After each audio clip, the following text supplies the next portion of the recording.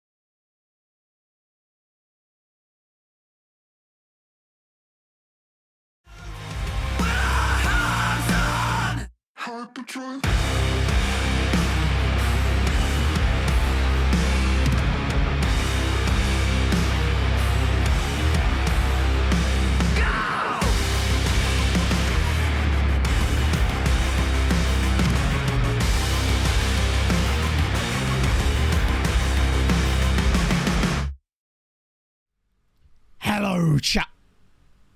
Well, I mean, I had so much to say. So very much to say. And yet, here we are.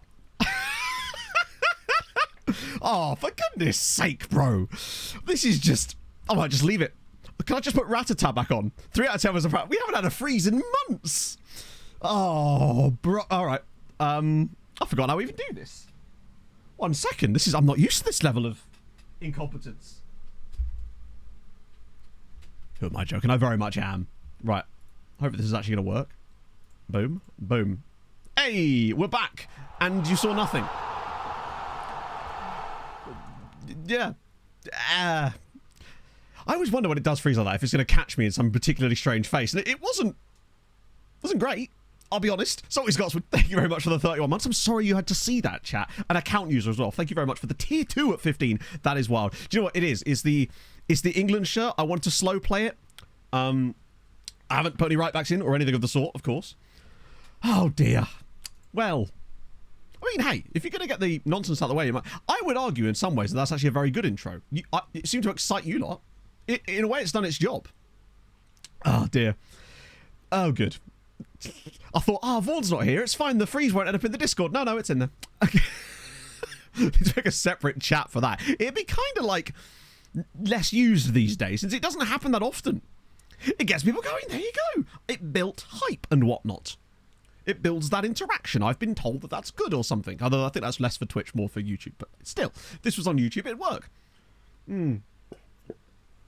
Okay, so how's it going, other than me? Because I'm actually in a very good mood this morning, as it happens. I just woke up and went, yes, today is a day. And then I went out and had a run, and it was very hot out there. And I came back, and now I'm sweating. And what the hell are we listening to now?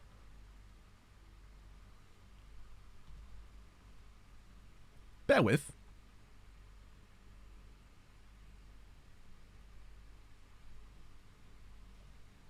Okay.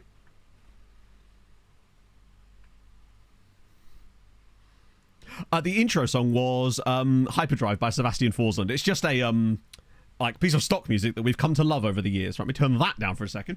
It's fire. Someone is breathing fire, and that man is Bluey. I say man, dog. Dear Lord.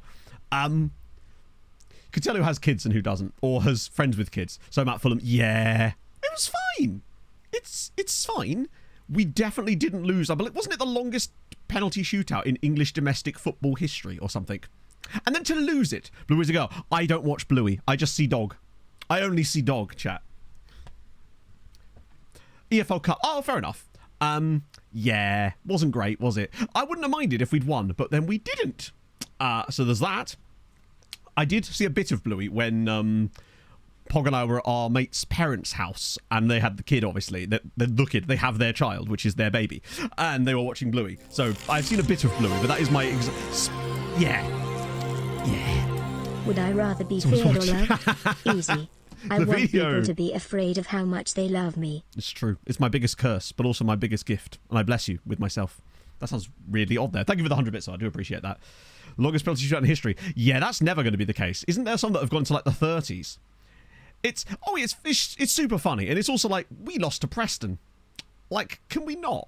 We really needed a little cup run just so that we could rotate the squad a little bit and give some of these guys a chance to play. I think that was the first time this whole season that Ryan Sessegnon had actually played for us. And apparently he played well, but not that much. Reece Nelson scored, so there's that. Like I said, I barely watched it. I was there. I basically went round to sign as a witness on a remortgaging for my mate's house, and they were at his parents' house. So it was just there, basically. Players were in their 30s. Yeah, it was that long. The players were all in their... It was a youth team shootout. It actually ended. They had to, like, take a sleep in between and whatnot. 56 kicks. So what was the final score? Because obviously you could miss some in the shootout too, because obviously there were some missed penalties in the Fulham Preston one as well. But the goalkeepers, I think, both scored, did they not? It's those stupid outfield players. Useless, a lot of them. I know, it's... to be fair, we're the epitome of mid-table Premier League at the moment, so I guess I'll take that. Oh... hang on, an Australian version of The Office in 2024. That's an interesting decision. I'll tell you what, James, my mate is a massive Spurs fan, and I wasn't watching the game, obviously. I was watching... What was I watching? I think me and Pog were probably watching TDC, but he was just like, if you want to see some bad football, watch the Spurs game. And they were losing to Coventry at this point. Luckily, I suppose for them, they got those 2 late goals, but it didn't sound like it was in any way deserved. It was just, oh, we've scored a couple of goals because we actually have some quite good players. Looks interesting. It just seems like such a weird time to do it so late in, like, the cycle of life, I suppose, right? Triple multitasking, I could never. Trying to pack for uni, nervously monitoring the wasp flying around. You see, priorities, right? I can be background, so that's fine. I'll look after that side of things. You got it. Now it's down to 2 tasks, right? Get the wasp out, open windows, get some stuff, yell at it, all sorts of nonsense. Also packing for uni. That's awesome.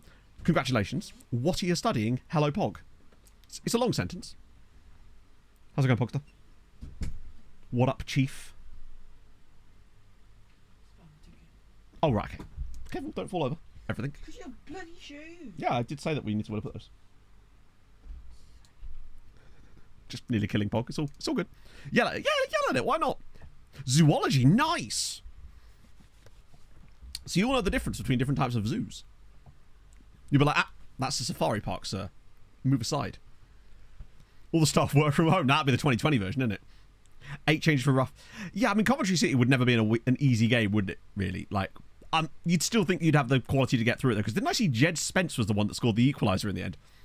In early case study. There you go. Yeah, the Wasp is just saying, hey, bitch, identify me. Tell me the genus. Hello. You okay? I'm going to make a move. You're going off now? All right. See you later, bro. Stay swell, Big Chief. No? Okay, cool. Try a different one next time, eh? Been denied as usual. So, yeah, 9 o'clock, yeah? Yes. Cool. It's fine, I get a Mackies out of it. Lost to BK Hecken. Yeah, didn't Arsenal women lose to... I saw something on Instagram about them drawing or losing penalties last year to Paris FC's feminine side, which I'm admittedly massively here for because I love Paris FC. And I like that their women's team is like way better than their men's team. It's cool that you're studying zoology. What made you want to study that? Because I always wanted to be a marine biologist when I was a kid. That was just like my thing. Was this year? No way. So it's just a year of long penalty shootouts then, right? I actually do have Planet Zoo. I've just never installed it. I got it obviously years ago because it's when it came out. But it's one of those many games that I just have in my Steam library that I've never ever watched. Stingrays are pretty dope. To be fair, I was a big fan of Steve Irwin. So me and Stingrays, not quite so... we don't get on so much these days after they murdered my hero, you know? Accidental or not, that's at least manslaughter, you know? You can't be doing that to my boy. Hey, you idols. Yeah, games like that I feel like are kind of how I imagine other people see FM when they load it up and have no idea what they're doing, right? So you're like proper into Planet Zoo and then you're like, oh yeah, I like football too, let me try this out. And you're like, what is this? I just don't think I have the brain power or the time to spend learning something like that at this stage. Me and Stingrays have beef. They do. We literally do. I'm not about that life. I can't be dealing with it. Hard news. Thank you for the 28. Hope you're well this afternoon. It's the morning, Matt. But still, that's fine. Study career counts is a legend. I have my meeting on 10:30. Told me get your essay done at 9. Then we'll make sure I've got it graded before the conversation. That's pretty expedient. Literally every 4X game. Yeah, I feel like FM is so much closer to the 4X style of games than it is to like other football-based games. I feel like if you looked at the Venn diagram of say FIFA players, FM, and then like 4X type games, I reckon there's way more crossover with FM and 4X than there is with FIFA and FM. Now, will that change come FM25? Interesting. I'd like to think that it will. I enjoy 4X type games as well. I haven't played one for a while, but I don't know, does things like CK and EU4 and stuff like that count as 4X? Because if so, I do like a bit of CK from back in the day. I haven't played much of CK3. Played a lot more CK2. I want to be paralysed with information. Damn right. And I want to be able to marry a horse to the Pope. In fact, honestly, I can't rate FM more than 8 out of 10 on any given year because I'm not able to sex the Pope. More grand strategy. Oh, okay. 4X is more like Civ, right? I guess. I actually prefer Civ less. That's what a weird sentence to say. I prefer the games like your CK, your Paradox style ones compared to Civ. Can we sign the Pope? We could sign the Nick Pope. Maybe. There's got to be a couple of popes knocking about. There you go, yeah. Exactly. Well, there's really no popes. Chat, there is a crisis in the Catholic Church. There he is! It's Richard Pope, and he plays for One Love. There he is. And we must now sign him from One Love, because he's Richard Pope. Was there Dickie Pope? In you come, buff. Youngster. Centre-back. Enjoy. Not having that. What are you... Actually, to be fair, you might as well have that. It's fitting. It works. There you go. We're going to dick the Pope. 8 years for the Pope. Love to see it. City Skylines 2. Yeah, I must admit, that's my biggest worry about FM25, is that it's going to be like City Skylines 2 on release. I'm praying and hoping... Wait, who's this on my shortlist? And why is he 27 years old? Hey, look, chap. Look, watch him go. Bang. He's cleaning up the shortlist. In fact, I'm going to do it now. I'm going to do it. I'm going to do the thing I always say I'm going to do off stream. I'm going to do it now. I'm going to clean the shortlist. There's only 64 players on it, but it just feels like so much more. Right. Let's just get rid of the crap at the bottom first. Because there's bound to be some... Yeah, these guys are all Where's the age one? Yeah, 20. These are all players from ages ago, pretty much. I'll leave him on there just in case. Figstar never turned out into much. I'll leave you on there as well because you're Maltese. We'll keep wanking on there because it gives us funny names. You guys I'll get rid of as well. They're all rated quite poorly anyway. I'm cleaning my digital mic stand. I know. Look at me go. Most of these guys can go as well. Most of them didn't turn out to be very good. You've already moved clubs several times, and in fact, I've already left Malta. You've signed for Hamron anyway. You're Michael Scott, which is fun, but we didn't get to sign you. Yeah, I've signed Vicstar. I'm going to build my own Simon. I'm going to keep an eye on Niall Batten. This guy's a Gibraltarian international, and he's actually good. At 20 years old, he has 33 caps, which is wild. We've got to keep wanking on there, obviously, yeah. Not crazy. You're nowhere near as good as you were. You're already joining us, I think. You're mostly... Van Basten was way too expensive. You, I just keep getting emails about when we don't want you anymore. Been buzzing around for hours. There you go. All it took. Did you yell at him? Did you follow my advice and yell at him? Because if not, I am mondo disappointed. I've looked at you many times. I've ogled him even. You're... Actually, who are you? Wait, is that resorted itself?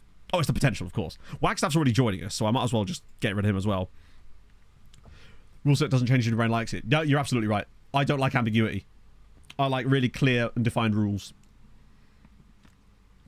Like, it's why with my brain, if it's a really traumatic situation or a really high intensity situation, if I can logically understand why the situation is happening, my brain is just like ice cool, totally calm in a crisis. Like, you won't find a calmer person than me when shit's going down. It's when it's mild inconveniences, things that I can't explain with any logic. Like, my computer's doing weird things and I'm like, fuck this. That's when my brain goes mental. But in a crisis, I'm just like, nah, we got this. It's fine. Not a hint of, like, any kind of fear or anything. It's just, that's just how my brain works. It just doesn't respond the same way to emergencies at all. Which is helpful. And Matto less than 3. Son of a quiche! Thank you for the 10 months. Hope you're having a fabulous morning. It's the spicy. Well, I guess we're going to find out. Because yesterday, I still didn't book an appointment. However, that's because I was busy. And in the UK, or where I am at the moment anyway, you basically can't just go, oh, I would like to get an appointment with the doctor next week. No. You have to ring up on the day that you need the appointment and hope you can get one. Yeah. So I am going to get one next Monday, though, because that's when we're both off. And I'm going to get Pog to sort it for me. That way I don't have to forget. So that's the plan anyway. It was on my to-do list. I made a to-do list and then ignored most of it. As you do. Well, that's stupid. Yeah, isn't it? I take it that's not everywhere in the UK then. It might just be in my, like, local area or whatever. But it means that, yeah. Yeah, no, I mean, it's crazy. I basically can't say, oh, this is the problem. Because yesterday I was like, right, I'm actually in the mood to do this right now. But I don't have time today to go and actually go to the appointment. But I couldn't just ring up and be like, oh, can I get an appointment like next week or something with the doctor? But then, no, you can't do that. You have to ring up on the day you want the appointment. And even then, you'd be lucky to get one. It's mad. But yeah. So yeah, it probably is, right? Happens every... It's... So as a result, it means I'm going to have to basically wait till next Monday, hope I remember, which is a problem when you think of the reason I'm trying to get the appointment, right? Is it really, Saz? It's... Because you're not based in... You're based in Sweden, are you not? Oh, big tune here as well. So yeah. It's... That's going to be fun. But hopefully I can remember... Oh yeah, Denmark. Sorry, my apologies. I knew it was somewhere in the Scandi region. Look at this list, by the way. We're cracking. You're already joining us. That's my Benin dude. You're Barcelona's goalkeeper, so I'm not super interested in you. You, I think I've only recently added to it. You're too expensive. Robin Brower, I want to keep an eye on. Dedimar's already joining us. Seydu's... We don't need you anymore. Wait, hang on. There's 2 Browers. Oh no, it's Benjamin Brower's the one I was interested in. Wait, who are you? Un momento, por favor. Reminder in your phone. I really should, actually. I'll do it after stream, but I won't because I'll forget. 8 AM and 3rd in the crew. Yeah, it's fun, that, isn't it? Particularly as I know that I want to see the specific doctor I saw last year, because I've seen every doctor at that surgery and she's the only one I actually trust to treat this correctly. Do it now. All right, you're right. Sorry. Un momento, chatto. Right, how do I even do this? I'll set like a... Fuck, how do I even do this? Calendar? No, that's calculator. Chat, I've just tried to make a doctor's appointment in my calculator. Fuck, that's a second calculator. There are literally 2 calculator apps on my phone. Right. There's also 2 calendar apps. So that's fun. Must be when I ported all my apps over. Right, got it. Yeah, cool. Oh my life. What is this? Add a thing. Task. There we go. Oh, for crying out loud. And what day? I don't know what date Monday is. Monday is the 23rd. All day. Book. Appointment. You Bell End. There we go. Sick. Done. Love to see it. Yeah, just 2 separate calculator apps. There was also 2 separate calendar apps. I've got it set for all day, so it will just pop up in the morning. That way I can use that time to remind Pog, because I think Pog's not working Monday, because I would just forget even if I do it, yeah. Just email them. Email who? Who am I emailing? Better problem. Wouldn't be the first time. Forgot do a swipe away. Oh, I've done that so many times. Luckily, I hopefully won't be awake at that point. To be fair, those daily reminders tend to come up around about 5. The doc you like. Oh, you can't. That's just not a thing I can do, unfortunately. Welcome to the UK. So you see her schedule. Her schedule? Oh, my friend. Year of little... Just, no, not a thing you can do in the UK. Trust me, it's... Anyway, before we get into anything further than that, let's sort the rest of this out. Because there's some players on there I want to look at. You're a Maltese. We're keeping you on there for the memes. You're interested in here. Good to hear. No way. Oh, good for you. That's awesome, actually. Also, James, how's your stuff going with that? Because I know that you actually went forward with it, which was dope. Third world indie. He's quite good, isn't he? I can sort of see why he... On the waiting list. That's awesome, man. And that's with an ADHD 360. Okay, I might use them as my RTC then. I know there's a few, but that's probably the one seems to be the most common one anyway. It's good when I get days like today, because today is actually a day where I feel in a really good mood and I'm actually super focused, like in a good way. I actually feel really like locked in, which is rare for me. Funny, can you really? That's kind of good. They'll schedule it for you. I mean, yeah, but I'll be in very different things at that point, right? Filled out very different forms. I'm very supportive. It's nearly 2.5 years later. I'm still waiting. That's crazy. I'm in Essex, UK. So am I. So which is why I'm... Is there an RT, like a right to choose pathway, Alan, for ASD as well? Or is that only an ADHD thing? I simply don't know. I'm not familiar with how that works. I only just found out about this kind of stuff. Because I don't know if my doctor was even super familiar with it. So I really hope that she is now. Either way, I trust that she's a good egg. Have I seen this message? Oh, I hope so. Or actually, no, I hope not. I want to see something new. Wait, what? I've seen the message about making extra transfer fund available. Also, the fact that you're Barcelona here makes this so much funnier. To help facilitate this, we've taken out a mortgage loan of 77 million. What are they buying? There's those levers again. That's wild. I've never seen a mortgage loan in FM before, but the fact that it's Barca is superb. This is where we need Leaf to come in with that mortgage, that lever joke again. So have they basically taken out a loan against the value of the stadium? Can I do that for my 3.9 million stadium? Because I'll take that for anything. Oh, really? I wasn't sure if there would... I take it that's anything that has providers that are willing to take... Again, I simply don't know. Barcelona's pyramid scheme. I do like this guy, but it's just like, what would we even do with him, right? Not really available. No, not really, Dan, no. Unless you know them personally. In fact, they would very much frown upon it. To the point where you then wouldn't be able to get an appointment. It's like that, yeah. Northeast of England, maybe more like a year wait rather than 5, yeah. I believe on the ADHD side of things, it's like 3 years for the NHS one. And then I believe it's like 1 for... I can't remember. The RTC pathway is definitely better. But for private diagnosis, it cost me a lot to get... Yeah, it absolutely did. I've spoken to Kev briefly about that in the past. I'm really happy that he was able to actually get that sorted, though. That's awesome, right? 16 weeks. That's pretty good, right? It's pretty good. Players on Klarna. To be fair, you kind of already can with the little with the installments and whatnot, right? Yeah, the move-in date or the technical completion date is the middle of next summer. So maybe for the start of the season after next. So season 27 is where we would go. Courage reaching out. Oh, don't be silly. It doesn't do that. They'd much rather not hear from you at all. I can't remember the last time I had a doctor's appointment where the doctor actually seemed like she cared that I was there was the ADHD one I went for last January. Every other appointment I've been for in the past 10 years has always been like, get out of my room kind of thing, you know? Renamed car. Oh, it'd be so funny if they did that. To be fair, you could probably change that with a skin update, right? Antonio da Silva. Why am I now suddenly finding absolutely goated left-wing players? Are you a left-winger as well? No, you're a left-back, but you're... it is. Oh, it's a hip injury. It is what it is, Dan, right? You make the best of what you can, right? So, he's another left-winger. Oh, my God.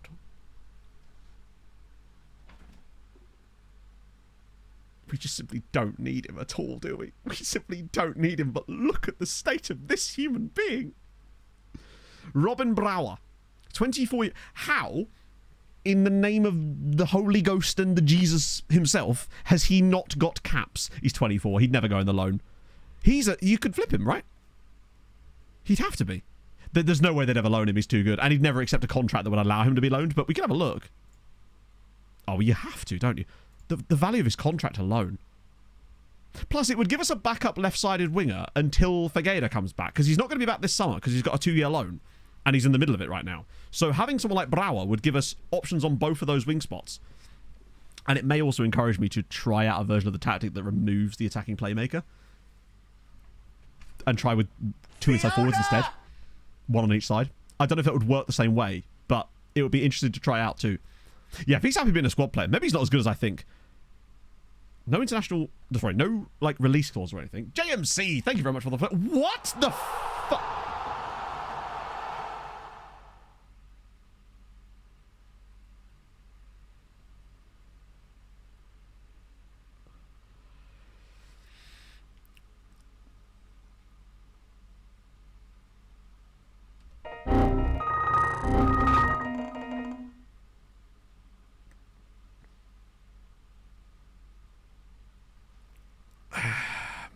Can someone turn me off and then on again?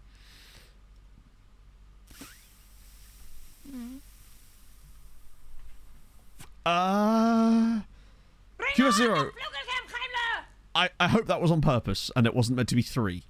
Either way, please confirm. Oh, for God's sake.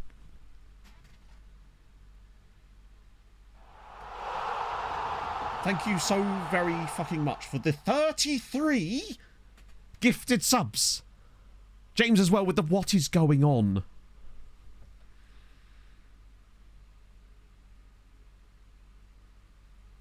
Oh, you are at 500, aren't we? Fucking hell. So I adjusted the thing so now it actually matches the sub number rather than sub points. Because it was always really confusing for chat when it showed 2 different numbers. Holy shit. James, thank you very much for the 5 as well. That's incredibly kind of you. I don't know what to say. But thank you, chat. I love that that doesn't trigger a hype train. Twitch do be weird sometimes, doesn't it? Oh, no, it has. Chris, thank you very much for the brand new tier 1 on top of that. How did you not get one of those? Only changes the volume on the TV and intervals of I thought that was all of us. Holy shit. Chris, thank you very much for that. That's very kind of you. Going bald. Never. I just got a haircut yesterday. You won't notice because it was, I'm trying something different. Holy shit. Thank you so very much from the bottom of my heart. That is incredibly kind of you. Oh, and now we get a question of the day. If you could have a never-ending candle that smelled like anything you wanted, what fragrance would you want it to be? What a fucking question. Oh.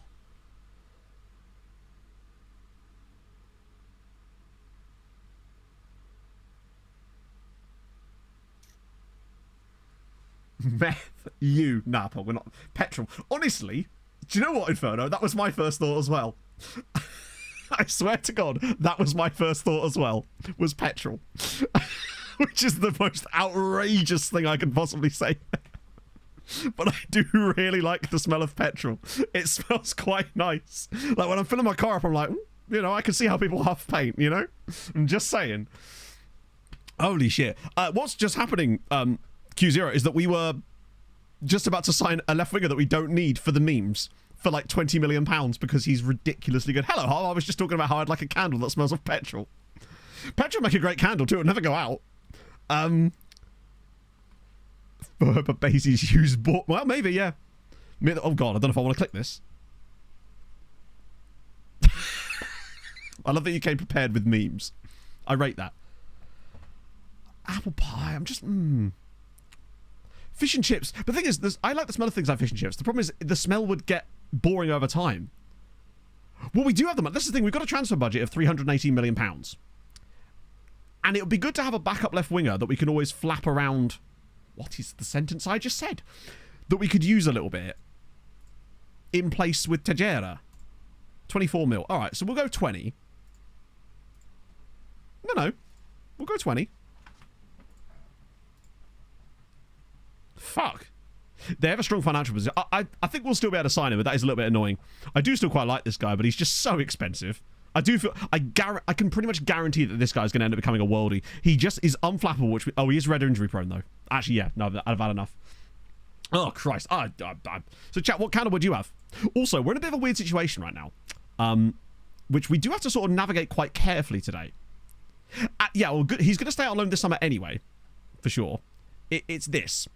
So basically, that wanker Jose Zarate has basically pissed off the entire squad, despite no one even having met him, right? Number of unhappy players at the club. Right, so let's find out who's unhappy at the club. Oh, look, it's 3 people. One of whom is about to be sorted because I've already offered him a new deal. One of them's him, and the other one's Joshua Crompton, who is going to be... It's like, the number of unhappy players. You mean you? Like, silly man. I actually regret signing this guy immensely and want to remove him from our bosom as soon as possible. In fact, I might even try and do this now. Just get rid. Because he's been nothing but trouble so far. Release him. I don't know if he'd be able to release him because he costs too much. We could try. Let's see if I can sell him first. But it is a pain on the arse because he basically joined us, had a squad status that admittedly I gave him. I realised that. But then when he was left out, I was just like, look, mate, there's nothing I can really do about it. And normally that wouldn't happen. But then the entire squad got on my back. It's like, lads, none of you have met this chap. Why do you suddenly care so much? Joshua Crompton, that makes me think he's a face in the game, Matty. Did he come through at Sheffield United by any chance? No mummy milkers for you. Let's look up whatever the name this is. Definitely spelled not like that. George Mario Bergoglio. Oh, they sort of, I'm bold of you to assume that anything of that sort is going to be fixed for next year. There is no hope in hell. And honestly, if it means we get a game that works, I'd be fine with it, right? I'll accept the old bug or two. Even if they carry on over all the bugs I hate, if the game works, I'll happily take that at this point. Oh, dear. Just not doing shit like this. Yeah. But, I mean, it's something for your stand-up there, I guess, Harv, but I wouldn't expect anything else to change. Who can I smack about? Ooh, hang on a minute. Hardouk Split, you say? I wouldn't mind smacking Hardouk Split about. Speaking of Croatian sides getting smacked about a bit, Dinamo. That didn't go very well, did it? 9-2. At least Bruno scored. And Ogiwara. The fact that it was 3-0 and then 3-2 and then they thought, you know what, yeah, let's concede 6 goals. I believed for a moment. Hype chest, what's this? Did I just get random emotes? I got Angoose. I got Angriddy Goose. How very answerine. Love that. Bagpuss, thank you for the 30 bits and the giant fresh legs emote. It did seem like everything was just a penalty, wasn't it? Yeah. That was quite a result. 2 disallowed goals. Yeah, it was not ideal. I really hope their manager is still there when Aaron and I go to Croatia next month. Because we're supposed to be doing some stuff with them. And it'd kind of suck if they just don't have a coach. 3 disallowed. Well, I guess it could have been worse then. Think about it like that. I'm just going to take out our sorrows by smacking Haidu. I decided to come back a bit earlier this time as well, because normally I start these streams on Next Gen Day, but I figured with the draw not happening yet, we might as well just do that as well. From Burnley. Oh, okay. I think he probably is a face in the... Well, we can find out, can't we? What do you reckon? 600 of them? Oh, my God. It's just filth, isn't it? 743 face in the game players in my save. It's just a little bit get rid... Wait, hang on a minute. Oh, he's retired. Wait, he stays around. Oh, cool. So they retire... Wait a minute. That means they stick around. So all the Patreon regens just stick around in here because I've got kept history after retirement. That's really useful to know, actually. Oh, I'll have to refund your points for that one, unfortunately. Yeah, I could just sort by name, couldn't I? That would make way more sense than whatever the hell I was doing. The only problem is now I've sorted by name. In future, it's not going to let me unsorted again for future tests, basically. So let's see. Clay, Coffee, lots of Coopers, some of which, of course... Oh, Adam Cooper's a coach. Right, I've got to grab Adam in a minute, because that means he's a... Actually, I want to just look through the Patreon regions and see if we can pick any of them up. As there he is, Joshua Crompton. Yeah. So he is a face in the game. But what I want to do is... Because none of the Patreon regions are still existing. So these are all the retired Patreon regions that just straight up retired. What the hell? But now we can find out who hasn't. Yeah, this is actually just a list of all the Patreon regions. Hey, Ivan. Welcome aboard, friend. Yeah, literally all of these guys, I think, with the exception of a few of these other players that may have played for us at some point, are Patreon regens. So there's a few, a couple of them, there's a few, oh, these are just other ones as well, yeah. So as far as scouts go, Corley became a scout. A mid one, but got Irish knowledge. Oh, FM, stop it. I'm going to have to click on his name, aren't I, to stop it from doing this. Right. James is a scout. Not really any of them became scouts, really. Ian Furno is an under-18 coach. Those ones are at Sirens. Adam Cooper's a coach. Danny Hume's a coach. Oh, here we go. Now we're going to flood our team. We've got some spaces. Adam Cooper. Attacking. No, he doesn't want to be a manager, though, which is frustrating. Is Gabe Sanchez is one? Is he? Under-19 coach. That'll do. We've got to bring you in anyway. We've got space. In fact, a lot of space. Decent tactic. Yeah, the issue is that he doesn't have manager as a preferred thing here, which means it's unlikely he'll get pipped. But we'll get Danny as well, who's also attacking. He's a dreadful coach, but we'll get Danny as well. He can sit on the bench. I didn't realise you could do this anymore. I don't think so. I think it's sort of... Yeah, I think it concentrates the Patreon ones to the very top here. Joshua Hambusher is a fitness coach at Real Madrid. Wait, hang on. That's because he came through us, didn't he? Yeah, I forgot that he was a... Damn, he's gone up in the world. Any Hoyts? Gender's Ent was... The only thing about Gender's is he actually has adventurous as well. So he'd actually be... He'd never work, but he actually does have it. Stephen Colin Fell as well. Head of Youth Development. Unemployed, but he's actually decent. Very cautious, though, which is frustrating. Anyone else? Oh, there's loads. Duran Dubois. Attacking. Not bad. Very good head of youth development. Terrible tactical shape. But nevertheless, any... Oh, wait. He's not... He might accept being a coach. Also, I love that he's got Emirati second nationality. I wonder if he'd actually accept for being a coach. Oh, wait. Not just a straight-up coach. Under 23's coach, maybe? I don't think he will. Oh, he will. I'll have to pay him out the absolute arse, but I'm willing to do it. Oh, okay, bro. I was willing to do it, but apparently not. I'm sorry about that, Joran. Drew Bershey. Very cautious. And he'll never accept being a coach. Hello, Naz. What we're currently doing is we've figured out that in the Face in the Game search, it actually shows all the retired Patreon regens, and we're figuring out which ones have become coaches, and we're trying to sign as many as we can, which is kind of dope. Right, assistant managers. I don't think that's any of them as it happens. Matty... Oh, straight up. This is awesome. Matty Turek has become a straight-up manager. And he's adventurous. No shot. Hang on. If he would accept being a coach... Could I make him an under-19 coach instead of under-19 assistant manager, maybe? There's a lot of wiggle room as far as wages go. Come on. Yes! I might just go for that. Matty Turek in as a coach. But he already wants to be a manager, which is brilliant. There's Urban Betrancourt, of course. Any more in here? The names of them are like imprinted in my brain these days, so I don't believe I've seen any new ones. Not new ones, but any Doffs? No, and there we go. So that's it. All of the Patreon regions that have become coaches that I'm able to sign up, I have now, which is kind of cool, actually. So it looks like there is a chance that we could have Adam Cooper and Matty Turek potentially becoming managers in Malta as well, which would be kind of sick. They could follow the Hadrian pipeline that Inferno may or may not follow as well. But I think his rep's too high for that, potentially. Love to see it. Boom. This is a vibe. Yeah, they get their second careers and we get to follow them a second time, which is kind of cool. I just assumed that they disappear from that list when they retire, but it seems that it kind of keeps hold of anybody that, say, was either high reputation, so it automatically keeps their history after retirement, like Urban Betrancourt, for example, or all the ones that I obviously personally put on that list. That's kind of cool. Right. Minimum 10 league goals. Oh, fine. Cheeky. Second of looking, it's... Hang on, I'll show you in a sec. One sec. Let me just carry out this. Squad. The fact that he actually wants squad player. Please don't want too much money. Oh, my life. Does he, like, not value his own skill? 40 grand a week for 5 years. We can... He's going to be worth 50 million, if not more. Ian's too good for them, exactly. Yeah, second tier at the moment is... Oh, wrong button. There we go. It's pretty much done, I would say. Like, Sleemer are 6 points clear. and then more importantly 15 points. They're essentially all but promoted at this point.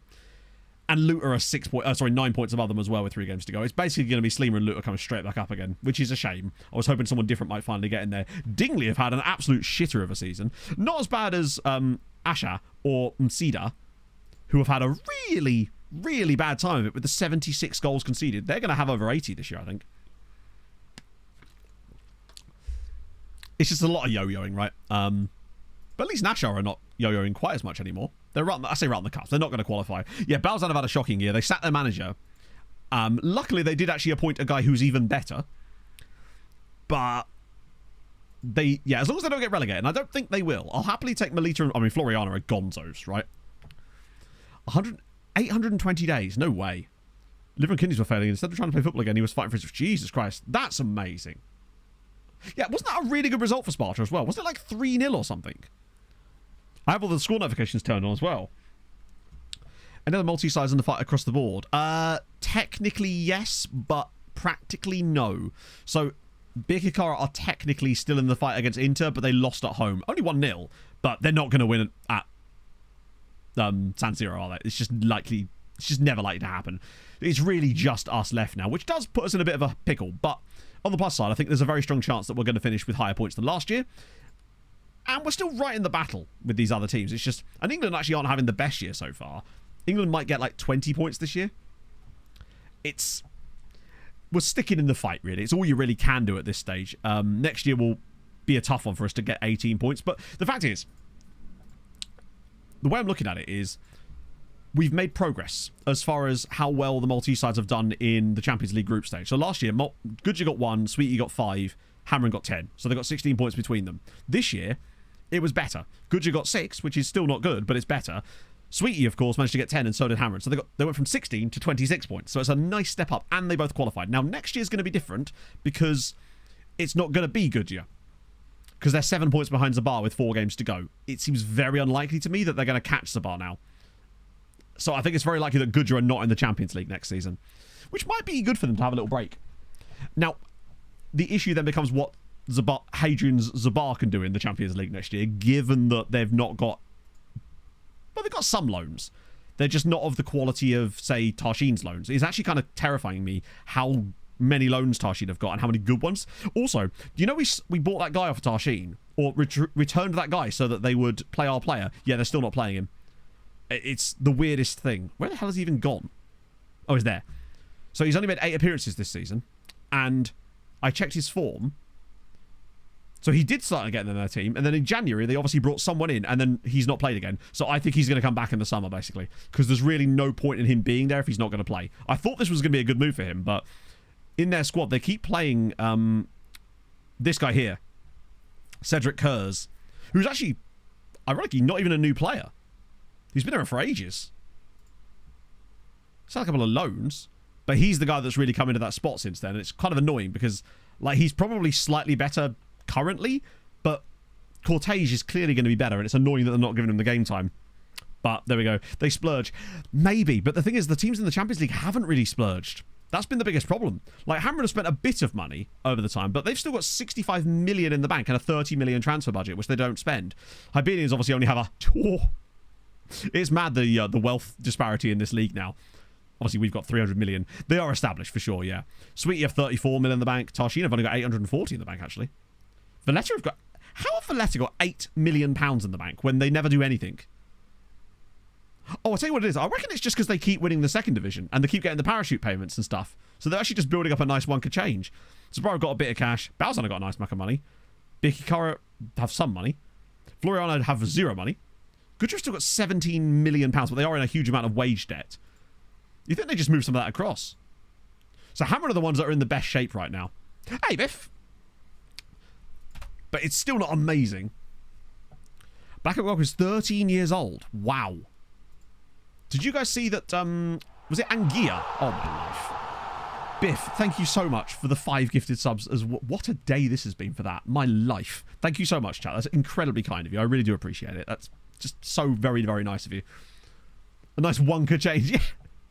Well, who was it? Was it Anguilla that had... No, Turks and Caicos that had a 14-year-old goalkeeper making his debut over the international break, which is really, really cool. Yeah, so damn cool. Like, how sick is that? But apparently he also let in an absolute clanger, in fairness. Killian Cause. Killian Cause what, though? Nah, he's rubbish. Anyone good? Fuck, I'll start. He's an invited wingback, which...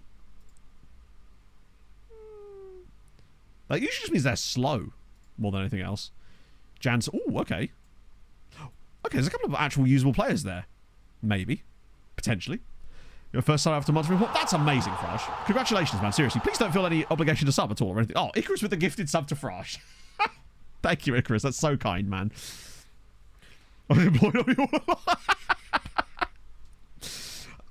He's begging on the street corner, but then he goes home to his mansion at the end of the day. Oh, dear. Right, James Renner. Yeah, I don't think you've got any better as a scout because you're unemployed. Actually, to be fair, you're not even bad as a scout. By the time this one will have starting a 15-year-old keeper. So it sounds like they probably shouldn't be starting the 15-year-old keeper then, right? If they're bottom. I mean, not that we can entirely blame him, but I feel like it's not entirely not his fault. You're honestly not a bad scout. And we actually have lots of space. So I might just bring you in anyway. We can always send you out to Africa and get you, like, doing some recruitment-focused stuff for us. Or a community says that. Maybe. Oh, Real Sociedad is your problem now. Cheers, lads. Did I think I might have actually somehow made a loss on this guy. Barely. But he's a penis. He doesn't deserve it. Adam Cooper's going to come in. Nice. He might actually find himself in the... Ooh. Oh, no, they're selling a guy. Wait, Ramirez. John Ramirez. He's not one of ours, is he? No. Although it would get 13 grand off Sweetie's wage bill. They've listed him for barely any money. You know, if a Maltese club's listing a player for that cheap of a price, then they're probably not going to be bothered about getting any real money for him. Right, is this... Oh, here we go. Inter versus Bikikara. Yeah, he's not played much. Okay. Well, moment of truth. Can Bikikara pull off the ultimate miracle? Probably not. I reckon they lose the tie... 3-1 on the night, 4-1 on aggregate. Oh, always does that. Oh, we're also signing Richard Pope. I forgot about him. And Danny Hume. And Robin Brower. I can't believe that you once again convinced me to spend a lot of money on a left winger, but like he is... For that kind of price, that's great. Language course for you. Good old Dickie Pope. Turex in. We'll take that. Intensive language course for you. Get your Maltese learning Guanin. Okay. We're expected to play Atletico next round, aren't we? Or is it PSG? It's either of those two, I think, is the one we could play. As much as it's going to draw us in. We know what's about to happen.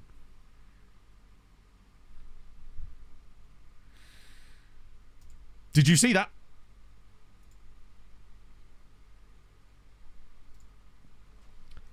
Inter 3, Bikikara 1, 4-1 on aggregate. Amazing how I can predict those exact results, isn't it? Completely fair. The red card certainly didn't help them. It is mad, though, how predictable those results can be. Who did RZ choke against? Whoa. Oh, my God. RZ won the first leg away from home, 4-1, and then lost 4-0 at home to Young Boys. That is embarrassing. And a guy called Tom Barker, who is Australian. Hang on, they have a guy called Rochelle Service. Wait, who does? Which team? It is a generational fumble, for sure, yeah. Oh, yeah, there. Rochelle Service. Which now means that Service is a surname. I can't wait to find a guy called South Mims Service. Fleet Service. Now we're looking. I guess it's pronounced Ceviche. Dick Service. Well, it could work. See if there's any other services knocking about. The civil service. Does that count? 3 people. Michael Service Moyo. Ah, so it's got to be a Congolese name. And Francis Service. Yeah, Jizz is in there as a first name, for sure. We all saw the same thing, right? Yeah, see, this is the problem now. because it's been sorted by job, it no longer sorts it by relevance to what you've typed in. And I don't know how to fix that, other than maybe reload it. That's why I hate sorting this screen, basically, because when you type in normally, it will sort it by relevance to what you're talking about. But if you sort it by anything else ever, it will then never let you sort it by relevance again. Let me just reload the save. Scandal. Streamer reloads on stream. 26 days, 19 hours. That's crazy. Right, see if that works. It should do, because it would have cleared out the caches. I sure hope it does. There we go. Oh my god.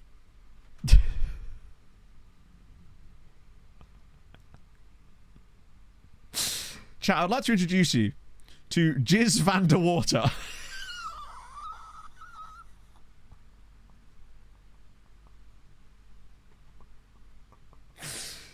Dutchies, help me out. Does that mean jizz from the water? It does mean jizz from the water, right? The one above was pretty bad too, but this one's just slightly more... I think we've known about Jizz Dykes for ages. Because he was a player in the save. That's incredible. Tends to select a substitute goalkeeper. Well, oh, he's adventurous!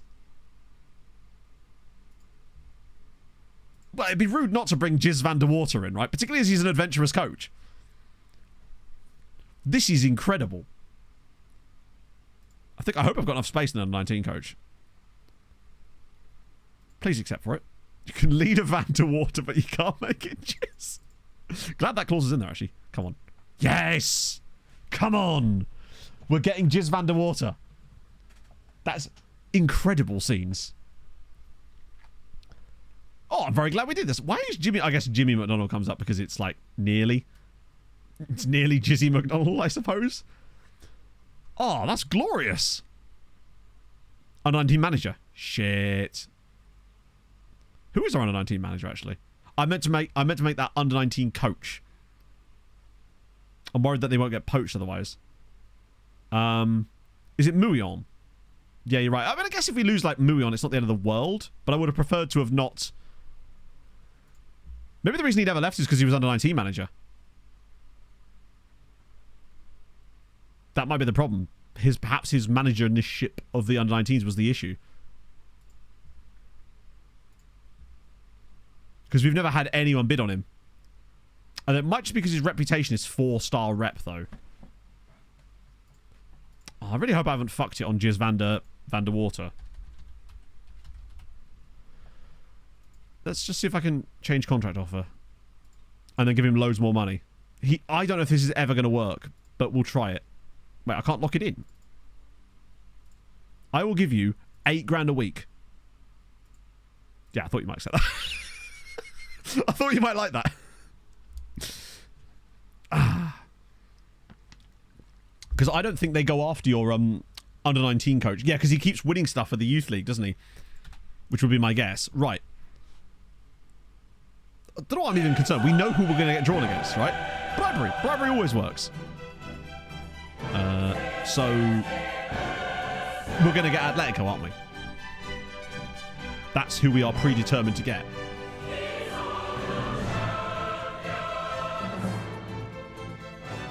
There you go, yeah. So we know that it is like, yeah, so it is completely predetermined from the moment you draw the round of 16, which is so fucking stupid.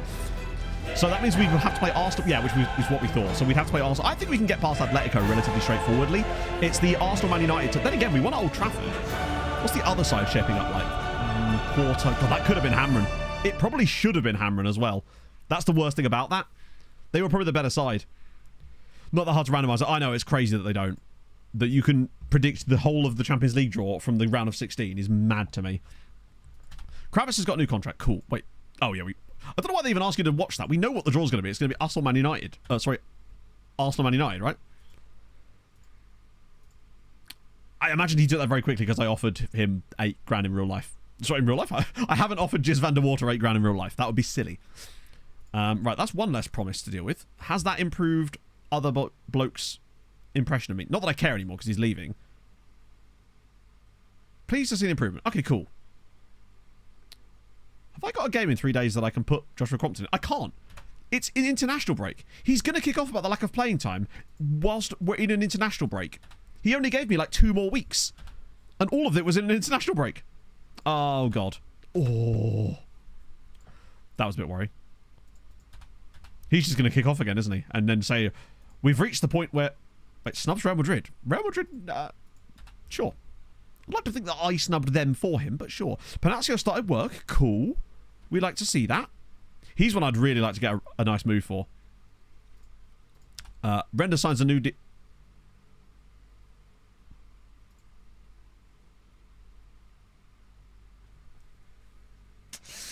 Chat, I'm an idiot. I was under the impression that I was offering James a contract that he hadn't been at the club for the past 4 years. Not that I was just extending an existing contract. I didn't realise he was actually on the scouting staff already. Oopsie. Oh, well, now you've got a new contract. We needed that England knowledge. He has. He's absolutely finessed me out of £900 a week. It's not a bad wage. Solid. Well, I don't know what the inflation's like in 2048, but I can't imagine it's amazing. I don't think it would have mattered even if I played Joshua Crompton in this friendly, because he still would have kicked off because it wasn't a competitive game, even though there weren't any. Also, that was a surprise. Oh, that was Hajduk Split. Did he get on the pitch at all? No. He will love that. He will absolutely love that. But basically, he's a proper friendly merchant, I'll tell you what. Every single time we play a friendly and he's in the squad, we almost always... He's always man of the match. He's a friendly man of the match merchant. Right. Zarate is going. Not until January. Sorry, not until the middle of summer, but that will hopefully get him to shut up. Where it was the pattern. Basically, when it's drawn out, say it's the round of 16. If you're drawn out first, or in the first matches, then you are guaranteed to play whoever's in the second matches. And then if you get through that, you are guaranteed to play the winner of the third and the fourth matches, and so on and so forth, basically. It's just completely like, yeah. Scouting much expenses to travel. Yeah, exactly. And he's going to be going to Brazil, getting all those pina coladas going, basically. It's, I'm just, yeah, that's true. I'm the one that gets to decide. So I'm just like, just give him his confidence. He needs it. He won't survive without that kind of confidence. We probably should do some map men at some point, right? Because we have some scouting positions available. And in fact, we have a lot of scouting positions available, I think. Yeah, we have 8 scouting positions available. We can kind of just go whoever we want here. We probably should get a couple of really good ones as well, just to fill up some of the roles that have left. It might well be map men time. I might just get 2 really good ones first, and then 6 that do map men stuff, because I think we've lost a couple of guys that are actually good at their jobs, which is terrifying. Let's just go for the 2 best guys first. Let's get geographical up in this bitch. Right. I just want high judging PA specifically. Jesus Christ, Jay. Jay Bartram at Motherwell. I mean, 2020. And he doesn't even have a contract at Motherwell. Hi, sir. Would you like to come to Sirens? Yeah, we'll have him. Let's get rename Jay Foreman. Yes. Now that you said that. He's at Motherwell. He's at The Well. There we go. Jay Foreman. Head of Mapmen. Perfect. And then problem with Kiko Espinar is that he's 62. Need that English knowledge. Like I said, I was going to get 2 really good scouts, and then because we still need some guys that are actually good at their jobs as well as giving us knowledge, because we've lost a few scouts that have retired through just aging out of the team, and we do need to actually have some guys that can tell us if the players are any good or not. And he will be able to do that. He's my guy. Why have Dinamo Bucharest got so many amazing scouts? That's wild. 5 of the top, 15 scouts. Wait, Reece Nelson's there. Oh, he is. He's a bit mid. Their scout is killing it. There's Colin Rooney as well. Not to be confused with Colleen Rooney. However, I do kind of want to... Oh, hello. I do kind of want to sign him just because he's called Colin Rooney.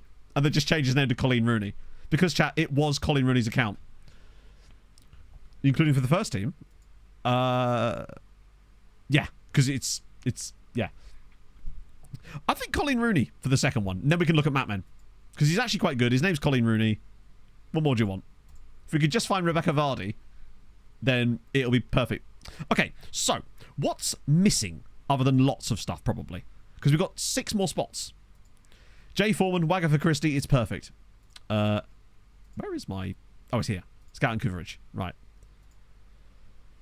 We'll do nations. So, wow. South America is looking pretty poggy. Europe is... Wow! Tell you what, right? I mean, East Africa, for a start.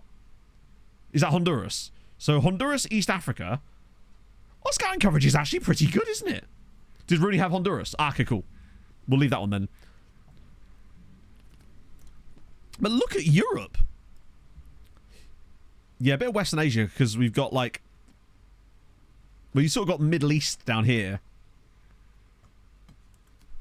Yeah, Southeast Asia is completely blank, practically. Okay. And New Zealand is weirdly absent as well. So, East Africa for sure. And some Southeast Asia. Right, what's the most likely East African country we can use as a base point, since we can't search specifically for that? We'll try those 2 first, and we'll circle back. Tanzania, yes, good point. Yeah, Tanzania, Ethiopia. We're unlikely to get... Well, you never know. We might be able to find a guy that can do both. Get her a guy that does both. Wait, get her a guy that... Woof. Get her a cuck chair. Right, we want scout, and we want... I hate that you have to do the searching like this. So what is it? It's scouting world knowledge is at least average of Tanzania. Right.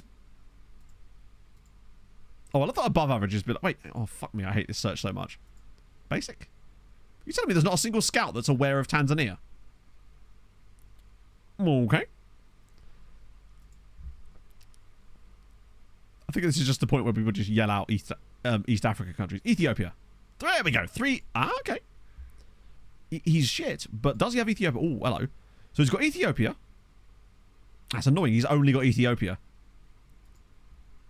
You also only have Ethiopia. They're all going to have the same exactly, aren't they? Yeah. They all have the exact same knowledge. But they're also the only ones that have got Ethiopia. So we can take one of these for Ethiopia. I mean, who do we even want out of this? I guess him, because he's the best of the 3. Malawi. Oh, yeah, but we've got to get Ethiopia as well, because that is East Africa. So we might as well take you. We've got 6 slots, to be fair. So we'll have him. Super. Do not hate me. I am familiar with over 600 dance moves, and I am programmed to get freaky. Well, there isn't a scout. I think with scouts, you pretty much... I think it's better if we just look for scouts. We might be able to find a guy that's not a scout, but it's very hard to convince him to then do a job that isn't a scout. Rowan, thank you very much for the follow, friend. How's it going, man? I promise not to leave. I'll be right back. Kenya, yeah. Kenya. Yeah, Dr. Congo we've already got, I think. Let's have a look at Kenya. Sorry, no one knows of Kenya. Come on, lads. You're better than this. Long shot, but Somalia's East Africa, isn't it? What? Yeah, now it's time for you to just yell East African countries at me, honestly, chat. Zanzibar? Malawi?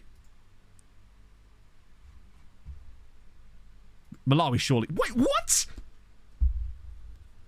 Why is Malawi so popular? Okay, that implies that these guys have got good knowledge of that region, except for the countries we've already looked at. So this guy surely does, because Zambia, right? So he's got... it's like... They refuse to go in that north-ish east region. He's got Mozambique, Zimbabwe, Malawi. He is terrible at his job, though. But then none of them aren't. Unless this guy's any better. Oh, no, he's worse. And so is he. Sudan? Perhaps, yeah. I guess we'll have to take Jacob Sakala just for that knowledge. I'm good, JCM. We're just doing a bit of map men. Trying to plug some knowledges in our knowledge base. We've got to save some space as well for Southeast Asia as well. Uganda. Is Uganda? Yeah, it is, isn't it? It's that same kind of area. Uganda usually has a few. Here we go. It's only Rwanda. Sorry, it's only Uganda, though. That's the problem. Apart from Jason Fisher, who has England and Uganda. Egypt. Egypt is very... Actually, it's kind of... I think we already have Egypt, though, don't we? I believe we already have Egypt, surely.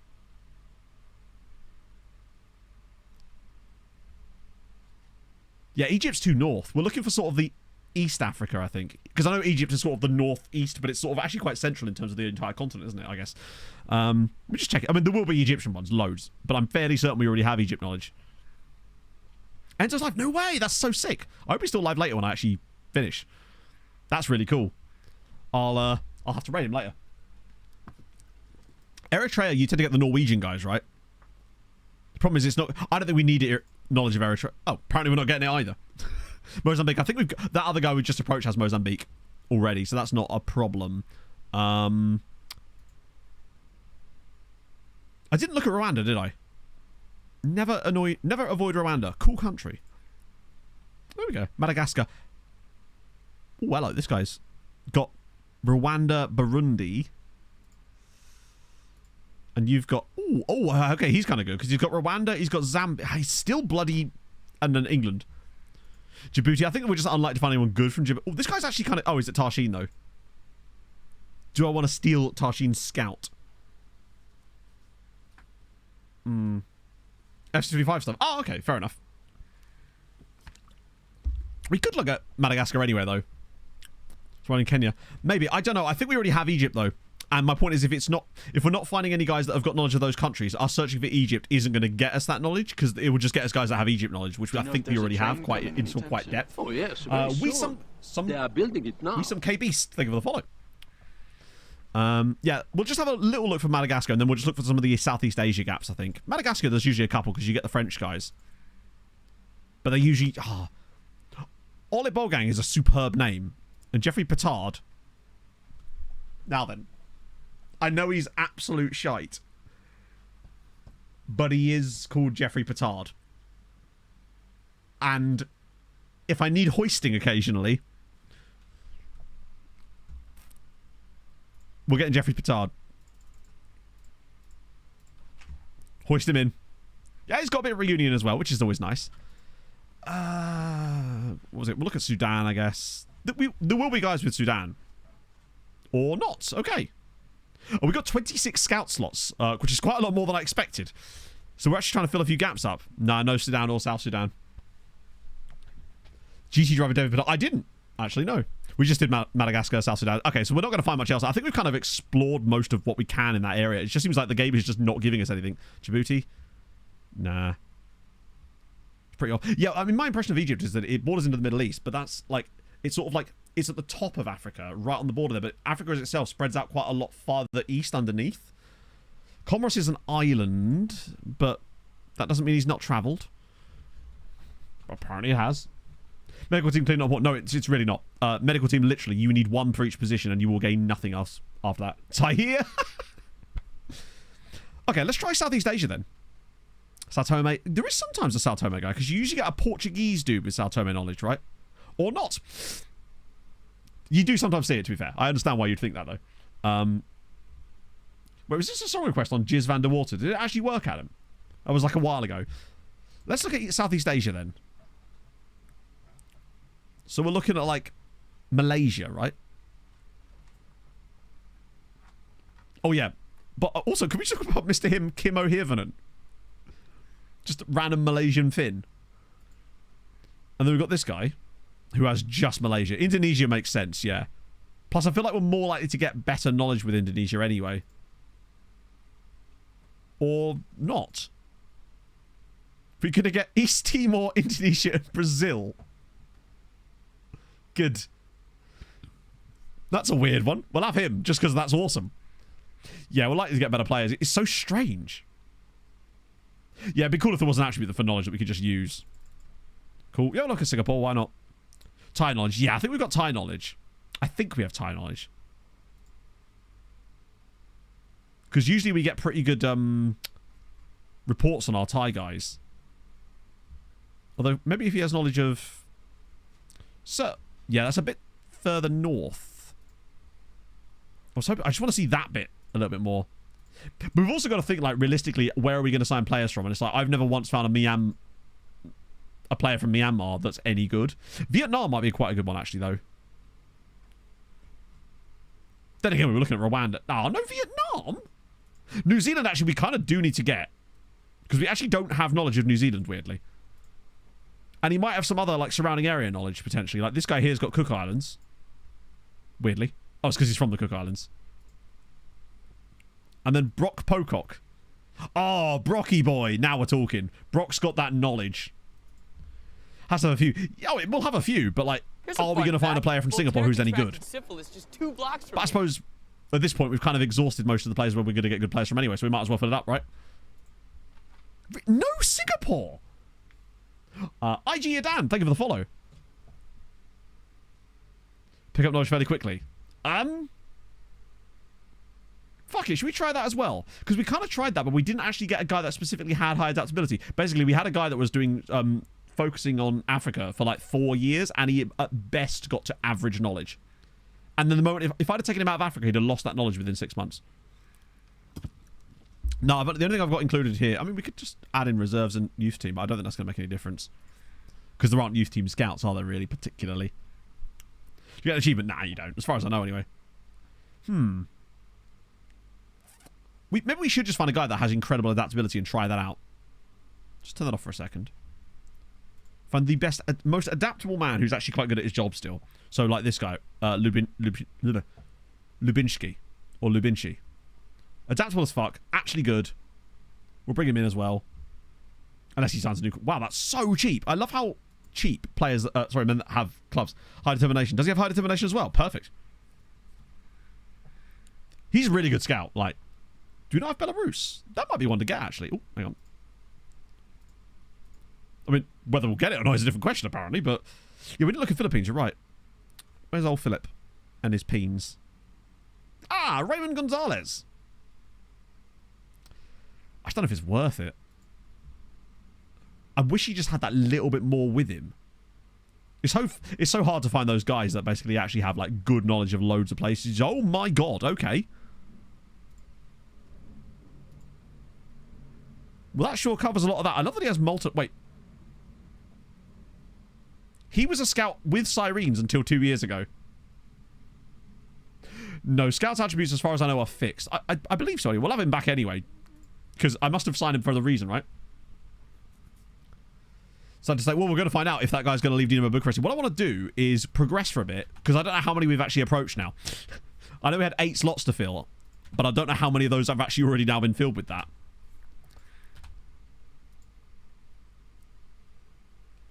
Don't think stamina is a thing. Oh, no, it absolutely isn't. There's a reason why everyone can play Gegenpress pretty much for 90 minutes without getting it, like, lack of fitness. I remember a couple of years ago, I think it was, on the new game, they were like, oh, you won't be able to do this anymore. You can't get away with just Gegenpressing the shit out of it for days. Oh, for God's sake. Fuck off. I hate that so much. Shit like that pisses me off no end. You're a squad player. I said I would play you. And then you got injured for several games, and then we had an international break. What exactly am I supposed to do? It fucks me off so much, because it's like, just logic would dictate if the player is unavailable for the game, that doesn't count towards the promise. Or if the game is not a competitive match, then I can't physically make a competitive match happen out of thin air. It's the little things like that that really piss me off. But, oh well. It's fine. We'll just keep playing him, and he should just get over it, because he's got a long contract anyway.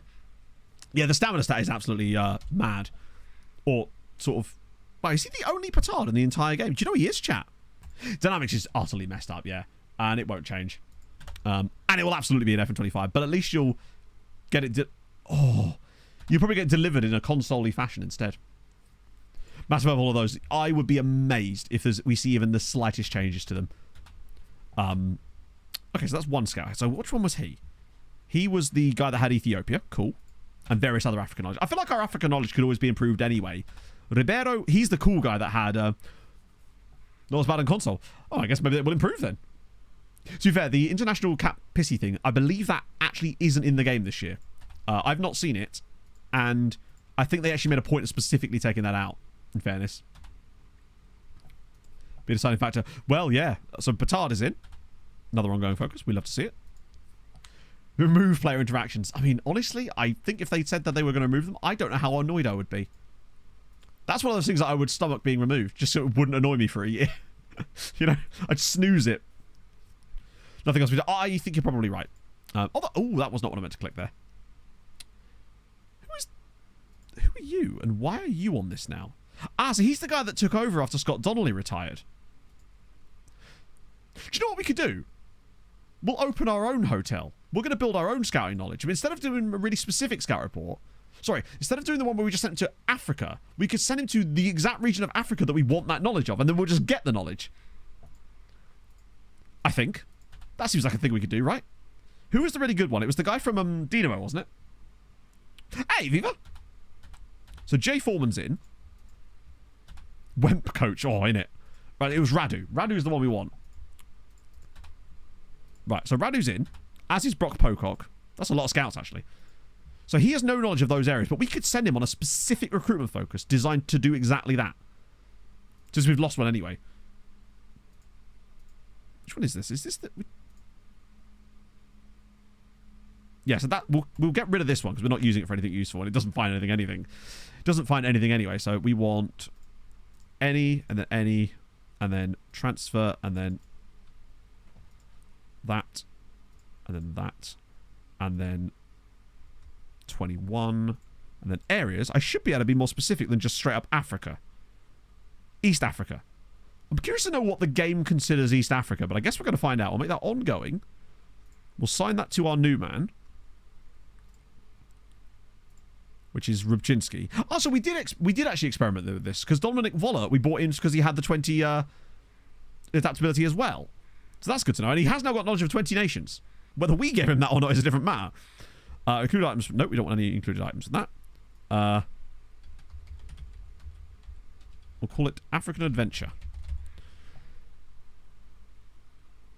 Sick. Okay. East Africa is... Oh. Well, hang on. If I go into here. There. Which is oddly highlighted for some reason.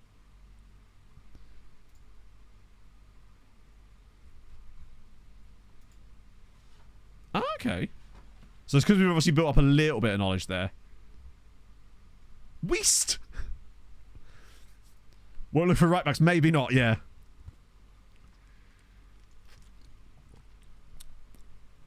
Maybe they decided to separate the two. You can see that when you actually step further back. I guess it's because, like you say, we're currently scouting. So that's kind of cool. I guess it's because all my other recruitment focuses are not... Oh, you mean on here? Wait, so then I click that, and then go back to that. Yeah, you're right, it does. That's so cool. It shows you exactly... Because this is the only one I've got that's like... Wait, hang on. Where's the Dominic Vollert one then?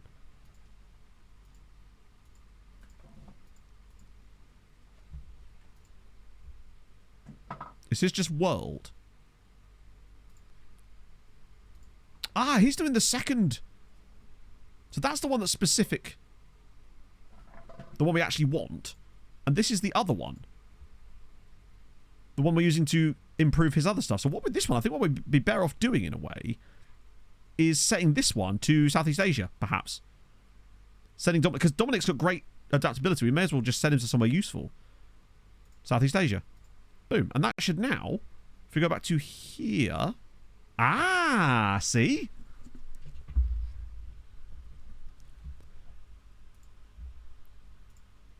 Ah, that is actually kind of useful, to be fair. Because it's all very well knowing where something is geographically, but it's like, will the game know, and will it decide randomly that something is not where something should be, you know? That is actually extremely useful. Did that fail? As if it somehow got that wrong. I'll refund your points, but we'll have Toto Africa anyway, because it's a banger. Okay, yeah, so now we've got the two guys with the best adaptability. I will just rename this one.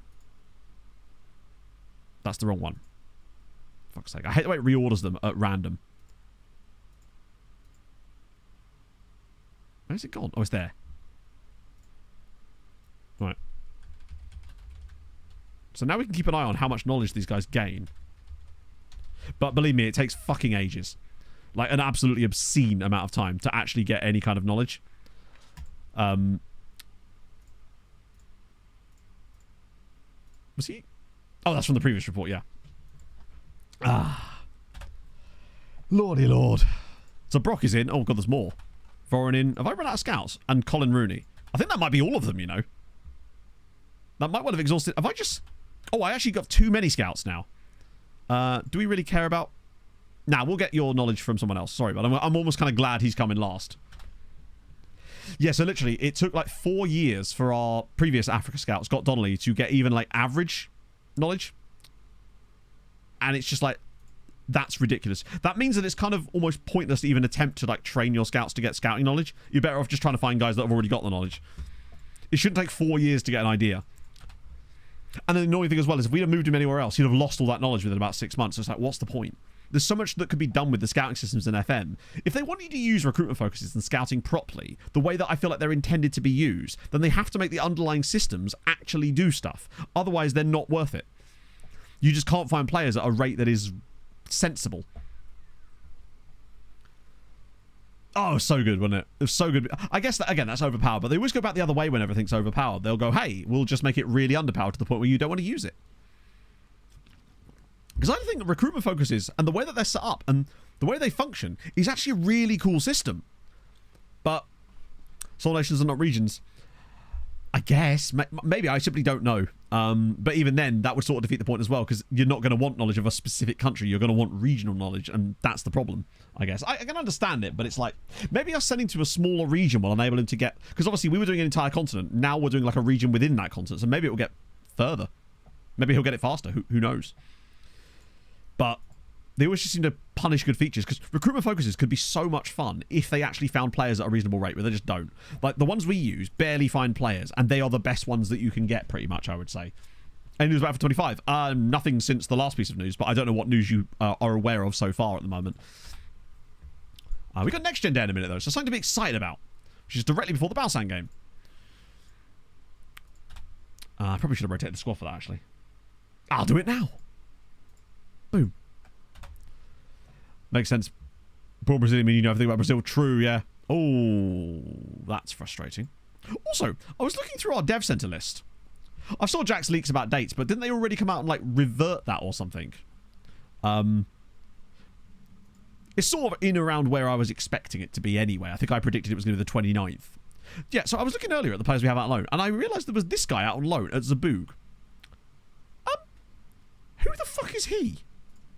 Was he 5 stars before? Because there's a guy on loan in the second tier that's worth £30 million. And I don't know who this guy is. I mean, we paid 88 grand for him, and he's just like a really average-looking midfielder. Looks alright. Fairly professional personality. But, like, where did that come from? Is my point. Like, most of these guys, you see they're all at, like, relatively good size. This guy's just playing in the second tier. And presumably that's of this season, right? Ah, fuck. Where's he gone? This bro just... What the hell? Cash in. No, I mean, he's literally a brand new player.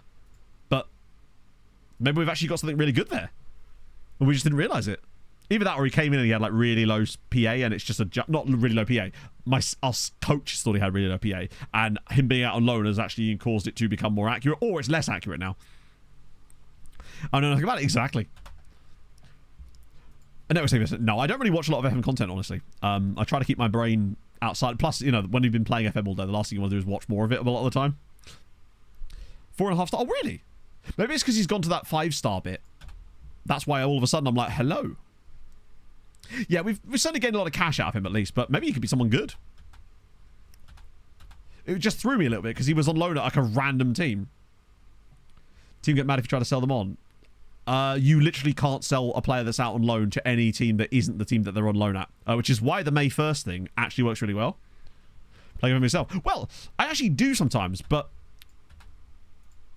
actually, no, I don't really a lot of the time. I tend to just like, yeah. It's natural duty. That's actually fairly low. Most of them are players that are out on loan. What you got to remember is that I love that we're just still getting money from Inter. It's a bad thing. Absolutely not. It's just that when you do that as a job, it can get a little bit much, perhaps, sometimes, you know? You have to remember that we've got 258 players out on loan. Which has actually come down a little bit. Oh, yeah. I mean, the squad has to be big. Our squad is, I believe, just touching 400 at the moment in total, if you include all the loan players, which you have to, of course. Well, you need the work-life balance, exactly. I tend to literally, like, at 5 o'clock most days, that's my, like, switch-off point. I used to be really bad for that. Oh, no. As if the Netherlands have screwed me. God damn it, man. I am excited about this. Also, chat, is it pronounced Vaduz or Vaduz? Because I need to make sure I get this right before I start recording this video. But I'm pretty excited to work on that now, actually. I feel good about it. Now that I've done those tests and I realise it's definitely a possibility, that'll be my thing to work on for the rest of the cycle, I think, for the time being. Particularly while I'm in the middle of moving to a different YouTube network. Bear in mind, 400 and... Like I said, 260 of them are out on loan. It's probably not quite as many as 400. It was at one point 425, but we've kind of been a bit more miserly with it as of late. Values challenge. I'm going to try. People always bang on about it and like, oh, you should do Building a Nation with Liechtenstein. I'm just like, it's just not as fun as a Building a Nation save. But I feel like for a one-off YouTube video, it might actually be quite fun. Right, is this everybody? Yeah.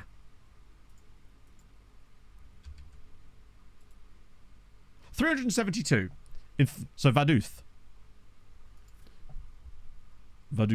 Okay. I'll just look it up probably.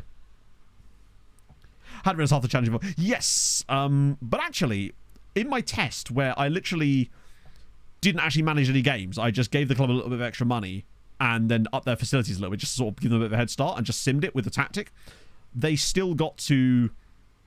They actually won the Europa Conference League while they were quite early on in the save, which is really weird. No, this like that's what I thought, Vaduz. But yeah, that's the plan. I think it'd just be fun. Just do it in a single video. I built a nation in 90 minutes, I'd call it, or something like that. I don't know. That way I can save those other couple of ideas I've got for next cycle, provided they're even possible, of course. Oh, next gen day, right. Yeah, we used to extremely long timescales, of course. But I don't know. I didn't have any like immediate projects that were smaller videos that I really wanted to work on that much. And I thought actually just another big project would just be kind of fun. Call it full movie as well. You kind of do. It's stupid, but you actually kind of do. It works in the meta. I didn't even realize that when I changed the title of Premier League years like 6 months ago. Oh, Cortabalia is that's Davis Cortabalia. He's a random midfielder that we brought from Colombia who apparently is worth a load of money as well, which is kind of sick. Built a nation in an afternoon. Yeah. Because the great thing about it is that you don't have to worry about other teams, which is why I would never do it as a Twitch save or anything like that, because it would kind of remove the thing I find most fun about building a nation saves. Means I think it's almost an eternity. I guess. No, I get why people want to do it, but I would never want to do it as content from a stream point of view, because it's just a normal save, really. There's some other things that are different about it, but you lose the biggest fun of building a nation for me, which is the other clubs. But I think that's why it makes it really fun for a single YouTube video, because it just becomes like a normal save with a slightly different goal. So, next gen. What are we saying? One club save. Well, to be fair, I'd use the same database size that I have here, because that way I can still get the signings going. Would it be a Sirens player? It was a Sirens player last year, wasn't it? Or was it the number 2?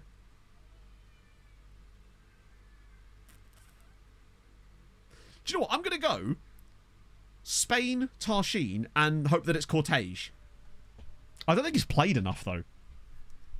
That's my guess. I'm going to go Spain, Tarshin, Rainbows. As if it's one of our players, but it's not him. Holy. Oh, for sure, yeah.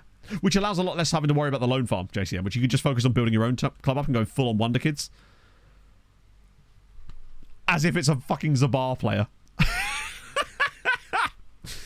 The Welsh Nikolic to the next... I swear to God, every year it's a bloody next Jurgen Klinsmann. It feels like it's never not the next Jurgen Klinsmann.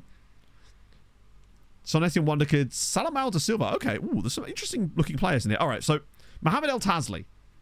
He is a good footballer, to be fair, but he's not scored a lot of goals for Zabar. He's still worth more money than we pay for him, which is good. Mid-Saudi, as per. Honduran. Hang on. Wait a second. That's the guy we've signed. We've signed him already, I think. Italian, we've got Francesco Scarpellini, which is an amazing name. Would eat him. Ooh, Mexican. We like that. Agustin Perez. And no scouting knowledge, which is always fun. I like finding players on here that we've never scouted before because it means like we've missed someone, and I like that. There's options there. This guy is got a great name as well. Luca Mantagazza. Oh, delightful. 7 players. 7 players is pretty good, but I like the surprise. Right, this is. I'm fairly certain that it's going to say. Oh wait, hey, there you. What? Hang on, sorry, what? So we signed this guy in January, I think. No, before, with a loan back to Vida, his parent club, his old club. Because the thing is, he doesn't have very good finishing. But he's worth £20 million. What the hell is it? Is this an actual good Honduran? He must be good. He's 12 caps at 18. This is why I really like the way we've been doing scouting lately, where we've been just looking at these teams and going, he might have come from Internati caps, you know. I'm pretty certain that this is one of the guys that we found last summer through the international caps, or maybe the summer before. I thought it says 46. Surely it wasn't 46 that we signed him, right? I think it might be just because of the way their year overlaps. It was last summer. But he's only been alone for a year. I don't know. Either way, I'm pretty certain that he was an international cap guy, because he's got 12 caps at 18. And that's why I love those types of players. They're great for fodder. And every now and then, you're right, yes, he would have come in on June 8th, wouldn't he? So it technically counts as last year. Yes. That's why it makes it look like we signed him long ago. He was definitely one of the guys that we scouted on that really long stream I did. I love it's honestly, if you're not doing international cap scouting, it's such a vibe because you just find guys like this for 74 grand. And remember, we're Sirens. We're arguably within the best 2 or 3 clubs in Europe right now. At anyone else's club, this guy's probably 3-star CA, 5-star PA easy. And that's the kind of guys you can pick up. It's brilliant. And it's fun too. Right, so this is the guy, Salamao da Silva, who is an Angolan Frenchman who's worth 167 million, and we move. There's the standard mid-Saudi, who's worth a fortune despite being... He's actually pretty good, but he's not that great. Here's Benjamin Bauer, who I still really like, but I think that injury proneness is what's going to hold him back. Hang on, he had French caps already. Wait, those are French caps? Oh my shit. Yeah, fair enough. Just 16 though. This guy, yeah, but he's also... Oh, not sorry, him. Like, don't get me wrong, this guy's really good for 16, but he's also £50 million. So he's actually surprisingly unmid. This is presumably Diogo Martins. He was on this list last year, wasn't he? Solid player, but like, we can find guys like this that play in Colombia for like £1 million. This guy's at Tiddies. Stefani Placathala. Really fun name. Holy fuck, the value. Yeah, we got old piss catheter here. Yeah, how didn't the Frenchie win? Indeed. I don't know how it picks, honestly. It's crazy. The fact that he's worth, like, probably somewhere in the region of £70 million while playing for Brest. To be fair, Brest are in the Champions League this year in real life, are they not? Which is cool. Shame, though. Yeah, I guess it's just because France, right? This guy's, again, Björn Alverman is great, but then again, I don't mind a fickle player at all. But £63 million release clause now. Oh, look at the hair on Rafael Boya. And again, he's worth an absolute billion. He's actually really good. Oh, it's annoying because they've signed him from them. Okay, that one's annoyed me a little bit. Rafael Boya. Because he's really good. Okay, his aggression's a little low, but 19 jumping reach, 16 tackling. And we actually could have had him for £4 million or 5. And instead he's gone to Strasbourg and is now worth 60. And look at the hair. Oh, that's a disappointment. We've got Fernandez at Porto B, who again is very good, but also very expensive. And apparently I already scouted him. Ooh. Cesare Szczepanik.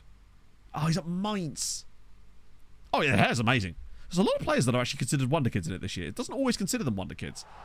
He's far too expensive. God, even Mainz players are costing a fortune now. Gareth! With the 19 months. You say How's it 19 going? jumping reach and it's like my calling card. I appear out of thin air. It's like Bloody Mary. I just throw some jumping reach over my shoulder and there it is. Ah, dear. Yeah, the problem is, as you say, they're all playing for like top flight sides in big nations. And... Oh, Akpan! Akpan was one of the 2 guys. Him and Justice Ogbonna were the 2 guys that we got for free from Midtjylland, as both of them, they let them go before their contracts are finished because of something to do with work permits, and we were able to just swoop in. And Akpan is sensational. Look at the state of him. He's really good. He's even got... Okay, the one thing he's missing is that jumping reach. But he is so good in every other way that it actually kind of makes up for it a little bit. And he's playing a lot for Tarshin. Midtjylland have been the kings this year. I am terrific. FM Christmas is here. I'm in a fantastic mood. It's just a good day. Hey, look, come on. This must be the... Yeah, there you go. There's the mid-Saudi that we were all on about that just end up on these lists because they always play. And there he is. Number 17. Surabadi Hojarowan. I have such high hopes for this kid. He's worth so much money. His caps, 17 goals for Thailand. He's got more goals on an international level than he has appearances for us. And he's played a good amount this year too, and has scored a few as well. Him and Cortege are right in a locked, heated battle for who's going to replace Padilla in this club. I love having two of them as well.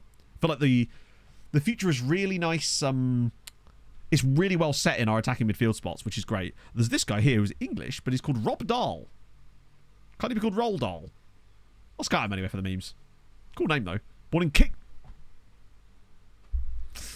Rob, I feel for you, bud. Although, if you are over there, check out Liquor and Loaded. Born in Kingsland. Love to see it. Marcel at Barcelona. Can't trigger contract extension for the 18th birthday. Oh, I see. So it's another situation of basically them programming in features and mechanics into the game, which the AI are unable to interpret. So presumably caused by the same kind of nonsense that meant when I was managing in Sweden on Nordic Nomads, the AI would often field a single player on their benches because they hadn't signed enough homegrown players to fill their benches up. Hey, well. That's really awesome, Gav. Like, I don't really go to many gigs, but I am going to see Dayseeker in December, and I'm excited about it. Going to do that the same weekend, I think, as the Vienna Christmas market. Famous book, Danny the Champion of Malta. Now you're talking. And James and the Giant Ass. What else we got? Kabora. That looks like a bit of... Oh, look at that lovely combination as well. It's a player we missed out on like crazy. Oh, shit. Hello, Jason. I'm doing fantastic today, friend. Today you do look English. Oh, you haven't seen the half of it yet, Joao. Where is it?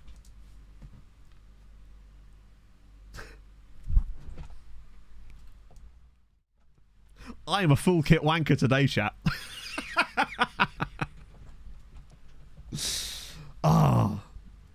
Fully equipped. Yeah, if I want, I probably should be wearing England socks right now, but I actually don't have any. Got your shin pads on. I never wear shin pads. I wear those tiny little ones. I use like tissue boxes. Yeah, it's very annoying that they've actually managed to nick him because he looks like he might be quite good. We are scouting plateau, right? Yeah, I guess it's the downside of the way that we scout sometimes is we do get a guy that comes through and he's just on the either end of our scouting, which kind of means that they get missed out on occasionally. I'm dressed like someone with an England cap. I know. I can't imagine why. Mr. Porter. Kevin Porter. That is a very FM regen name. Ball over Vida there too. No way! The fact that you did that based on that and it was a guy at the same club is absolutely insane, but I love it. Elias. Watch out, it's the baddie from Person of Interest. What are you doing? You interested in me? No, didn't think so. Fastau. He's alright, but he's just a bit... And they want 10... No. You leave him alone. This is Colon. Honestly, mate, you should be playing for Semicolon, because... Actually, he's alright. Was Ogbottom in there as well? No way. Less than J. Oh, I would hardly call Dayseeker even metal these days. They're pretty much like an alternative rock band these days. Although they've got Rain City Drive as a support act. And Heart of Gold, who I fucking love. I really enjoy Dayseeker's new stuff too. But I just love Dayseeker. The new stuff is very different, I admit. But I just really love Rory's voice so much that I'm more than happy to just listen to anything that man sings. He's red injury prone. This is true. He may have a colon issue here.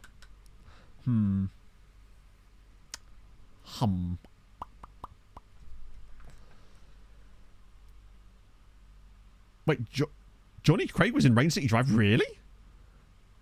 England Cat Support. I do not currently have an actual cap, no. Saboil, rock stuff. Yes, no, absolutely. And I absolutely love Hurtwave. Hurtwave is great. And his solo stuff outside of Hurtwave too, which is just Rory Rodriguez. I love that too. He's got a song about his dad that he wrote on that side of stuff, and it's absolutely heartbreaking, but it's an absolutely brilliant song. I just love him to death. He's just such a good voice. I don't think I want this. I think they want a lot of money as well. Yeah, bloody hell. Was it really? Huh. It's hard to keep track of all the bands that Johnny Craig has or has not been in. It still doesn't give me my MacBook back either, so, you know, deep cut there for you. Now, Heart of Gold, who are the opening support for this show Pog and I are going to, are like a sort of... It's hard to explain what they even are. They're on this playlist all the time, but basically it's a side project of the singer, not the screamer, the singer / bassist from Being as an Ocean. And they're amazing. They do like this kind of like... I wouldn't even say it's alternative rock. It's almost like a kind of pop rock, but with like a kind of retro 80s vibe to it. Really, really cool. Think Miami core. So, ooh, finally a good, tasty Romanian. You know what, right? He's 500 grand. We just buy him, right? Only one left. Oh, really? I haven't listened to Being as an Ocean for a while. I don't like that many of their songs, honestly. Catch the Wind is good, and I really like... I think it's called Alone. That's an absolute banger, in fairness. Wait, hang on. He's worth 500k. Can I just offer them 500k?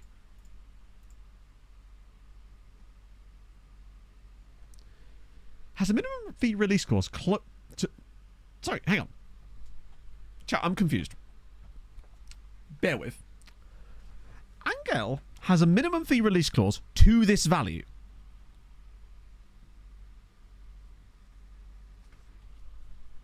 Does he though? Because it's starting to sound like he doesn't.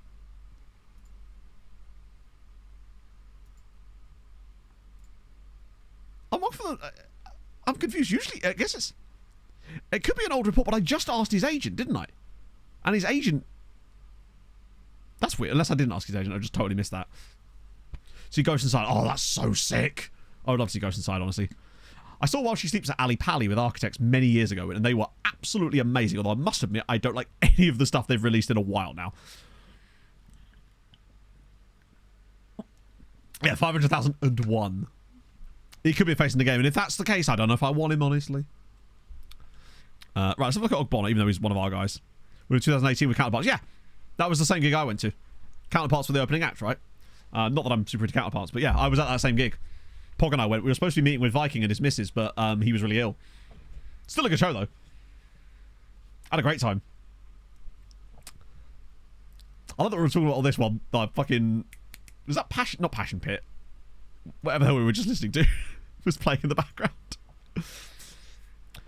Yeah, Justice Bong, another of the two guys that Midgetland gave us for free.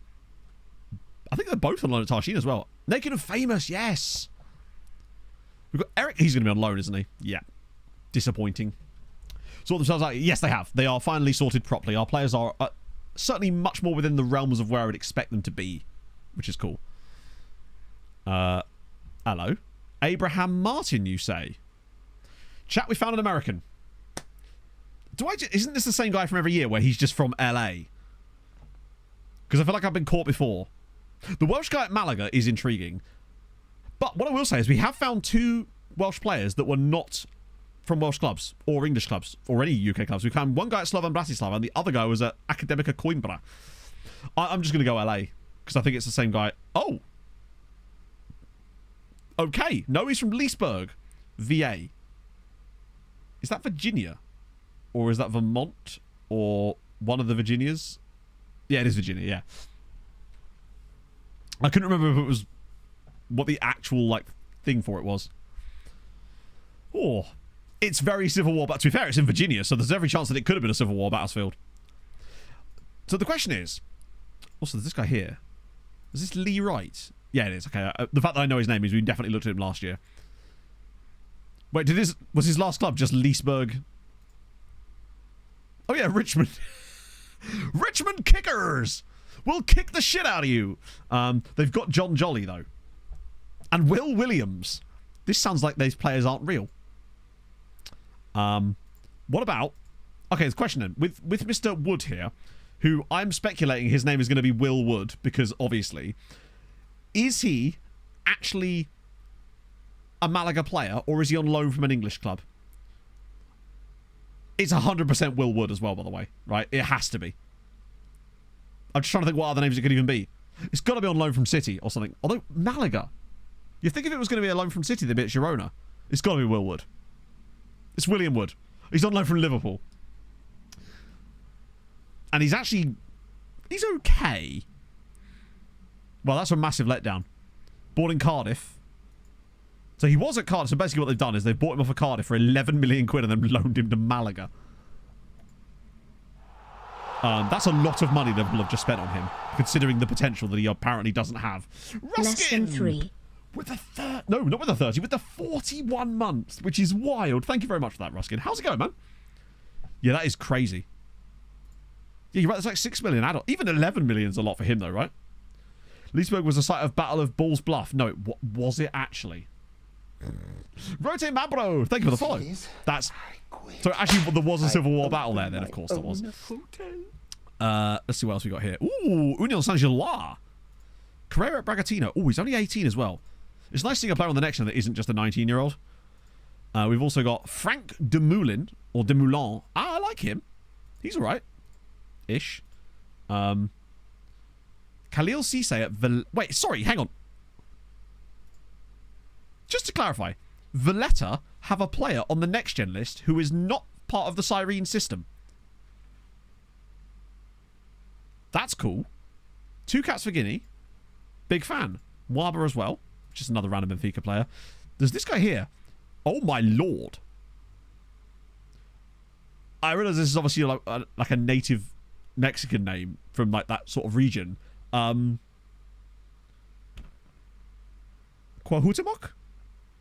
I'm feeling pyramids. Do you know what I mean? I'm getting like Mayan calendars out of names like that. That's amazing. Is that Blanco's first name? Oh, oh, you're right. Devon a Mexican. No, that is a Mexican first name. It's just like a native Mexican first name. Interesting Mohammed as a surname though. But yeah. My first name is very much Mexican. The second name is interesting though. The fact that it's Mohammed. I guess there must be a player in the Mexican name pool with Mohammed as a surname. Cuauhtémoc Blanco. Oh, okay, cool. I wonder how it's pronounced. That's cool. Mexican Egyptian. Double pyramid. Oh, yes. Now you're talking. We got your pointy pyramids and you got your square pyramids. All the bases are covered. We've got Kazmi here. Who? Mohammed Kazmi. God, double Mohammeds. He might be worth a scout actually as well. I like that. Varga. Oh, wait. As if. Oh, no. He is one from us. Oh, wow. Really? I guess so. Mujagic. Sorry.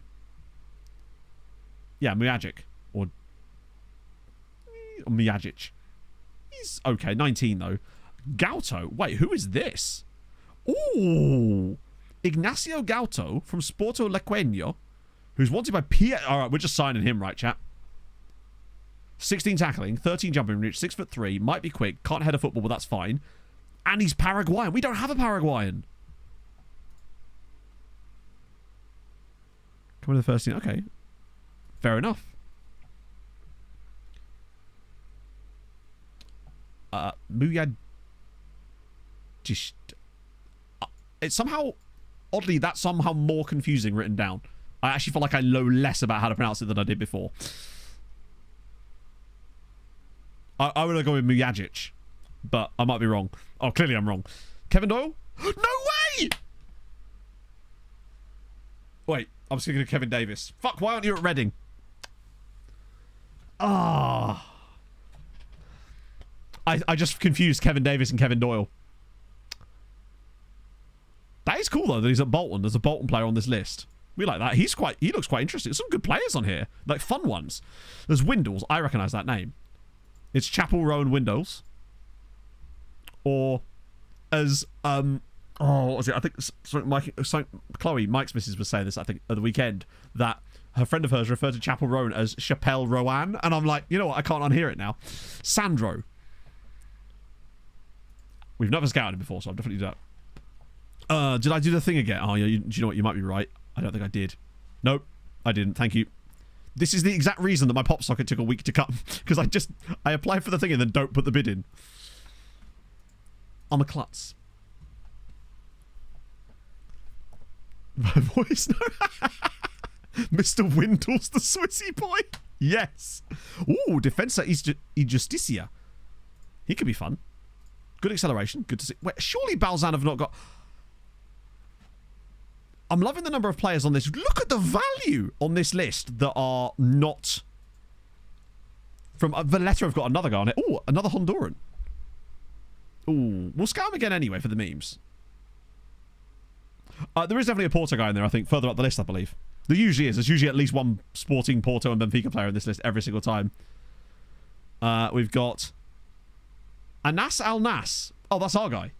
Wow, he's actually got value. Holy shit. There's Fortunia, who I did not think would be worth that much money, but okay, we take it. Kim Hee-sun. But who's Sung? Then we've got... Ooh, Thai guy. Jetjin Nirathanarat. He's nowhere near as good as our Thai guy, but I'll take another one. And then Mr. Rodriguez. Jorge Rodriguez at LAFC. He's just going to be from Los Angeles, isn't he? Lakewood, California. Okay. What did I miss? There was something I missed in here. No, I think we're good. I think we're okay. Boom. Oh, Adam Cooper's straight on the coaching qualities. Love to see it. I love that we've not played a single game yet today, and we actually have, like, in theory, 2 knockout rounds to play through. In theory. But it's fine. I am a man of speed. And I can make it happen. With speed and power. A bit of that, bit of that, bit of that, bit of that. He didn't want youngster, did he? So actually I'm going to have to give him a clause, which is a pain in the... Oh, God. Bro has caps. Stop being competent in your sport. I hit him with the relegation release. I don't even want this guy that much. Also, hang on. They accepted the 225, but the release clause was... So, hang on. He was worth 500, but his release clause was 525, and it just didn't tell me. Yeah, Cortege was surprising. I think the only reason Cortege isn't on there because he hasn't played enough. He has let me down. Not he has let me down. Tarshin have let me down by not playing him anywhere near as much as they should have done while he was on loan, and I'm fairly certain he's going to come back this summer. Because he's unhappy, and I'm unhappy, frankly. We're all a little bit unhappy with the way the situation's gone down. So I think just having him and Surabadi next year isn't the end of the world, particularly... Hey, Matto and Chatto. Phil, thank you very much for the 26 months. You, my friend, have become a coach in this save, or is it no head of youth development? We were looking earlier. We found all the Patreon this is regions. where I park my car. Turns out they actually stick around on that list, so he's in, which is sick. Miserisi. I'm sorry if I've said that incorrectly. I'm sure it's Mixerisi, but either way, thank you for the follow. I appreciate that. No, this is the thing, Viva. So he played for a little bit when Dodate went, but then they've replaced him with this guy called Cedric Kurz, who unfortunately is not a player that I own the rights to. And I can't just buy him off them because by the time I do, it'll be the summer anyway, and he won't want to go back. So, yeah, a little bit annoying. So I suspect he's going to come back. I just thought he'd get game time because the guy that's actually ahead of him is this 28-year-old guy who's very, very mid. And it's annoyed me that they're not playing him because he deserves football. Wait, we got another... Okay, more money from that deal. Didn't remember putting that clause in, but I'll take it. Yeah, it's annoying. Because we literally... Coda Date died for this. If I'd have known that he wasn't going to play if I took him back any... Ooh, wow, that's annoying. Oh, well, that's Feyenoord's problem now. We have lost out a bit of money on him, in fairness. I am not drinking enough water today.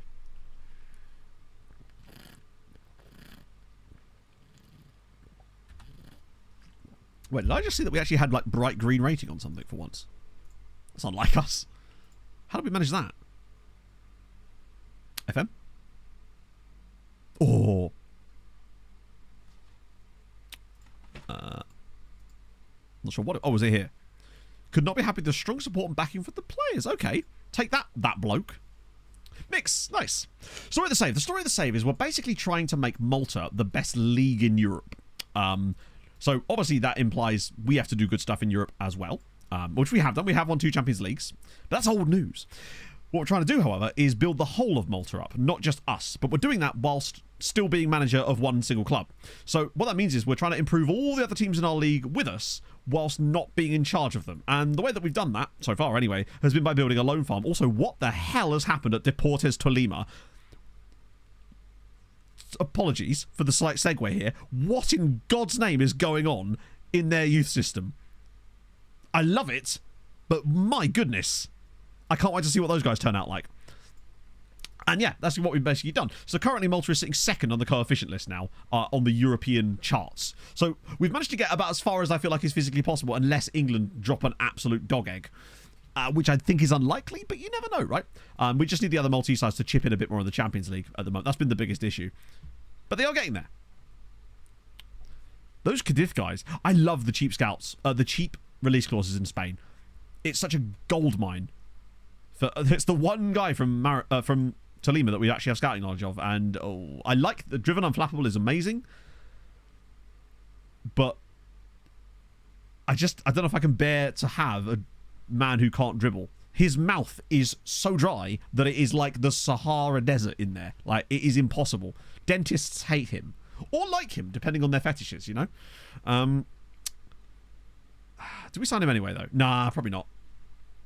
I've decided against it. And you're more expensive than that. So we will not be signing you either, because you're evasive. Actually, evasive's okay. We don't mind evasive. Cool.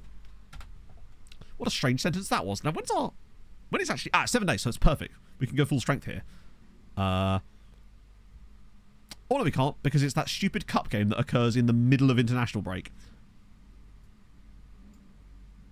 That'll have to do. It's one of these games where it's almost impossible not to get an injury because there are no players around. Even the youth team are gone. Yeah, Jan's a rare one. Usually you see your Johns, but never really your Jans. Oh, I didn't look at Richmond Kickers. Inconsiderate of me. Oh, is this the Chinese guy we were looking for? That's not how you spell any of that. That wasn't even close to how you spell that, in fact. Richmond Kickers. Wait, they've got another team? Must be their youth club, right? FM Craziness, thank you so much for the Prime. That's very, very nice of you. I really do appreciate that. Hope you're having a fabulous Thursday.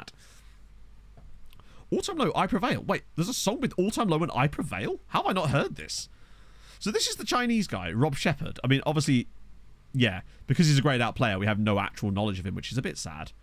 So hang on, is that a different club? So they've got a youth soccer club as well, which has Terry Washington, obviously, Mike Bryan, O'Dare, and then just a Brazilian dude called Chris Abraham. Sam Bott. Love to see it. Eric Johnson, I don't know. Also, Inferno, I'm fairly certain this was you. It was a song that was requested on stream like last week, and my mum was like, that's a song from like the 1950s or something. And I was just like, I know, it was probably Inferno's song request. No idea what it was, but I had a pretty good feeling it was probably you that requested it. Oh, do I have an American last name? Oh, he might do. Oh. More oh dear than oh dare. However, it does feel like that time of the year when it would only be right for us to have a look and see if there are any brilliant new Brazilian last names that have popped up in our wonderful collection. It's only fair. Do I not have a filter for this? What kind of mug does not have a filter for this? Now, you might think to yourself, he'll just save this one. He won't. It's partially Brazilian. That's Europe. Brazil famously not in Europe, Matt. Brazilian. There we go.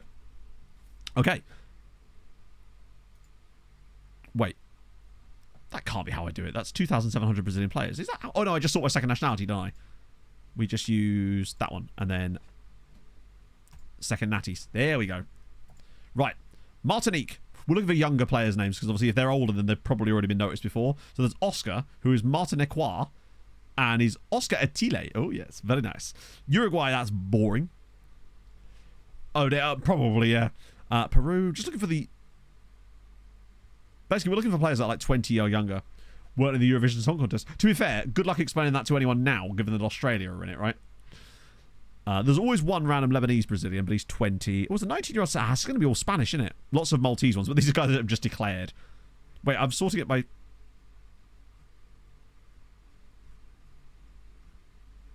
There we go. Wait. Their second nationalities are all Brazilian. Yeah, we'll use a secondary sort for age. Oh, wow. Oh, that's not really going to do much, is it? Because, oh, no. That's going to work hard. We'll figure it out. Because what we want is guys with first nationality Brazil, and then, yeah, we'll go through all those ones, because those guys won't have the same setup. They have to be first nationality Brazil, second nationality other nation. Give me a moment. Here we go. Brazil Spanish is going to be boring, so is Portugal, because the names just basically are the same. Not quite the same, but similar. What we want is Brazil Turkey or something, right? There's a few Brazilian Poles here, like Tiago Cursor. That was very close to a Polish swear word, wasn't it? Like one letter away, practically. Well, I'm going to have to learn some of those for the next save. There's also Leonard Dudek. Leonardo Dudek is a great name. Fan of that. Elio Tchaikovsky. Cool. Because a lot of Polish Brazilians. Oh, yeah, we're doing the hover, aren't we? Forgot about that. There's Maicon. Oh, no, you have to hover the name itself, right? Maicon Diaz Pereira. Boring. What are you doing? Italians? Any new Italians? There's a couple of new Italians. There's Kaiser Pompili. Okay, that's a great name. Luciano Perfetti. Solid. Naldo. Wait. Marinaldo Fabri. Mateus Borgia. Okay. That just sounds like a... Luis Felipe Boni. Rodrigo Forlini. Anderson Cortesi. It's quite a lot of these ones. Gustavo Henrique Lamana. Diego Tirapelli. Kaiser Pompelli is spectacularly good. It always helps when the actual name that they've got given here is already good. Like Flavio... Meneghin. You let me down there, bud. Alison Marchetti. Cool. Jar Jar, go on. Jar Jar Nobile. That's good. Really solid work there. Got Lay. Oh, Vandalay Rossati. Okay. Missamar DeMarco actually is a really good name, to be fair. Neander Benincasa. Nice. Hang on. Tirapelli means remove skin. Maybe he works for SI. That'll fix all our problems, chat. Udison Pagliari. Silo. Oh, go on. Silo Didono is glorious.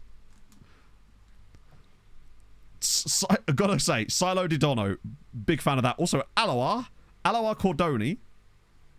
Oh, I thought it said Hercules. Actually, to be fair, Heracles Salvatore is great. He reads all the articles in the newspapers. Kineo. Ciro LS. Oh, okay, here we go. We've got a Kevin. Kevin Goreshi. Oh. Come on, you had such hopes. I'd expected better out of him. Didi Fattori. Oh, Anderson Fattori. Wow, is Anderson? Okay. I'm learning a lot today. Fidel Alcareich. That's glorious.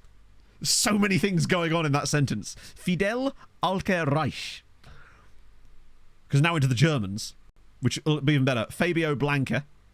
Cesar Alves Villarreal. Well, it doesn't even sound it. Marcus Angermans. If this man here doesn't have high aggression. Could do. Wait, there's a Greek. Oh, you're right. Yeah, Joao Carlos. Joao Carlos Fernandez dos Santos. No, that's just straight up. Yeah. More. Oh, come on. More Wagner. Angerman is, yeah, a very strange superhero. Agreed. Salamao Schulze. Pedro Flora. Braulio Geltner. You're right, it is Rice, of course. It's got that... I don't know where the Rice came from. That doesn't make any sense. It just sounded good. Oh, there's Teco. Wait, hang on. Francisco Taffertshofer. Love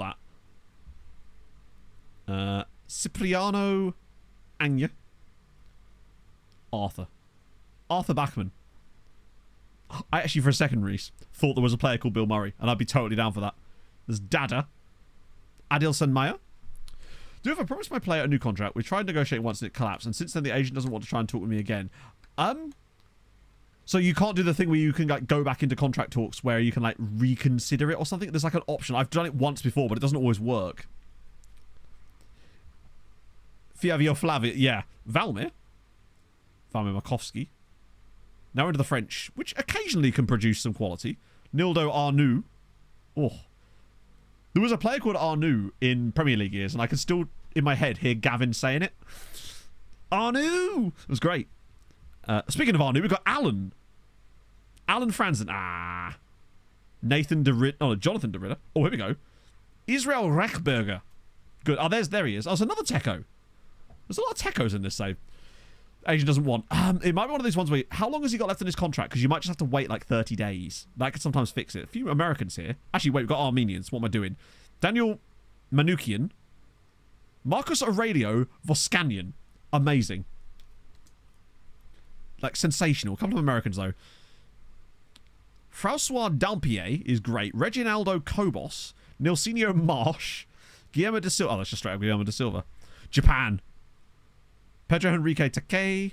Ricardo Guerrero. Oh, no. Ricardo Goshida. Wait, where's Guerrero gone? He just drops the Guerrero, apparently. Renato Takahashi. And there we have it. Not as many as I was expecting, honestly. Wait, why is Pereira up front? Oh, I can sort of understand why.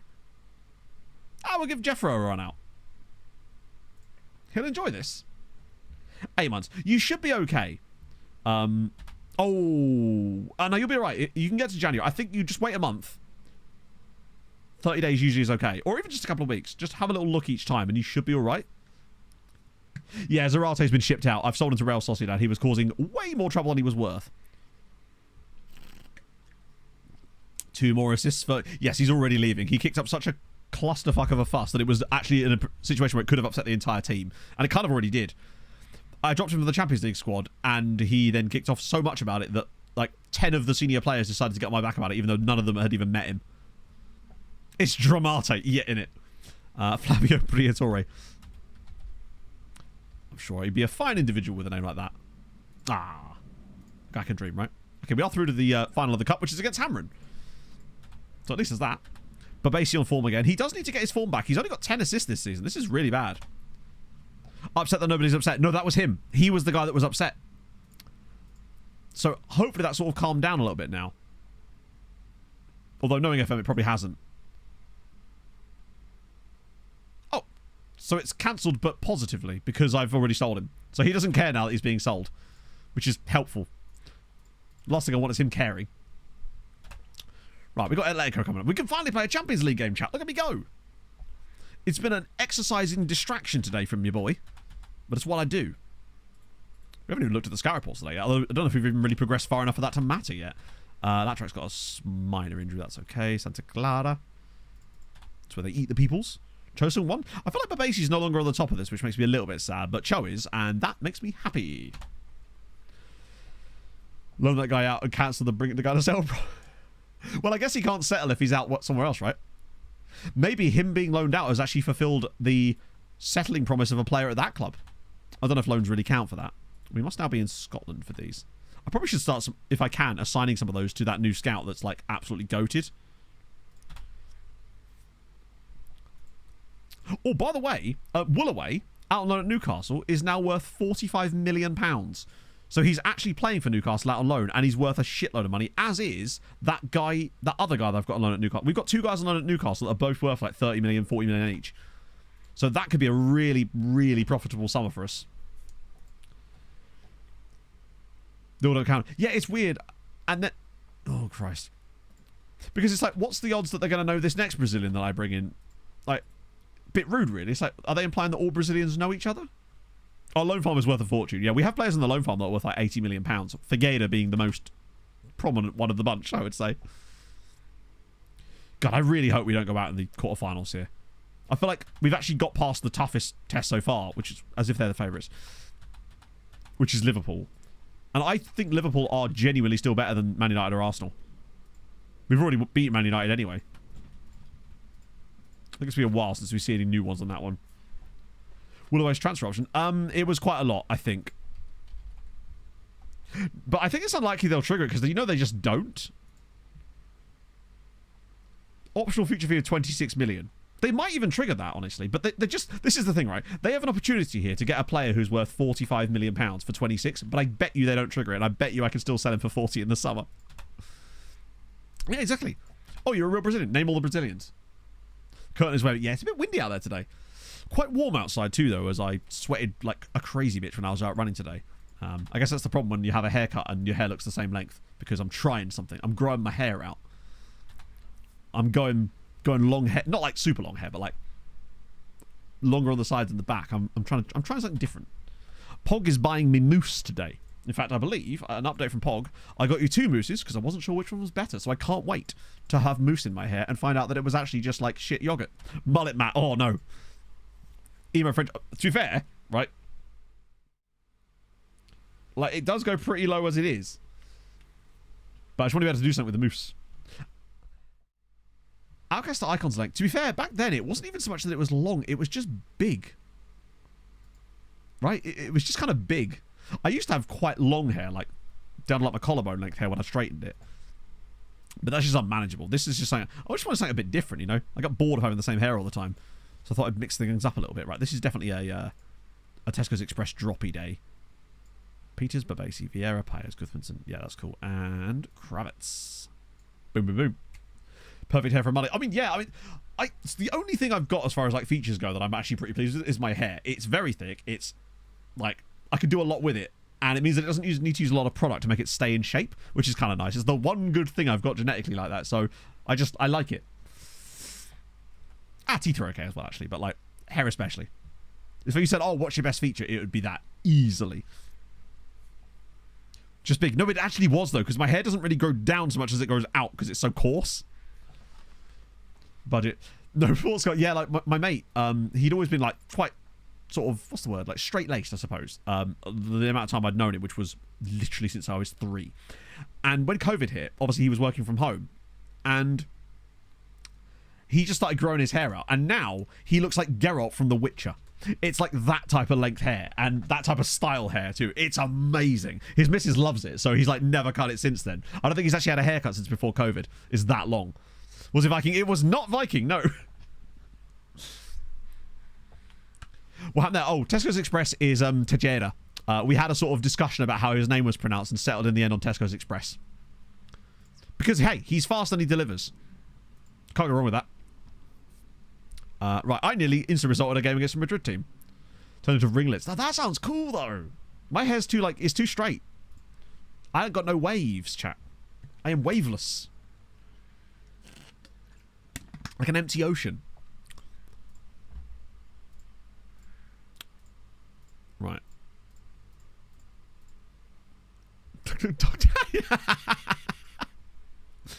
Music video for this song? No way. Wait, hang on. Which one is this? Oh, Handstand and Pier. Of course. Trying to think which music video that was. I actually don't remember that one. Right, we move.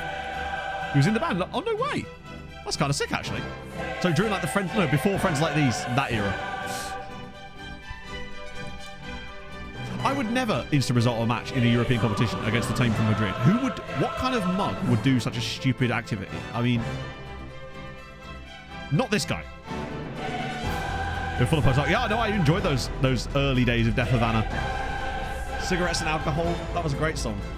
Or was it? No, Nicotine. No, I was thinking of that. Cigarettes and Alcohol is Oasis. It was Nicotine, and you know what song I'm on about.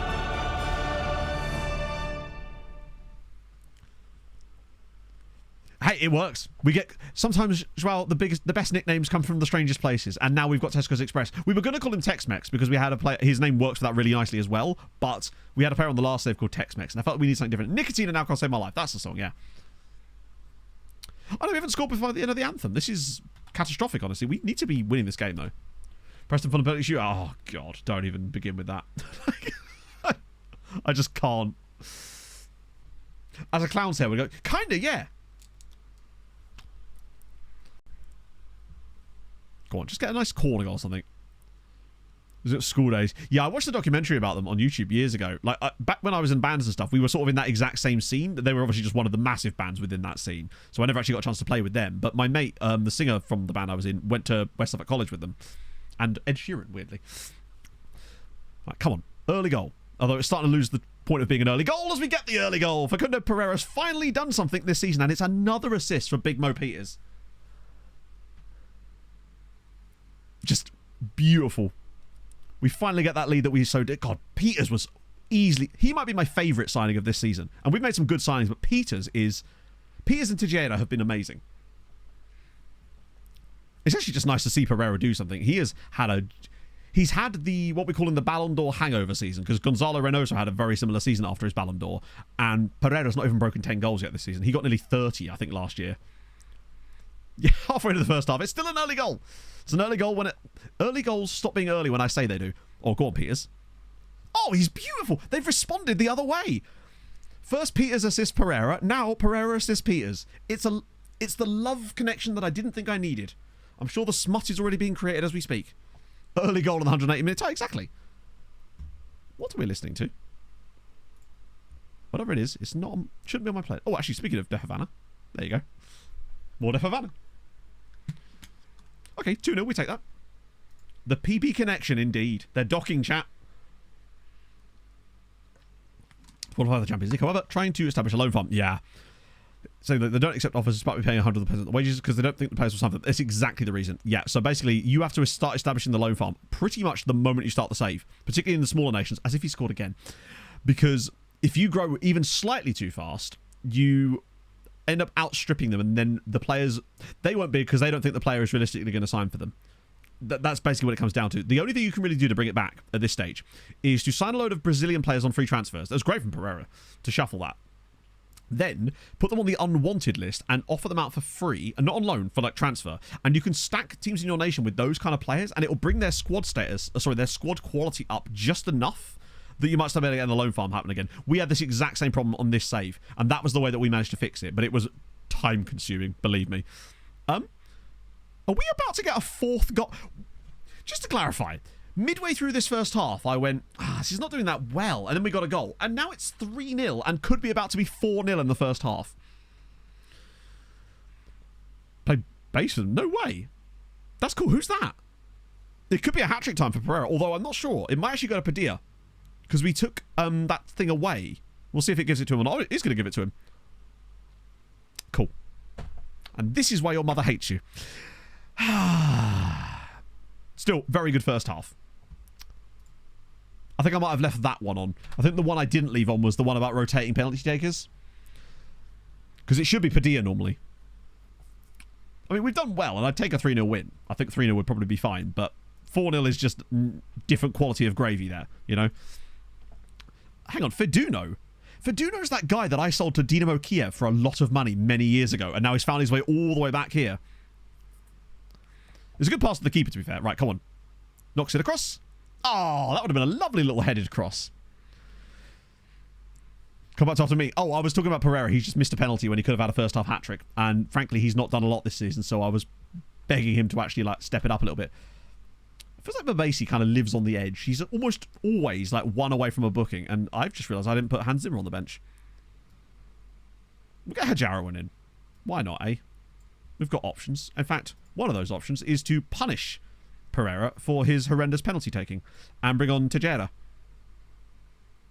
And obviously we bring on Lahovia as well, because why not, right? Agree on in the card. To be fair, my day lists have got a lot of those on lately as well. I've been using the shit out of Pink Pilates Princess ever since we found that playlist, though. That's been a fabulous addition. Oh, go on. But I'm glad I found that special page on Spotify that contains like 50 of those niche playlists just for you. They're not always amazing, but there's a lot of options on there. It took me ages to actually find it. Go on, Lahovie. Oh, it's 4. Reynoso does get his 30. Oh, come on. Give it. Yeah, it's cool. It could be the Disney album. I must admit, all of those songs are on this playlist.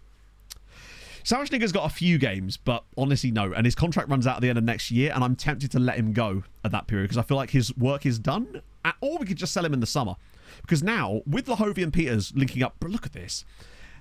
And obviously having the Zimmer-Babasi partnership on the right-hand side, I just feel like Sarashnig just isn't getting the game time anymore. And he will start kicking off eventually, even though he is a good egg. So I think maybe cashing in for him for like 15, 20 million pounds in the summer wouldn't be the worst idea. Reynoso's got 36 goals this season. His best ever season in a Sirens shirt is 37. And this is only the quarterfinals of the Champions League. He's surely going to get 40 this year. Oh, pulling out all the tricks here. He can play both sides, but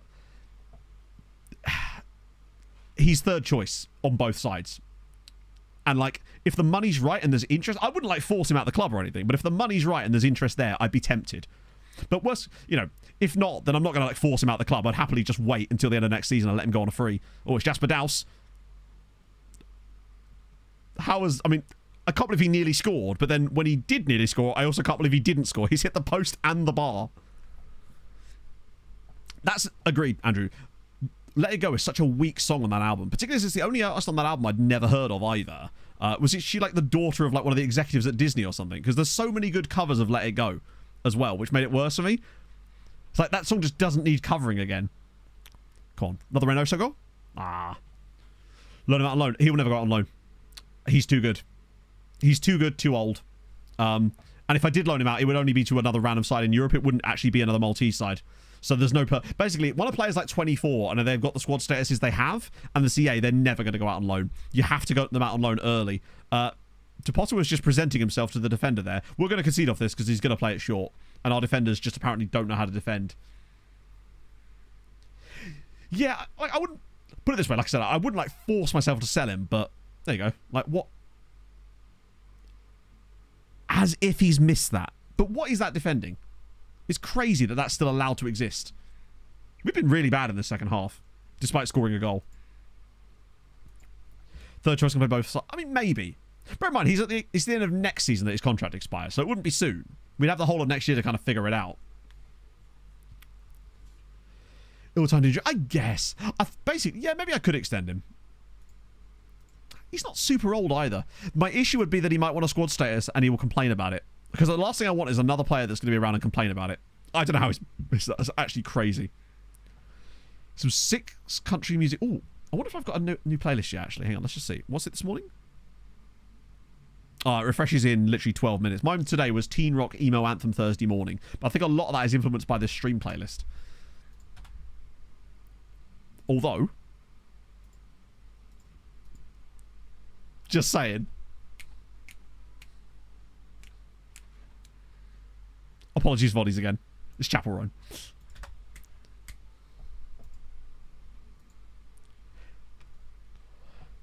Yeah, kiss 100 boys in bars. Sorry, Voddies. It's definitely 100 boys on Mars for sure. You're absolutely right. Oh, Sunrise Skater Kids. Wasn't that Jared Alonge's band? Sorry, I meant Chapelle Rowan. My apologies. Confidence Sorority Afternoon. That is amazing. I want that. How about sorry chat? No, you can thank me for it. You're here. You can at least hear Chapelle. You can hear Dave Chapelle Roan giving me the backing vocals. You should be thanking me, Saz. I'm providing a service, don't you know? I've got them falsetto beats, chat. I've got that high voice. Yeah, kiss 100 boys in bars. Okay, I'll stop now. Just hoarse. I haven't had any good ones lately. So close to it. I imagine if I got DMCA'd for singing that. That'd be quite funny, actually. The streams always get DMCA'd anyway, though, because of the intro song. I was a singer in a band once. Like, I'm just saying. Backup singer, of course. Doing dem harmonies. Voice of an angel, exactly, thank you. Rest of the Maltese boys, they are all out of Europe because they ruined us. Once. How dare you? Oh, I know you can, but let's be honest, I wasn't singing accurately. I couldn't hear myself, chat. I didn't have the stage monitors. There was no, like, playback in my ears, so I just couldn't get the right, you know. It just happens, right? I've got a knee injury. Biblically... Voice of a biblically accurate angel. Oh. Harmonies. Oh, I see what you've done there. Also, I've written harmonies. See if we can find any knees. We've got Andy Nijic, Daryl Neeson, Heribert Krebs. If he isn't Colombian, then I don't know who is.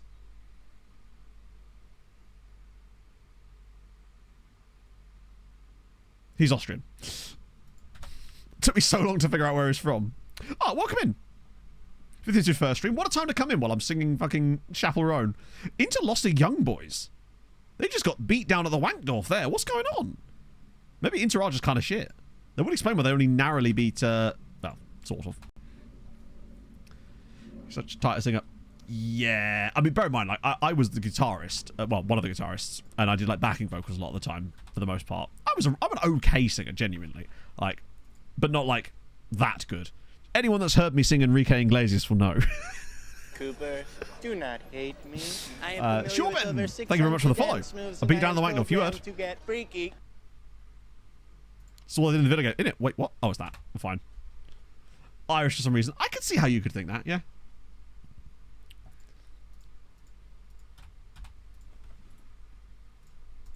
Had some proper bangers on the Pink Pilates Princess playlist yesterday, I've got to say. A lot of Dua Lipa, and I was very happy for it. Alright, but not great. Yeah, and I was the epitome of that, basically. I was like, fine.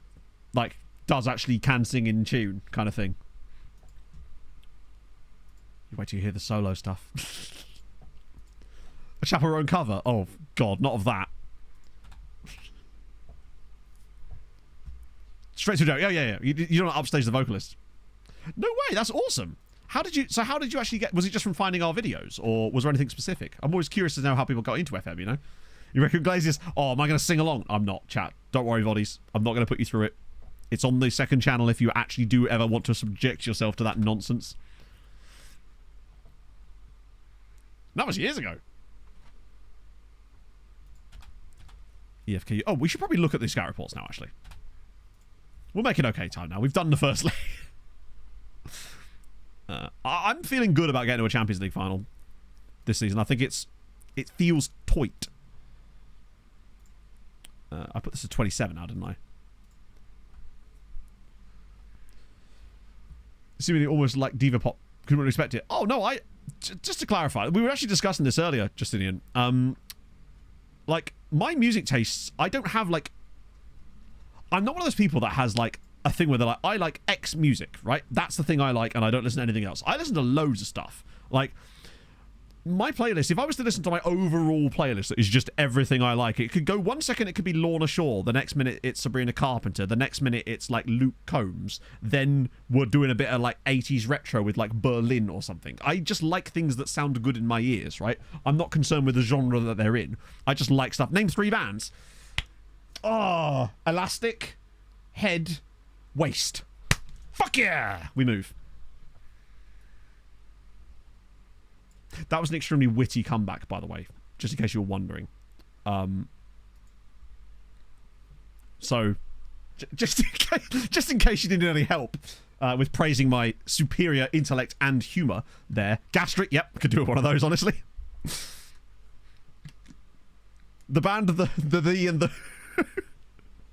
There will be bands, of course there is. There's blatantly Elastic Band, Gastric Band, and Waistband out there.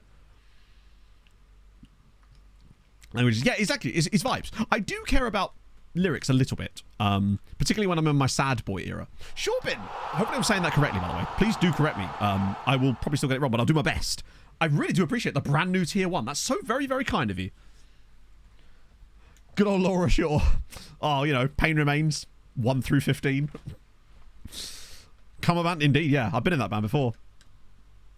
I feel like what it is, I think it's just as you grow older, you care less about labels on music and more about... This guy's called Reef Capita. That's brilliant. You just care about, like... I'm not trying to impress anybody with my music taste, right?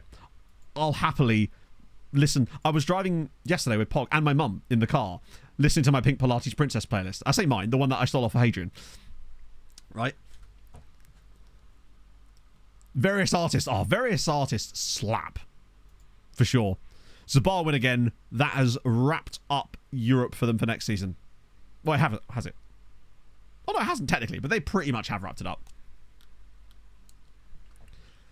One true. No, I'm just messing everything. But to be fair, that's a fair assumption. I do like that kind of stuff because it's happy, right? It's happy, it's vibey, it's boppy. It depends on what I'm in the mood for. Some days I'm in the mood for, like, metalcore, right? And I've got my go-tos. And I love that. But sometimes I just want like retro wave kind of stuff. Sometimes I'll listen to classical sometimes because classical, mate, it slaps. It's so deep and layered, but so impressive as like a musical soundscape. But when I'm doing that, I tend to listen to like more modern classical, like orchestral stuff. That's why I love Hans Zimmer so much. I saw Hans Zimmer at the O2. I love that shit, right? Favorite classical composer. I like a bit of Vivaldi. I don't mind a bit of Vivaldi. But that's mostly because of my dad. I remember once my dad took my sister and I, and my mum, obviously, to this classical music concert at the Barbican in London. There was way too much harpsichord for my liking, I gotta admit.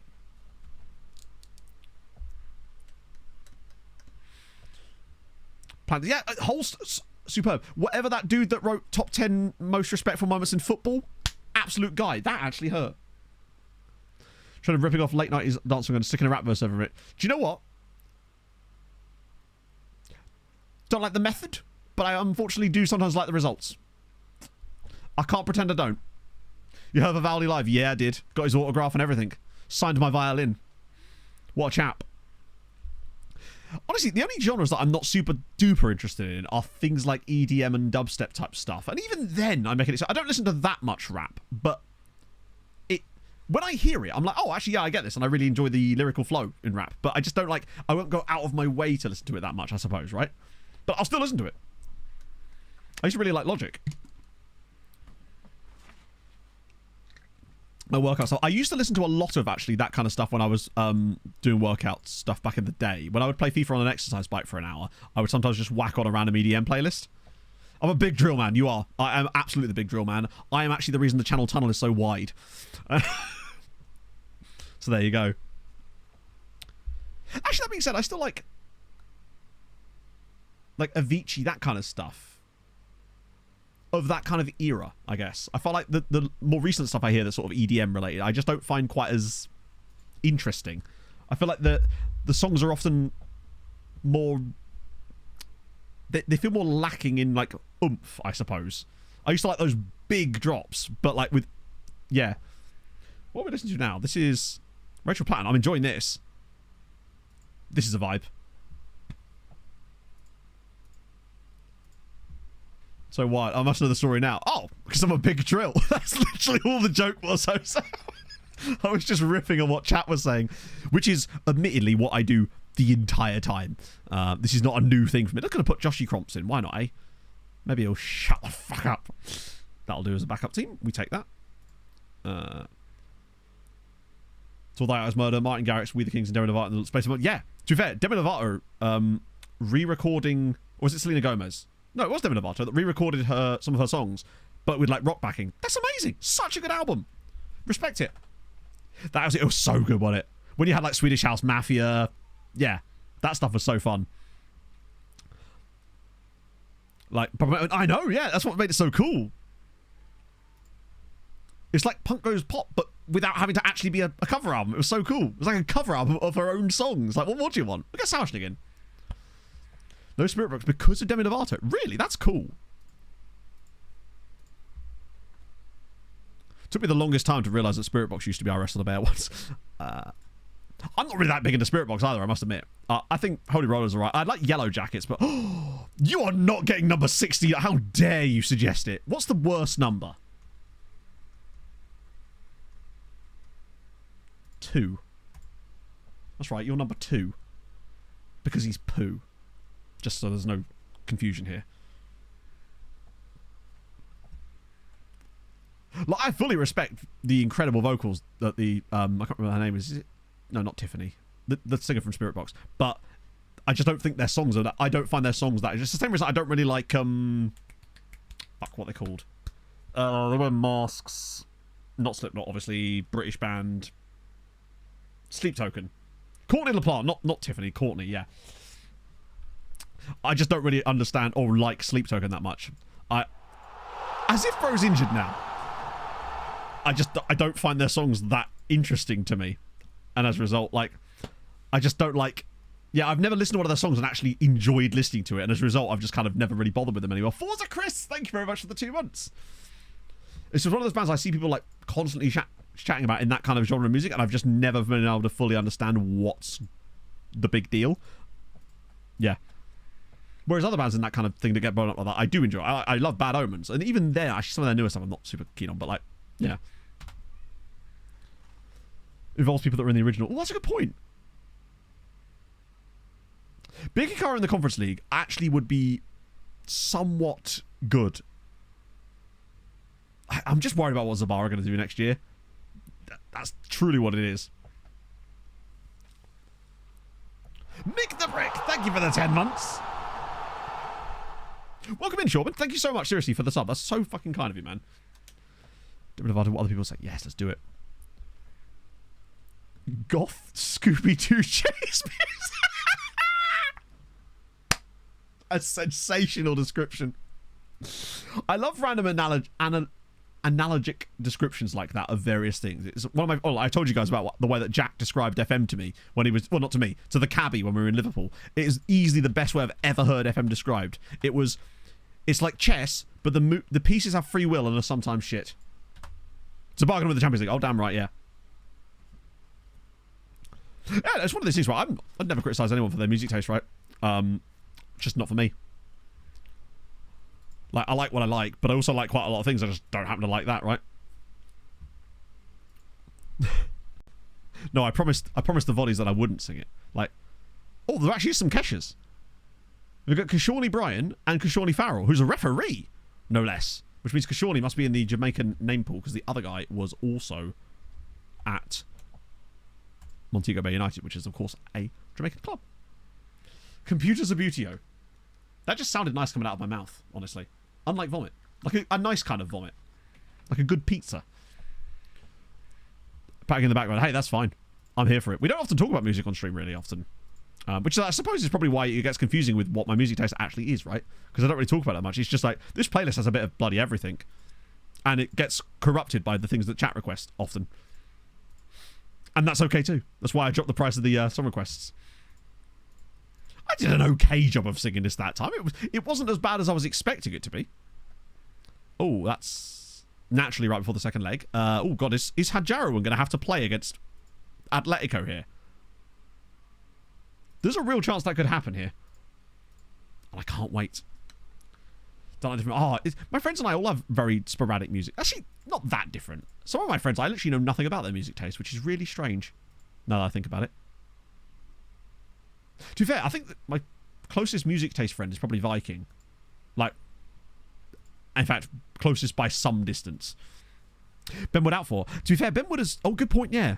We do have Benny Wood, don't we? The weird thing about Ben Wood... Like, obviously I'd be more than happy to play him there, because he's actually not out at all. It's a case of... you're right. Should I play him? He probably has less match sharpness than Hadjarawan, though. And we are 4-0 up from the home leg. I think I could actually be willing to give Hadjarawan a run here and not have to worry too much about Ben. Oh. David Musa is a Ghanaian at Lyon. We take that. There's a Cesar... Oh, that's the guy we saw earlier, actually. I think I'd rather just play Hadjarawan, honestly. We're 4-0 up. What could possibly go wrong from here? Reynoso Pereira, Hadjarawan. Even my assistant has favoured Hadjarawan over Ben Wood, and he's literally available. Yeah, Hadjarawan is actually fully match fit, in fairness. Lahovi? Did I accidentally start Peters in the last game? No, we're starting Peters again. I don't even need to. This is potentially just flexing on them now. I might drop out him and bring in Cho Sung-won for this, because Gudmundsson doesn't like big matches. You're right, probably is that, but also Ben Wood for me, it's giving £50 million sale to Newcastle, which is ironically the club he's just left in the summer. Put it this way, I'm one of those people that I'm friends with my friends because of their personalities, not because of their music taste, right? That's the way I look at it. Also, speaking of that, chat, I am playing Minecraft later with my friends for the first time ever. Any tips? Neither does Cho. Does he? Well, fuck. I guess we're just going to have to eat shit. A bit of the coldest play. Wow, there's actually so many songs in the request queue. It's actually crazy. Yeah, Reynoso's 36 this season. Don't dig straight down. Literally, the first thing that Viking put in the chat, in the group chat, after he started playing it a couple of days ago was just learn not to dig straight down.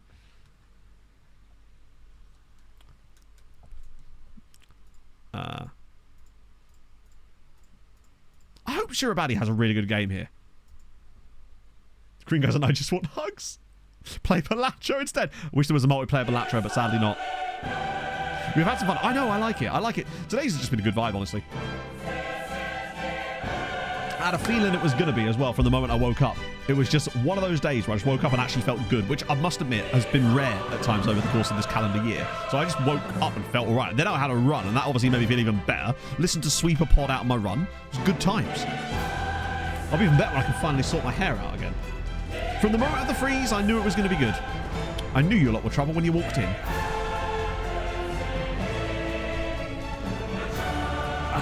Okay. But we do still want to win this game.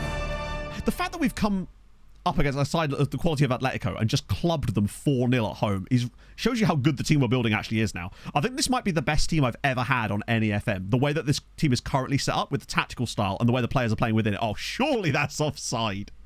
He's just cheeky now. Tactics. We'll get you the whole pack of them. Everybody sucks, yeah. Nah, absolutely. You just want to break stuff, right? You want to justify cutting someone's head off or whatever the line is. It's probably not that, is it? What an album. Forces aspiration makes the game less fun quickly. Okay, cool. I guess playing as a group is going to be intriguing. Because I've never played it before at all. But I'm excited about it. Mainly because I get to talk to my friends. Which is one of the reasons I feel like I've maybe been a little bit less happy this year. Because I hadn't spoken to them as much. We're doing our standard, just playing like a boring crap away from home, aren't we? Look at the possession. That's really unlike us, actually. Playing extra game. Yeah, that was our plan. It was either that or go back to Fortnite. And I was like, oh. I'll have to get my PS4 out and everything. Set an alarm. I know. I feel like I'm not entirely to blame for the lack of that. It's just with the fact that we always used to talk playing Rocket League, and that wasn't even all of us. It was just those of us that played Rocket League. So I feel like I was missing out on talking to a lot of the others as well. So I literally on Monday I just took charge and went, no, fuck this. Does anyone know a game that we can play together so we can talk because I miss you lot? And I was quite happy with myself for doing that because I told Pog and she was like, you didn't actually do that, did you? That's very unlike you, as Kravitz gives us the lead. Lenny will be so most happy. What I'm saying, chat, is talk to people. It makes you feel better. I had fish and chips last night. That was banging as well. That'll also make you feel better. I took charge. I did. Every now and then, every couple of months, I'll just have a day when I'm like, no, today I'm taking charge. Play once a month. Honestly, exactly. It's true, yeah. Like, the only reason I even have the group chat, I didn't even really used to talk to my friends at all, really. We'd have parties like a couple of times a year, and you'd see it, right? And what the hell was that pass? But then, when Fortnite became a thing, Viking and Twazuk, who you all know from chat, were playing it together, and I just randomly decided to join in as well. And then we built our first group chat, and then slowly more and more people that we knew got invited into that group chat because they started playing with us or just doing something related to that, and then the group chat exists. And all of a sudden, you just got that connection again to people that you were sort of losing a little bit of connection. It's important. Yeah, I mean, talk to people you like. And naturally, our former player has scored against us. What are we listening to now? 2NE1. Okay. Not familiar. RTS games. Give me an example. Because we were discussing what counts as what earlier, and I got a bit confused. Just an example of one so I know exactly what we're on to. Can't take you seriously with deep chat. Sorry, chat. 1 second, Hadrian. So, let me tell you. A little while ago, I went on a walk. And it was raining. And I had to decide whether I was going to turn back or walk through the clouds. And I decided, in the end, that I was going to walk through it. And do you know what? I started walking that direction. Moments later, the clouds parted and the sun came out. Ah, dear. Actually happened. I'm not lying. Jesus. Laugh, laugh, laugh. You're not actually playing that well. We could quite like to win this game. Hajaruan's played okay. Pereira, again, has been an absolute cow. And not of the Maltese variety, I point out. Age of Empires. I haven't played Age of Empires for a long, long time, but I did kind of enjoy it back in the game. Back in the day, but I haven't played it in about 25 years. It is giving Slinky vibes, it is, yes. But to be fair, you know, am I just a slink? I'm just like a Slinky. I'm fun to play with, but you would laugh if I fell down the stairs. So, you know, ASL. Oh, what the hell was that? Blue sky on southern dark sun earth. Split right in the middle. There you go. It was a metaphor for life. Admittedly, it didn't have any kind of profound effect on me beyond me telling chat and them laughing at me. This was in like February. When I was going on my stupid mental health walks for my stupid mental health. Yeah, I played a lot of games like that in my childhood. There was a couple of others that were similar to that I played. There was also a game I had that was just called Aquarium, which was kind of fun. And one where you got to run like a TV station or something. Honestly, we're going with Tesco's Express here. We're getting a delivery. We're making it happen. I trust Zimmer to actually come off the bench in these games and have an effect now, which is kind of fun. Ooh. I kind of want to keep Reynoso on just because I want his goals to get more higher. Yeah, I like the 4X stuff. I like the paradoxy type games. I just like those kinds of games. We've really been very bad in this game. So you think it has been like exactly. Like I've been reading a book at the moment called The Burnout by Sophie Kinsella. It's a rom-com, but it's actually got kind of a nice sort of underlying, more kind of, I guess, seriousness to do with like burnout. And some of those quotes now are actually kind of good. Change Ivan Place. Wait, who's Ivan Place?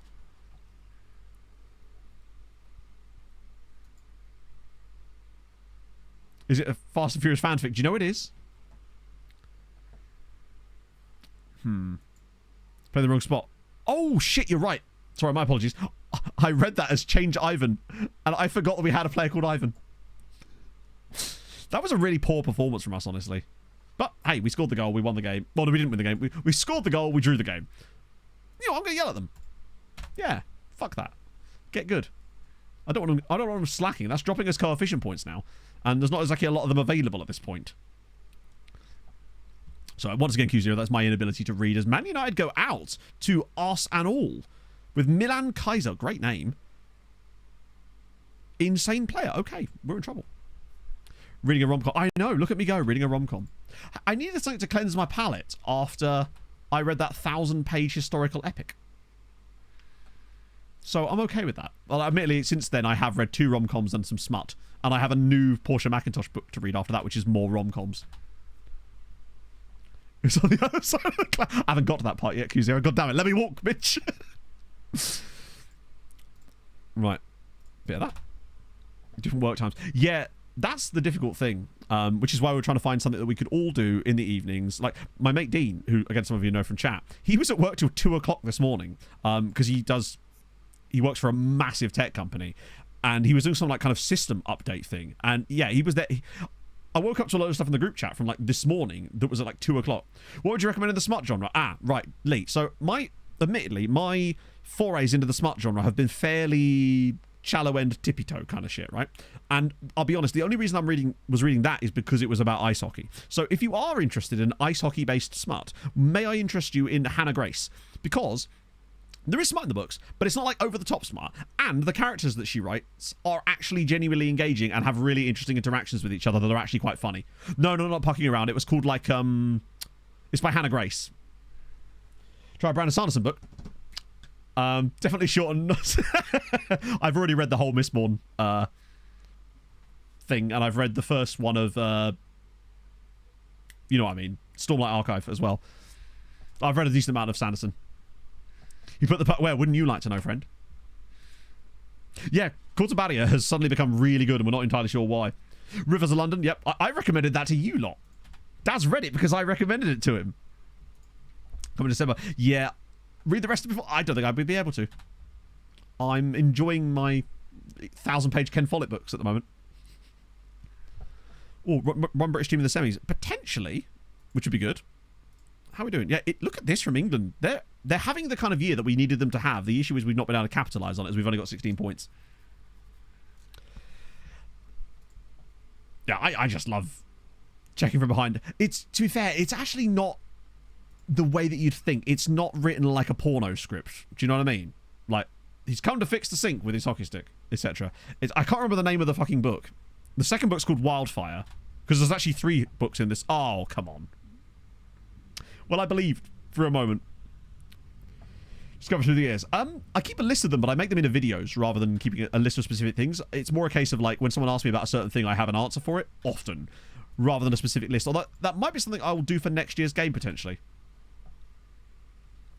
Kingsbridge. Yeah, it was Kingsbridge that I was reading. So I've read the first Kingsbridge novel, which was about 1,100 pages. I was listening to a lot of that on the way to and from King's Lynn when Pog was up there, and it is amazing. I've never been so invested in a book that's got so little happening up most of the time, right? But his just writing is so engaging, and every book I've read by him so far, I've enjoyed the shit. Like 2 of his books are in like my top 10 favorite books of all time, particularly Hornet's Flight. Ice Planet Barbarians. Now you're talking. I genuinely cannot remember the name of the Hockey Smut book. I know the second one is called Wildfire, and it's by Hannah Grace. So if you do want Hockey Smut, look it up. Because it's actually an alright book. Gloud Osho, thank you for the follow. Hope you're having a fabulous Thursday. Right, Midtjylland through, Rana through, Malmö. So this is an interesting set of teams actually in the Europa Conference League. It's a shame we don't have anyone in it. We're kind of out the race for coefficients on here as well, aren't we, really? I want to at least try and finish above Belgium, but I'm not entirely sure how possible that's going to be. Icebreaker, that's the one. Yes, it's called Icebreaker. It was very popular on TikTok, I believe. 2 minutes in the ball. Hopefully not 5 for fighting. Hockey season's back soon. I am excited. It's gone for too long. Don't appreciate it, NHL. What are you doing? Oh, that guy's keeping quite a lot of value, actually. Kukeji. How could you possibly make any more... Wow, he's 4-star CA now. Tell you what, Cho is definitely making an argument to start for us next year. Feels so wrong this year. Oh, I don't know. I think it's going to feel pretty fucking right. It depends if we can... Streak will be broken. Which streak? Boom. Oh, the Jaromir Jagr... Oh, the Phil Kessel. I thought you meant the Jaromir Jagr teammate streak. Maybe Phil Kessel will find a club. I don't know. Probably not, right? It's not like we've got any cap space for him. Most of ours is tied up on LTIR with Landy and, well, technically Nishushkin. Ena Venuto is actually still kind of usable, isn't he? UK TV rights to NHL? Christ, I think it's probably someone like Premier Sport, honestly. Let's put it that way. I'm not watching it on that. Oh, I am excited to go to a Guildford Flames game, though. Which is going to be sick. Oh, yeah. I was going to say, to be a fan of any club right now, Calgary's probably the one I would choose the least. Because there's some shit teams in the NHL at the moment, but most of the shit teams are building up again now. They've had their good draft picks and they're going again. Calgary are like, no, we're sandbagging the shit out of this now. Zenon, thank you for the 15 months. I'll see you later, Avia. Yeah, Calgary is like, I would not want to be a Calgary fan right now. Detroit Lions on ice. They are about to become the Detroit Lions on ice at this point. Because, I mean, they lost Markstrom. They seem to be just flogging their assets at this point, right? It's, yeah. I believe I am, yeah. Although now that you've said that, I'm not entirely sure if I am or not. The one I read was the one about Tom the Builder. Well, Tom the Builder is like one of the lead characters in it, along with Eliana. Yeah, I was going to say, the Lions are actually good these days, aren't they? The Everton Flames.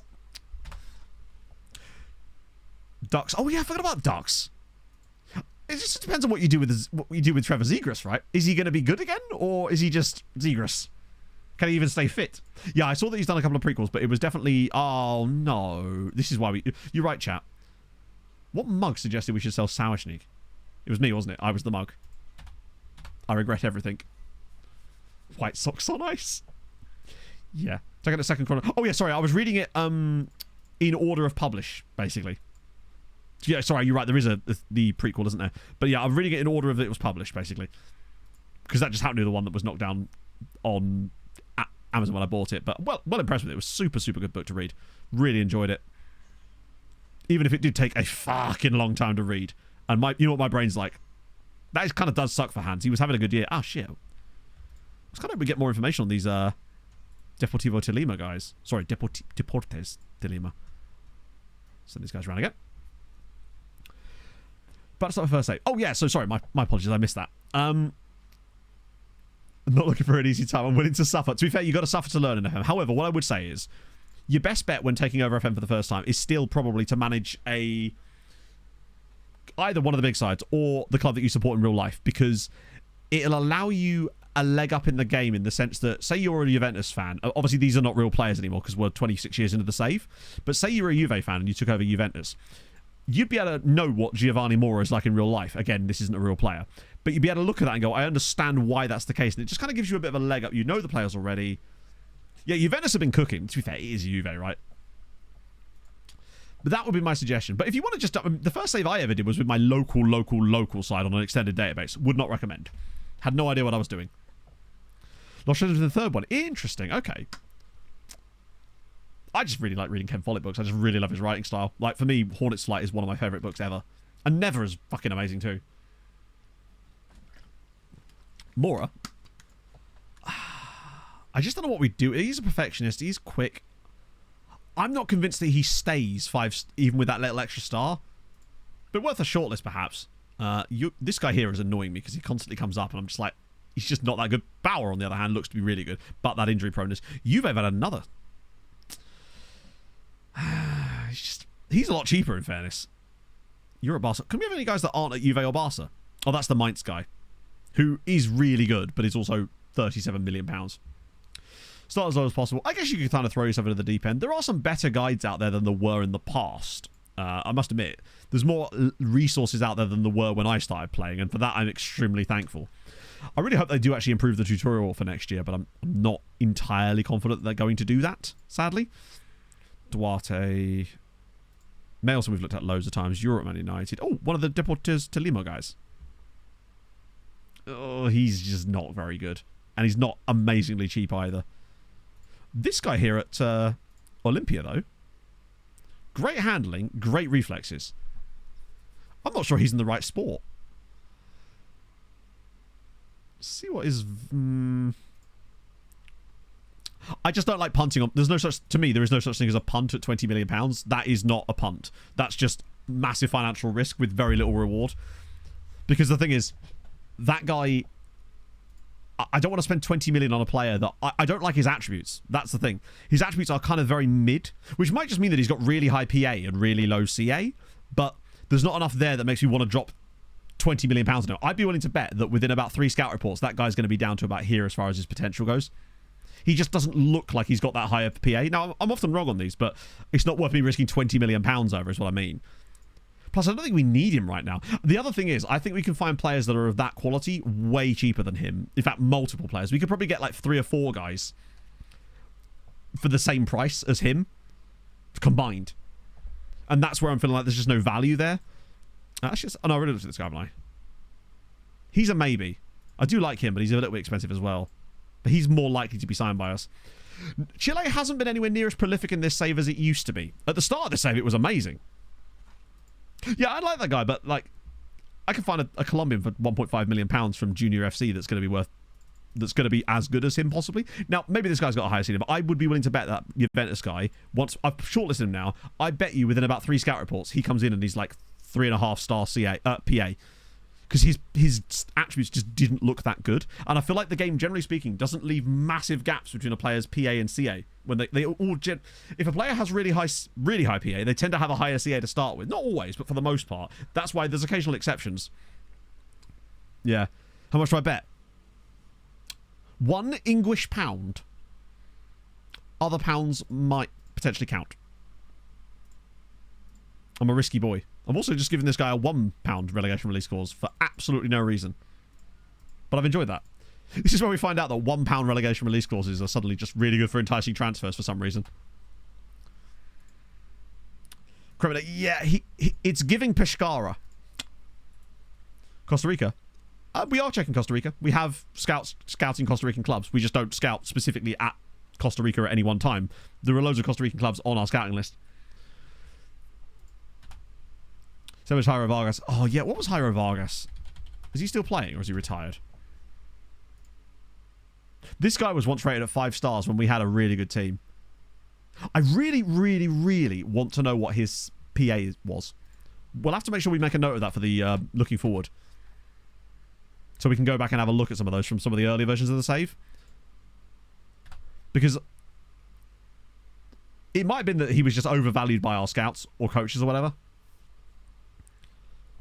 Or maybe he just didn't get the football in order to develop. He did spend a lot of time out on loan at clubs not playing. So maybe if I'd taken more time over him, perhaps we could have done something with him. But I think part of the reason I didn't was because we signed him at a time when we weren't playing a system with any wingers in it. And I've slowly become more winger-focused as things have gone on. It might be quite fun to build that version of the tactic that doesn't have the AM. But now is obviously not the time. We'll do it. Wait, did we just win the title without doing anything? Vida Zinha hails true club legend. And what a legend you are, Vida. It's a shame you didn't become a coach. I would have brought you into my welcoming bosom. That was our 22nd title as well. It's actually mad how much money we have at this club right now. It's great. We're in league competition. We're number 2 at the moment. Still a good 10 points behind England, but we are number 2 by a good margin. 11 points behind England now. God damn it, England.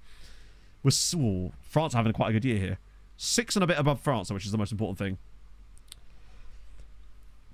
Better than him. How do you mean? But, like, yeah, I mean, the problem with Jairo Vargas, like I said, we couldn't play him because we didn't play a system with strikers. And when he was on loan, he just never seemed to go to clubs where he would play. And I just, yeah. All-time wings. I think the all-time record is 26, I believe. Right. And it's Arsenal in 4 days, so this is rotation. Do I want to put Tesco's Express through the middle? No, we've got Jethro Janga for that. Although I might play this system, though, to start Tesco... Oh, no, wait, what am I doing? To start Tesco's Express there, then start Jethro through the middle. Hey, Robbie, how's it going, man? Wood... I don't mind the old Wood as a Volante thing that my assistant keeps trying to pull out of his arse randomly. That'll have to do. That should be enough to be able to beat Hibernians, even though Ben Wood has 0 match sharpness. Apparently Pereira's used... I don't know why he does that. I'm not sure what it considers your youth prospects, and I don't believe there's a way that you can tell it either. It's really odd. Like, bear in mind, Pereira and Reynoso are the same age, and they have the same squad status as well, so it's really weird that he only ever considers Pereira a youth prospect when he's 26, by the way. Olympic football rules? Maybe, yeah. Younger players are happy, but he's 26 now. Lahobi does love a missed penalty. God, seriously. I'm so glad I decided to sign Teixeira in the end. He has had a season. 14 goals and 17 assists in 17 starts. That is incredible. He has been next level good for us. He's worth £137 million. Janny wants improved if Hajado went. Oh yeah, that is not happening. Particularly as you've got an extension clause, which I am now going to trigger. He is him. He is him. He's the guy that... I don't know if you were in that really long transfer stream I did last week. He was the guy... At the very end of it, chat tried to convince me to spend 33 million on a left winger. Bear in mind, we don't have a left winger in our team. And bear in mind, they were like, oh, you could play him as a striker. I'm like... We'd already signed 4 strikers that summer as well, who were like first team level. Sort of. And in the end, I woke up the next day and went, do you know what? What is fun and why am I not having it? So I decided to just sign him anyway for £33.5 million. And he's been amazing this year. We've built an inverted version of the tactic that he can play in. And he's become goated. He started 17 games. He's got 14 goals and 17 assists. 17 assists. He's unhinged. And I love it for him. He's just so good. And only wins. I suspect they did, yes. Yeah, they've won every game, in fact. Plus 110 goal difference. Remarkably not got the top score. How do you do that? Scored 119, but apparently by like 119 different dudes. Can he play Cam 2? No. He can only play left winger and sort of striker. He can't play in the centre. Not that it matters if he can't play in the centre, because we have so much depth in the centre, it's unreal. So I've just been having to switch the tactic around quite a lot at various moments.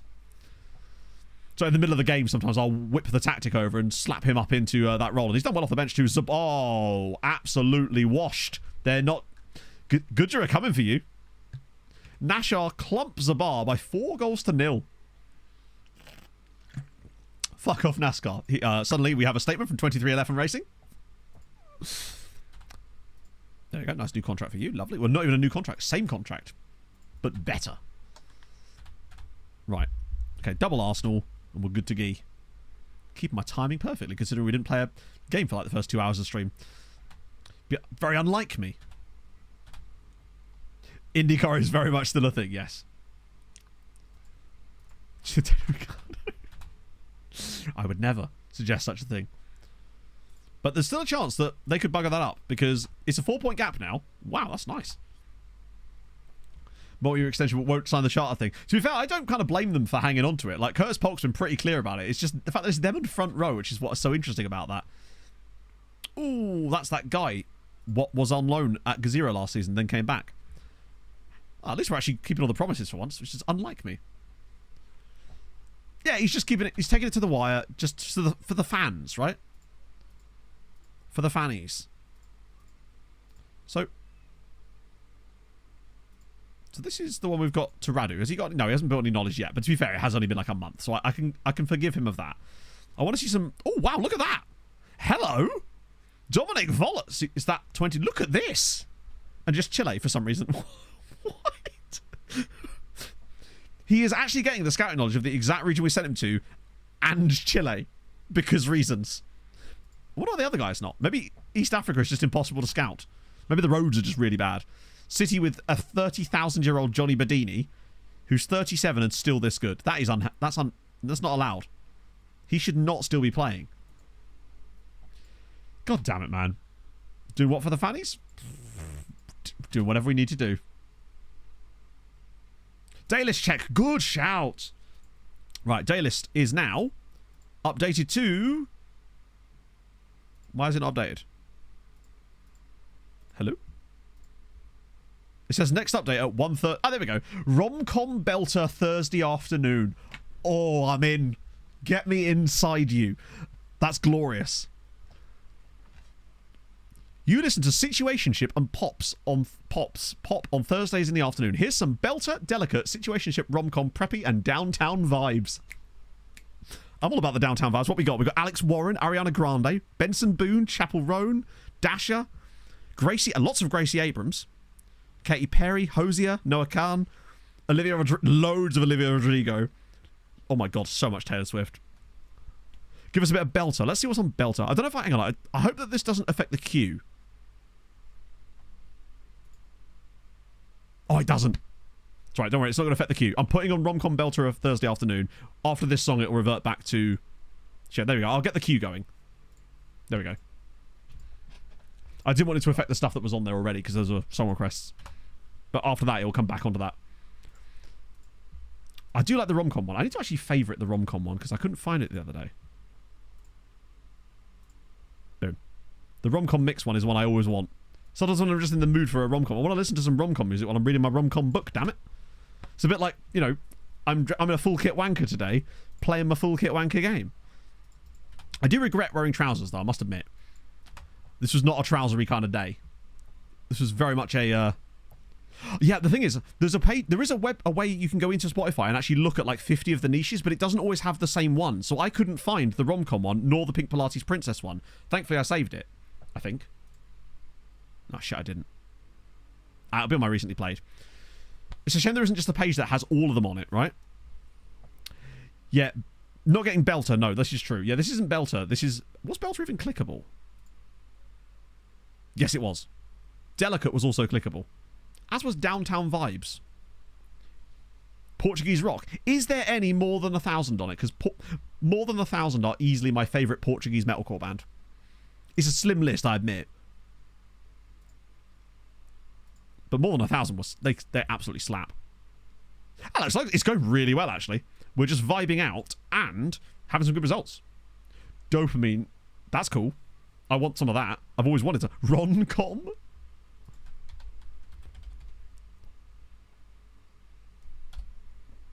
How are you, Slugs? Reese Carr des John Terry. For some reason.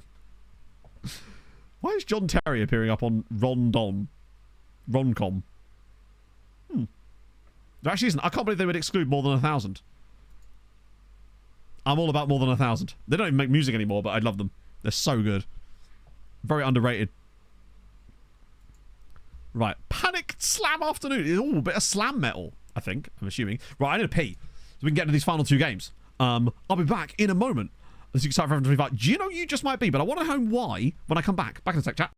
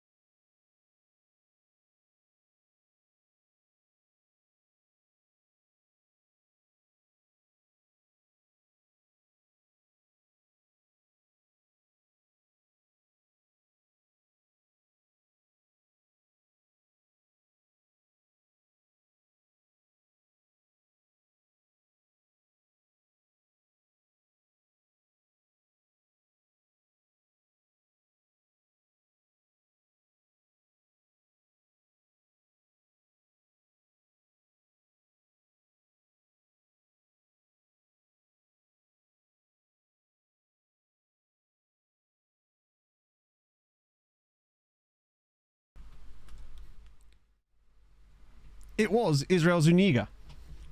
That was a fun one. I thought I found a really fun one to catch you guys out, but it turns out I'd already done him. Brand new. I think that this is the thing. Hadrian and I were talking about this before stream today, actually, about how even if it is a broken, buggy mess with loads of exploits in it, it's going to create havoc for people that like creating chaos. And it just so happens that Hadrian and I happen to be two of those people. So there's a lot of options there. Also, what a song to come back into. That was amazing. I haven't listened to it. This is Swedish House Mafia, right? Yeah. Oh, this is what I was talking about earlier when I saw this era of like your EDM stuff. I was in about it. Ah, perfect. It's going to be great for us. I'm accepting ship show and hoping that I can still make content about it, basically. But I am genuinely worried, right? Because if it's crap and I can make really weird content about it that creates all sorts of mess, that's fine and that's fun and I'll probably get views on it, right? But I'm worried from a player standpoint because I want people to enjoy the game, you know? See you there, Jack. Nah, there's got to be a pre-game editor. They already said that, right? Surely, I think. Just want to see. We haven't played Arsenal for ages. It's quite a fun team. Let me guess. 6'1". Nah, he's good, actually. He's really good. That's the same guy, Matt. Oh, they've got the guy that was keeping our boy out. He's not the tallest. That was a pretty boring opening of the can there, wasn't it? I must admit.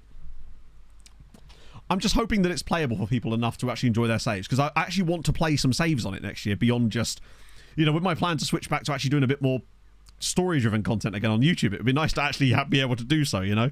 I want to be able to do Blue Star with it. I want to be able to do that not the top 50 thing. I want to be able to do my Fulham women's save.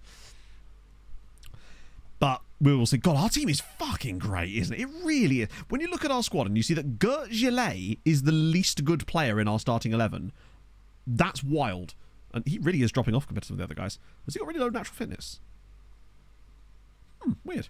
And Padilla, obviously, is just starting to lose a lot of this now. Right. Let's go. This is the second time in a row that we're playing the home game first, which is a little worrying. Particularly if Pereira doesn't turn up. I'm good, Ralph. How are you, friend?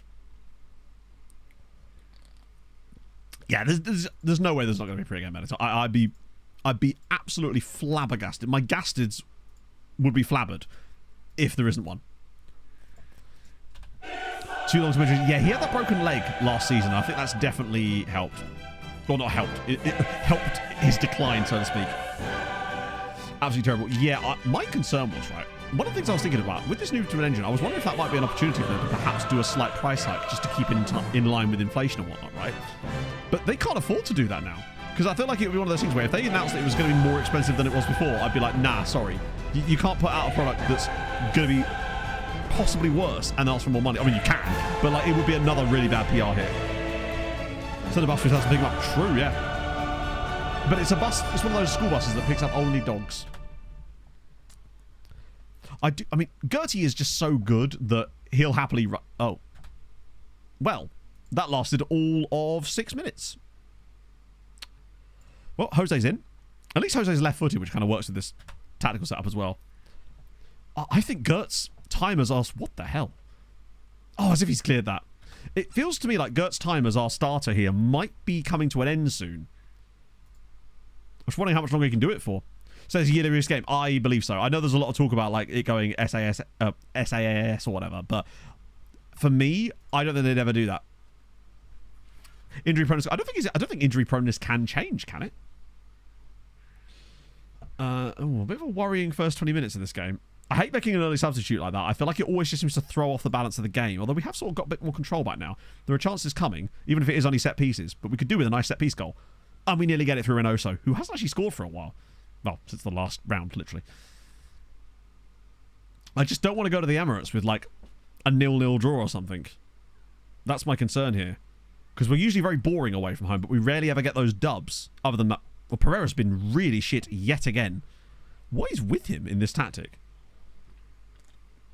He's been genuinely really poor in the big games for much of Europe this season. I know he got that good game against Atletico. That was his only real standout performance in Europe this year for me. Oh, come on. What is this? This is... Just to clarify, Arsenal are about to score their first shot of the game or are about to concede a penalty in stoppage time in the first half here. This is where we go out of Europe, isn't it? Oh, hello. Maybe not. Okay. Do you know what? It's a long highlight, though, which means there's almost certainly a goal coming off the end of this now. But it might be for us, potentially. We might be about to go coast to coast. All the way from goalkeeper. Come on, let's have this. This is where Pereira's like, I've taken this personally, and I'm now going to do something good. No, it's not going to be. It's going to be Babasi with a Reynoso back post header, isn't he? Come on! Sirens 1. Arsenal 0. Reynoso equals his best ever goal tally, and Fouad just pulls out another beauty of a cross. He's just... I think the best trick here is just to ignore Pereira entirely. But basically, he's like, look, clearly, bruv, you're not going to do anything, so I'm just going to do it by myself. I'm honestly wondering if we switch it at half-time. Get to Jeddah on at half-time. Because Reynoso is just doing nothing. It's a risk, I realise, but honestly, 1-0 is good, but I'm not fancying what Pereira's up to today. It ain't happening. Ready the Tesco's, yeah.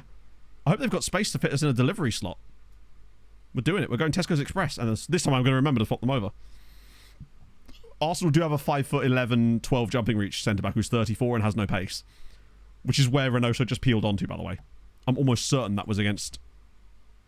Oh, no. Actually, weirdly, it was the other guy that he out-jumped there. He is, yes. I actually noticed that. We noticed that. When did we notice the Stefan Sessegnon thing? Or was that because Stefan Sessegnon was at Sirens last year in real life or something? Something like that. On stupid amounts of money. Wait, oh yeah, I forgot they've got Valmir. For the time being, anyway. This is where Tesco's Express is no better than... Tell you what, so far he's actually been just as bad.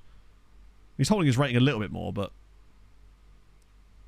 Yeah, he was on an insane value, which there's no way that was real. Like, in terms of real life, anyway. Right, what do we even do here? Padilla's been poor as well. But, like, am I really going to bring on Hajarowan? Maybe I am. Maybe he's that level of good now that I can actually bring him into these games and not feel too bad about it. We can't even bring on our boy. The rest of the team is... I can't even bring on Crompton now. I might have to just... That might be my roll of the dice. We've just not quite been at the races. But I'd take a 1-0, but a 1-0 would be a real problem. But would it... Because I honestly prefer Hajarowan, right? I just prefer him as a player right now.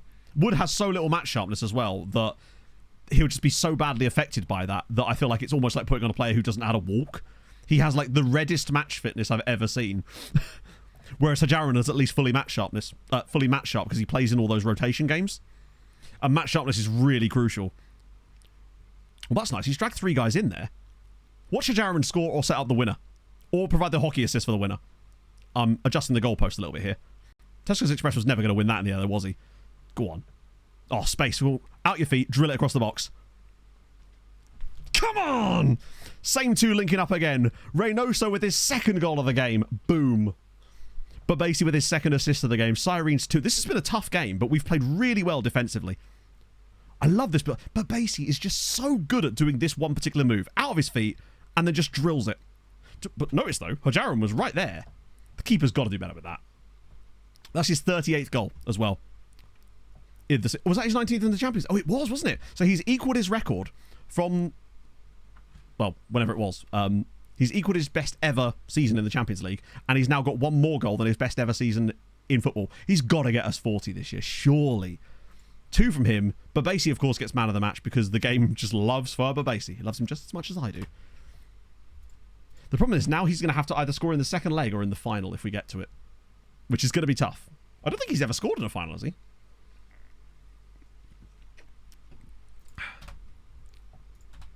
It's a minor injury, but basically he's had to really sort of catch up a little bit as far as defensive his stats go. He's up to 13 assists. He does have 7 assists in the Champions League, though, which is incredibly impressive. He must be the top assister, right?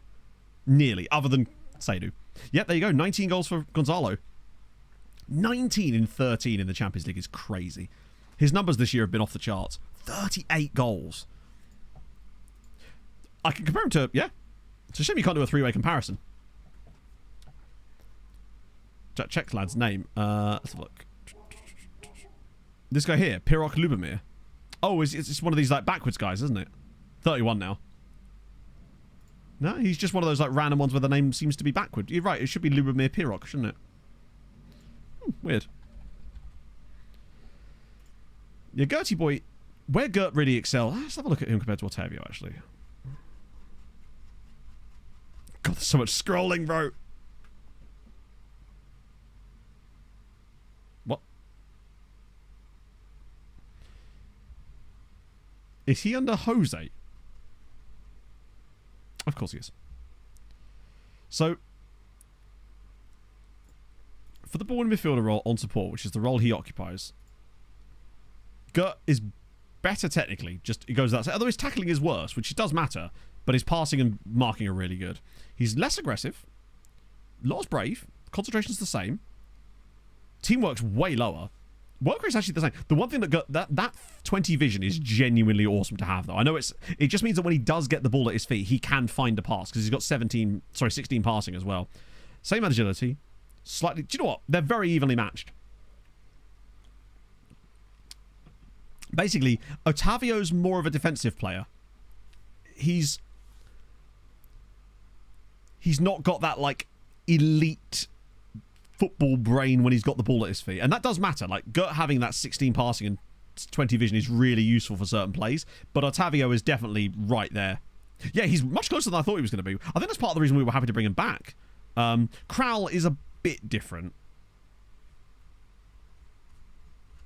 because Kral is a slightly more like branched out player. Though actually, so tackling not as good. Technically, he's pretty solid though. Got a good cross on him as well if he needs it. He's very aggressive. Concentration is actually slightly better. The teamwork is the thing that really costs Kral. Us playing that role anyway. Gulazzo, thank you for the 8 months. How was your day, friend? Yeah, that's the thing, and it's a shame we can't have both, but obviously we can't have room for them all with the way that we play. Gert's definitely right there, but put it this way. I no longer feel like, oh god, how are we ever going to replace him? Because it feels like actually he's not stupidly difficult to replace. Yeah, if Kral had a bit better work rate and less crossing, because who cares, right? Then I think he'd be great. But the reason we signed Kral after all was so that he could be... Oh, Spurs lose at home to Nice. Also, great name. Leighton Fizakli. Superb name. Not doing so well for them, though. Ooh, Anderlecht under 18s. Go on. Any overpriced Belgians for me? You know you want to. Oh, you do want to. And he's called Kenny Schumacher.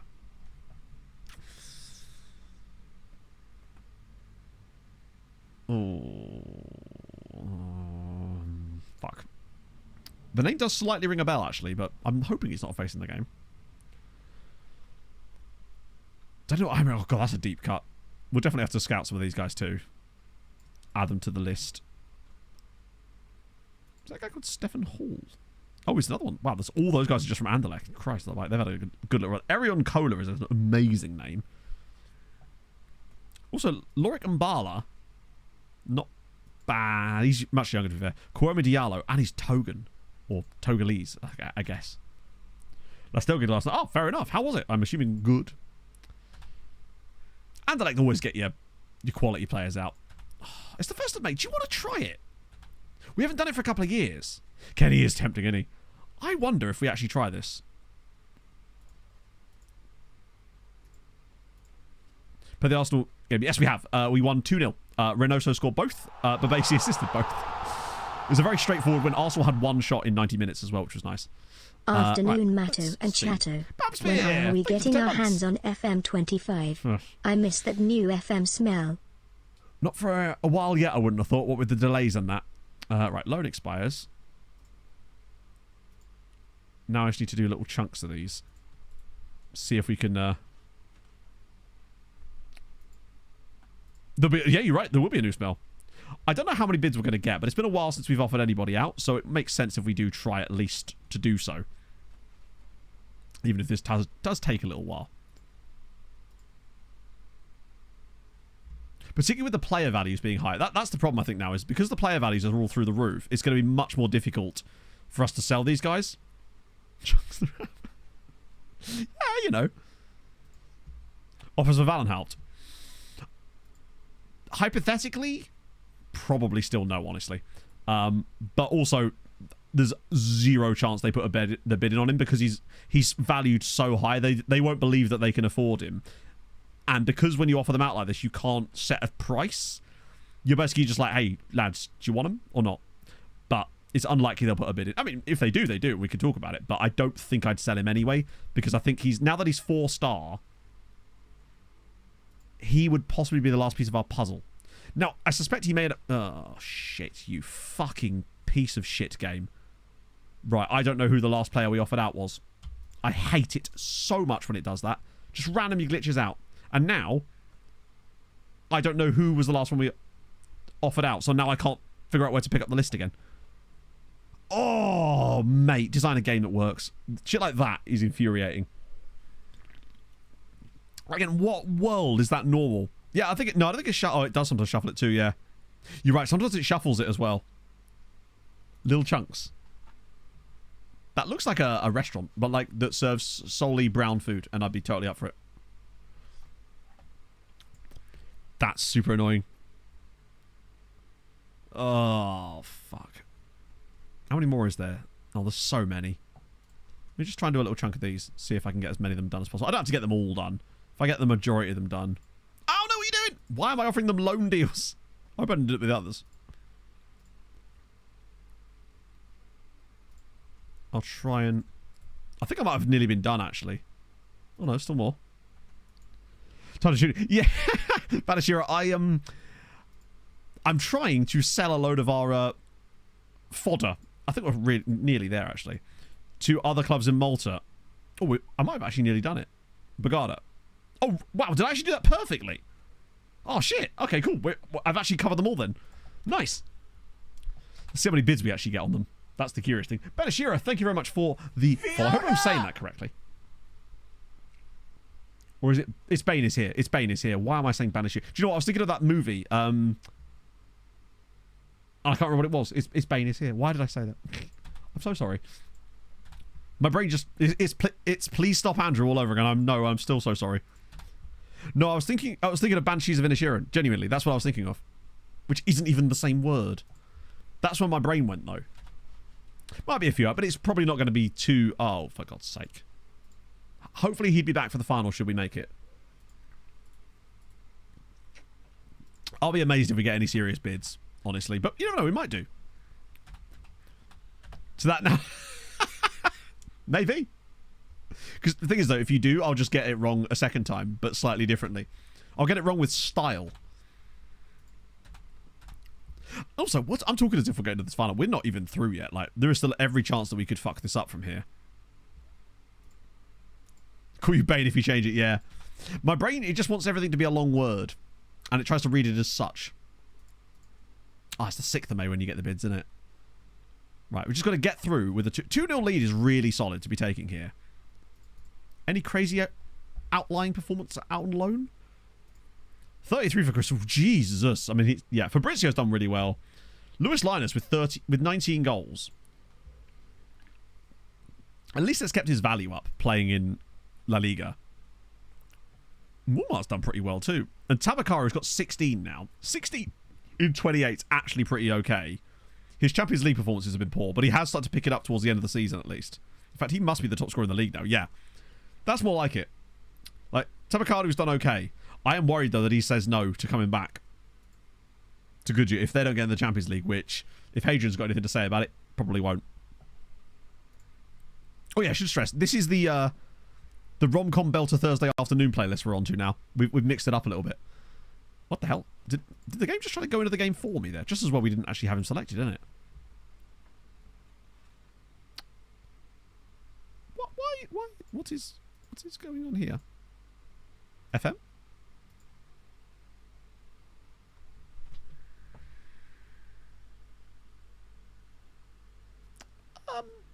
Hi. SecondYellowCard. Question. What the fuck's going on? Wouldn't you not want... probably do better there. Well, they won't do better if all their players come back. Because if they don't get in the Champions League, a lot of their players might decide to not stay at the club. And thus them dropping down could be worse. Also, the expense...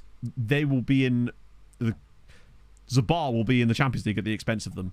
And it means that we'll have a much, in theory, worse team in the Champions League. However, Zabar have done well, so you never know. Right, so it's just a bit weird and confusing. I've never seen that happen before.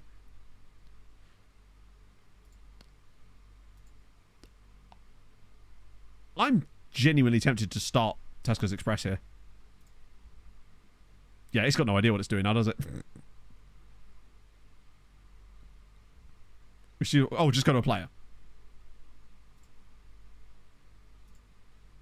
There we go. That was weird. It was making my head feel funny. Touch low over your crowd. Ooh, don't tempt me. Yeah, I'm going to start Tesco's Express here. I think he's earned the ability to start here with how bad Pereira's been in Europe this season. And I just really like him. This feels like Tate McRae or something. Oh no, it's Dasher. For a bench role. Yeah, I think that's just their general ability, right? Okay. That's about as strong a team as we're literally able to field right now. I do want to make sure, though, that the bench is set up differently. Because I noticed that we were missing a couple of players that I would have rather brought on. Oh, no, we've got them all this time. Cool. Right, let's go. Oh, yeah, it's not an issue with the skin. Trust me. I never blame the skin. My logic to usually when I see a bug in the skin is that it's probably a bug that's been brought forward from the game. I have full trust in Saz. Why does that badge look blurry there? Oh, yeah, it was Zimmer I was looking for before, right, wasn't it? Yeah. Right. Come on.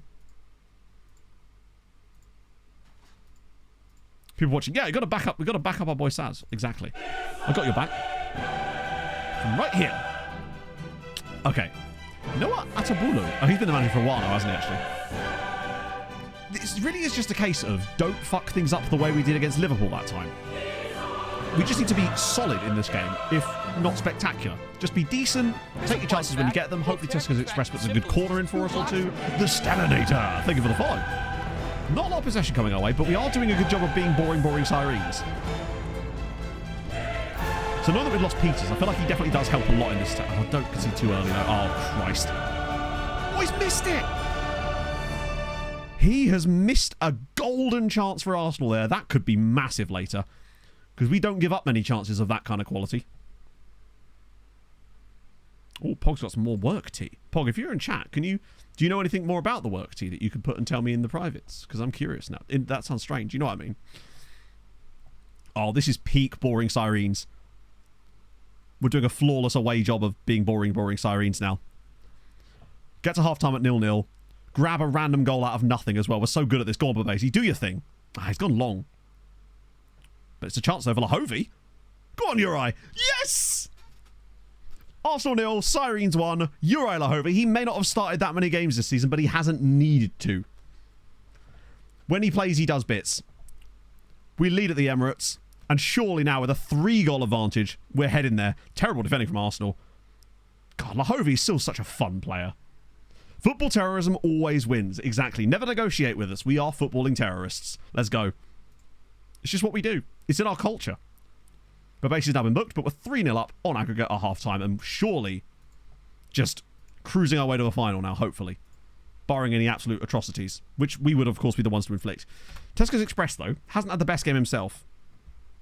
But I'm willing to put my faith in him, because he's still done better than Pereira had done at this point in the last game, and we were playing better as well. Ooh, FM. They were. I mean, in a way, you could argue that they very much are, because they were luring sailors to the rocks. I would argue that is in itself an act of terror. Oh, for fuck's sake.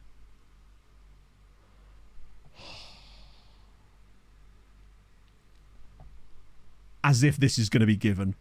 Bloody hell. Watch this be the beginning of some serious FM cheese. Right. Come on, Bjork. Bjork against Castillo. And he saved it! Oh my goodness me. Justice.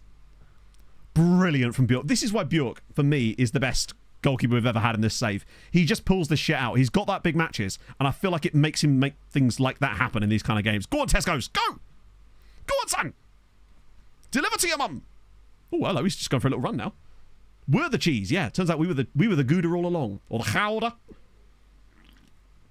Wait, are we actually going to turn this into a goal ourselves? Lahovi. It's got bodies in the box, you know. Oh my god, I thought we were actually going to score off of their penalty miss. That would have been extremely funny. We had Nathaniel Musu. I know, and you've answered your own question there, and you should feel silly about it.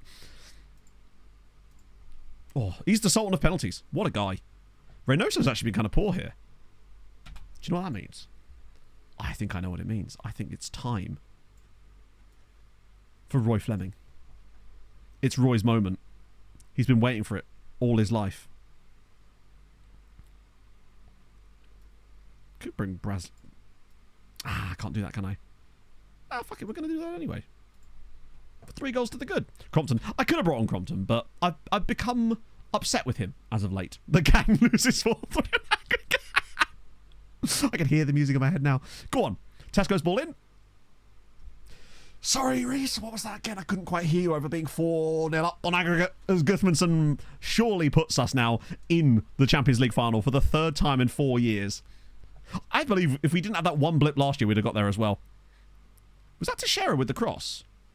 It was. Tesco's Express with another assist. Beautiful. Nice little Champions League final on Sunday. Good times. Oh, go on, Laji.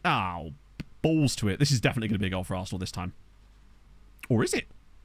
Tesco's Express doing... Roy. Okay, so part of being a footballer is where you run, sometimes at or around the ball. Roy Fleming's on the Discord. I could play it. Oh, shit. Oh, what a save! Someone is having none of it. It should be there if you scroll up. I'm certain of it. The Roy Fleming song. You should be able to search. I don't know if you can search when you... I think you can search, right?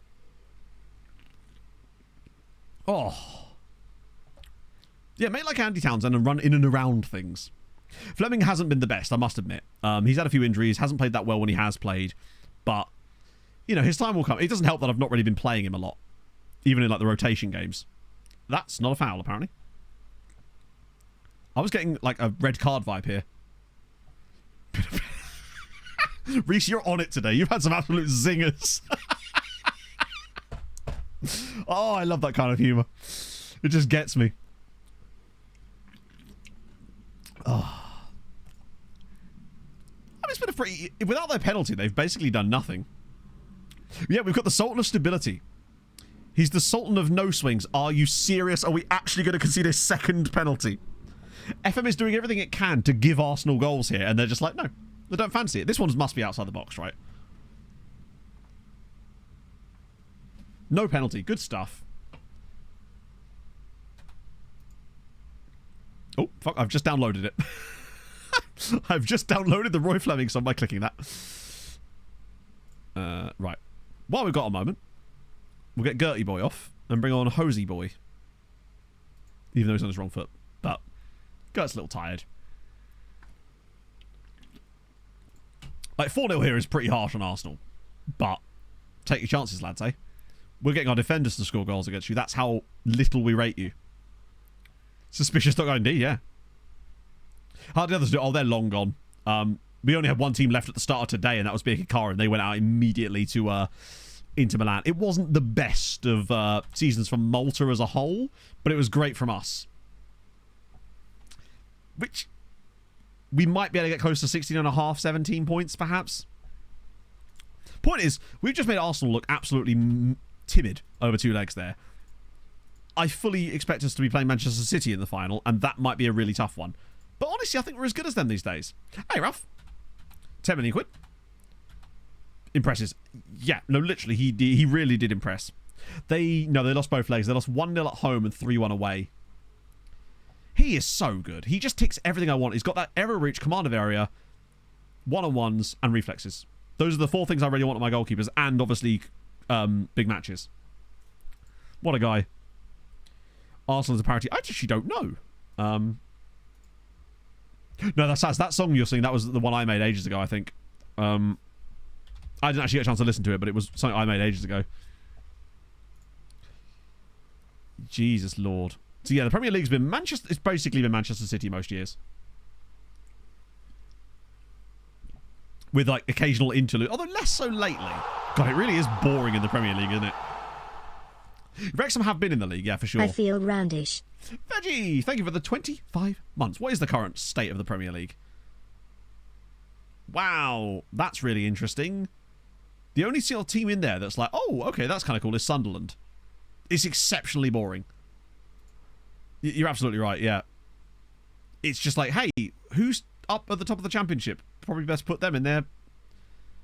How many teams in there that are in this league here that aren't currently in the Premier League at the start of this save? Burnley, technically Leicester, Luton actually are. There's literally only 3 teams in the Premier League here that aren't in the Premier League at the start of the save. It's just there's so little variety, man. Makes me sad. But we're through, and I'm less sad because of that. Was Southampton in there? Not Burnley. Oh, you're right. Yes, of course, yeah. Burnley do start in it, don't they? Yep, my bad. So it's still 3 either way. I don't acknowledge Southampton. Until they start playing football, I don't acknowledge Southampton. Do you know my fixtures? Oh, that is weird, actually, yeah. Reduce the variance. A little bit, but also the variance is just reduced in general. I've noticed the variance has been coming down and down and down in recent years. Do you acknowledge France? I'm sorry, what's that?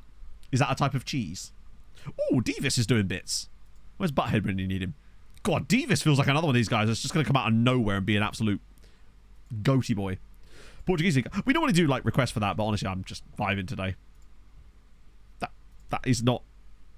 I don't know if it's still called Liga NOS in here, honestly. No, it's not. I'm just going to type in Portugal. It's just easier. Oh, it's literally that. So, F's in chat for Sporting. They've not won a title now in 22 years. It's been a tough time. At times, they've not even been number 3. They and Braga have kind of just battled it out. God, I remember at one point when Sporting were actually quite good in this save. Or were they? Oh, that was Benfica. There. It's not gone ideal for them, has it? I always remember it being Liga NOS. Oh, there I ruined it's really funny. Oh, wait, are they actually bidding on our players? No shot. Okay. Well, I'll say him half price. Go on, lads. He's yours. Enjoy. We're actually getting some legit bids here. That's fine. I can't really halve that any more than that. 1.3 million. Wait, where did you get that kind of money?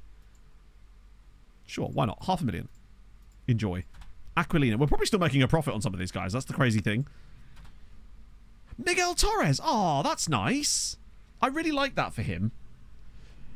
Tactic and player roles. Well, I suppose I didn't see that. No, but isn't there like only a limited number of tactics and player roles you can really have, right? 2.7 million seems fair for Miguel Torres. Jonathan? I can probably cut you down to like 250k. And Mateus. Whoa! Yeah, you're good, but you're not worth that. Okay, lads. I'll give you him for 5 million. Maybe 6, because the board might kick off otherwise. It's still a great deal, but... Oh, Jesus. No, Hammer and stop it. This is a brilliant deal for us, because he was a guy I brought into... I'll give you him for 5 million. If they get El Badwari, that's brilliant. Okay, so we got a few players now, which is not bad.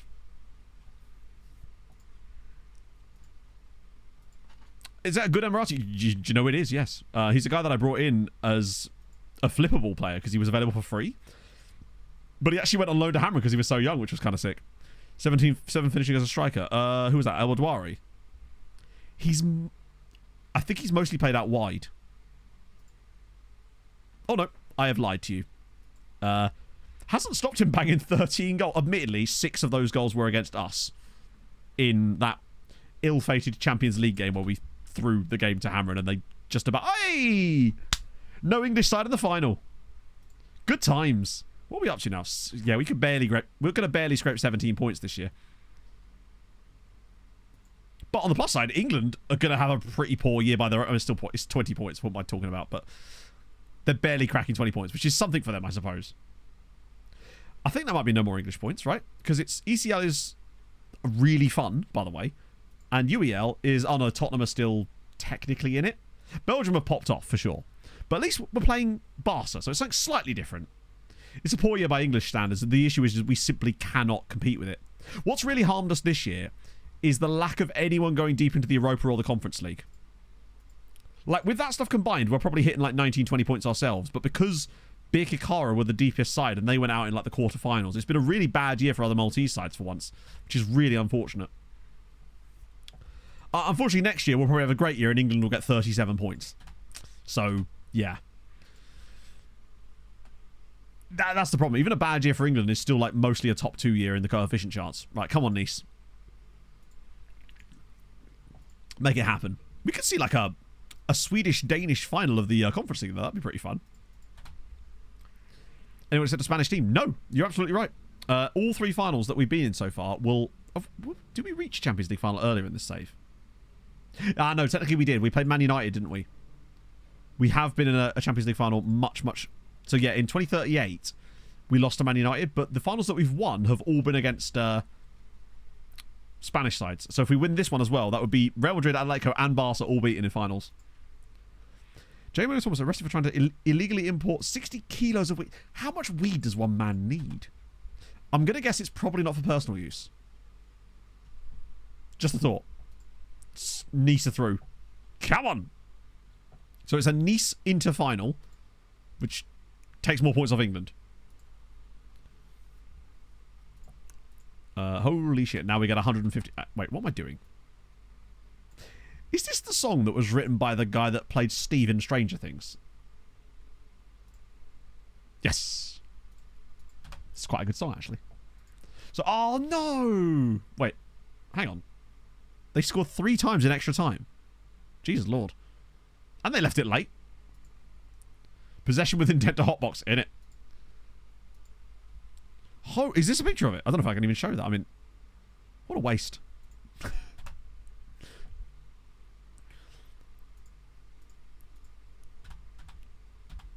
Now it's just a chance, I guess, for he's rejected the contract. You stupid bitch. I'm sorry. Who do you think you are, Yelkin? Couple of bags of chalk. Yeah, now you've seen it. Oh, wait, really? You've turned them down? Oh, okay. Cool. Enjoy not playing for us. I hate when they do that. At least El Badwari's gone. What do they do with it? Have a bloody lovely time, I'm guessing. It's a bit like the early goal thing from earlier, Hadrian. Leave it in his will and wanted to distribute to his mates. There you go. I want to make friends with him all of a sudden. Let's see.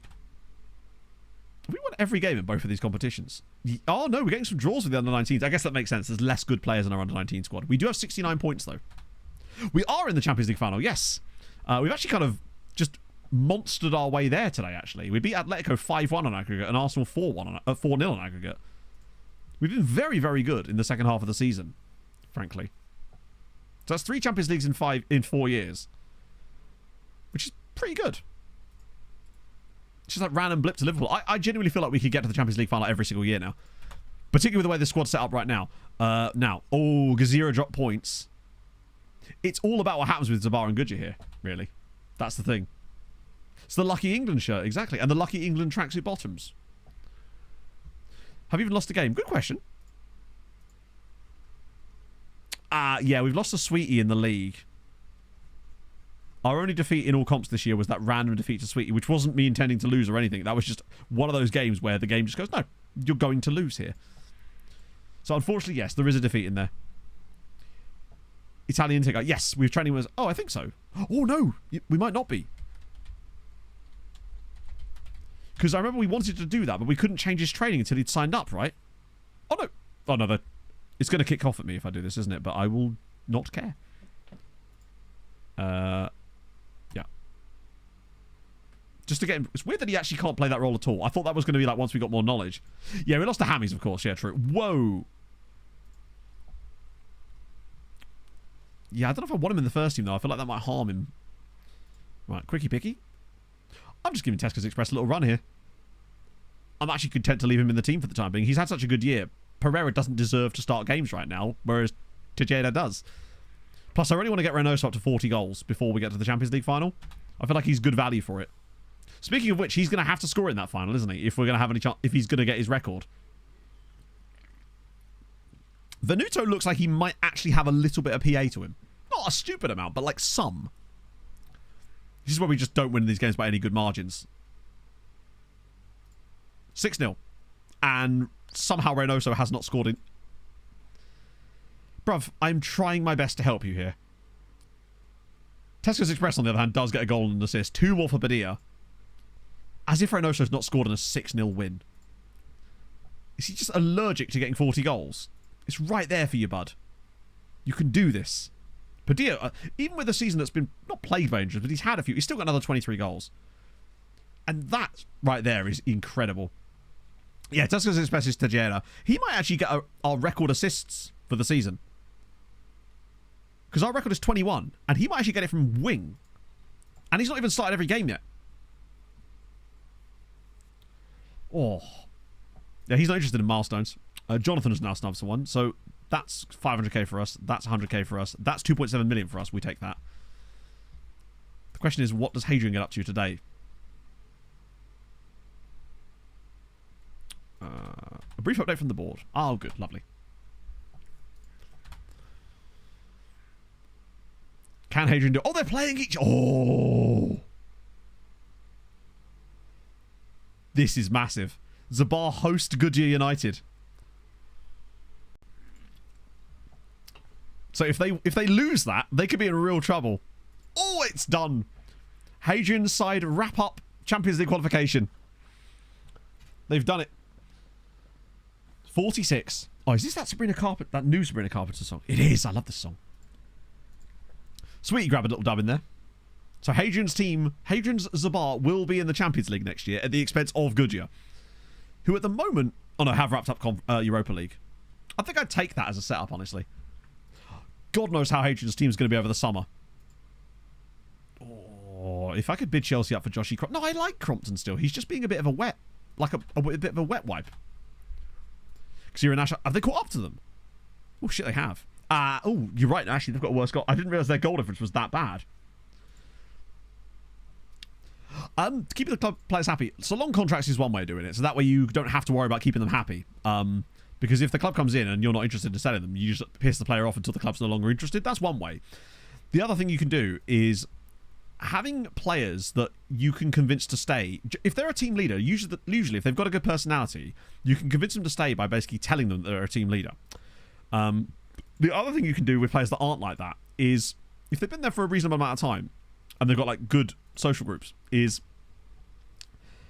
you can deliberately piss off a player that is you can convince to stay really easily. So like stall all the offers and then wait until one is coming that you know is going to upset the player, but it's a guy that you know you can upset and convince him to stay. So for me it was always Padilla. Then with a player that you know that you can't ask them about their squad status, you can basically say to them, oh well, Padilla was happy to stay, and often if they like him they'll be willing to stay. The other thing you can do is when the bids come in, I always used to stall the bids or reject them, but I would stall them because I thought that it gave me more time and it stopped the more bids coming in. What I've now been doing is ignoring the bids entirely until the game forces me to deal with it, and I've noticed that by ignoring the bids instead of stalling them, it seems to give the player less chance to complain about it when you cancel the bid. For whatever reason, they seem to complain way less.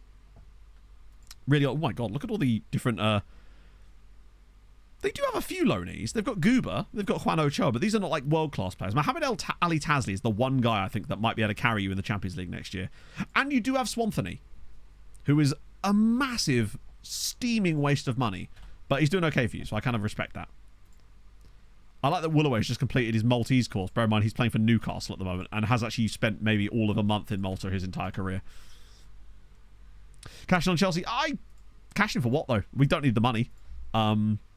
If we sell him, we have no one to back up Pereira in that squad, really. I mean, obviously, we've got the other side of things, but I like Crompton. He's only 22 years old. I don't want to send him to Chelsea and then have him play against us in the Champions League for the next 5 years, right? I'm happy to keep Crompton here as the backup player. I mean, I maybe could be persuaded to think differently were Chelsea to offer me £150 million, but at £40 million, our transfer budget right now is £307 million. So we just don't need the money. We are so flushed with cash, it's actually crazy. We can sleep on a bed of money and still have room to wipe our bums with it. You know? Not while we're in the bed, of course. That would be unseemly. Mateus Salto? Okay. Oh yeah, we've got a different playlist, James. We're rocking a playlist now called Romcom Belter Thursday Afternoon, and I'm vibing it. Wait, there was an A-rated guy at Zaragoza. Was it a recruitment focus? Oh, yeah. £18 million release clause, though. Oh, feck. I'm surprised he can walk.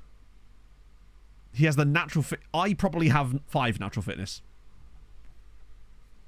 I think we're all out of some requests now. I think they've all gone through. He is Santi Cazorla. Yeah, I was hoping it might be one of those really cheap ones. What was the song? Even if I did know what the song request was, I probably wouldn't be able to remember if it played. It would have done, I presume. Young Ardo. Ardo? Den Haag, Matt. Come on. Don't be silly. There's a few slightly goodish players in here. I want to see if that Juventus guy comes back around again with a lower PA, just so I can be vindicated. I live for vindication. Oh shit, that's a lot of players who were extensively scouted here. Shit. Oh, he's so good, isn't he? Actually, is he? Pace is good, acceleration's not. Really good mentals, solid technicals. Crossing's okay. Actually, crossing's decent. Driven personality. Short. That worries me slightly. I don't think he's actually as good as that. You're £38 million. Oh, who are you? Hello, Vladimir Ulreich. What do you do? I'm a winger. I'm a what? He's just pure... Look at this! No, you're absolutely right, but this guy's agility is. And he's 18. And he's a winger. Of all the kinds of wingers. I don't think I've ever seen a player that's comfortable on both wings. Completely fluid. On both wing positions, on both wings as well. And he's cheap. No, he has no idea what the centre of the field is. I'm surprised he doesn't have runs with ball down left, runs with ball down right. Hugs line. Oh, mate. Even cheaper. 500 grand. Superb. Yeah, like you say, a bit of ball control on him. I might shortlist Schumacher, though. I want to keep an eye on Schumacher. You're hideously overpriced. You are as well. You're not, interestingly.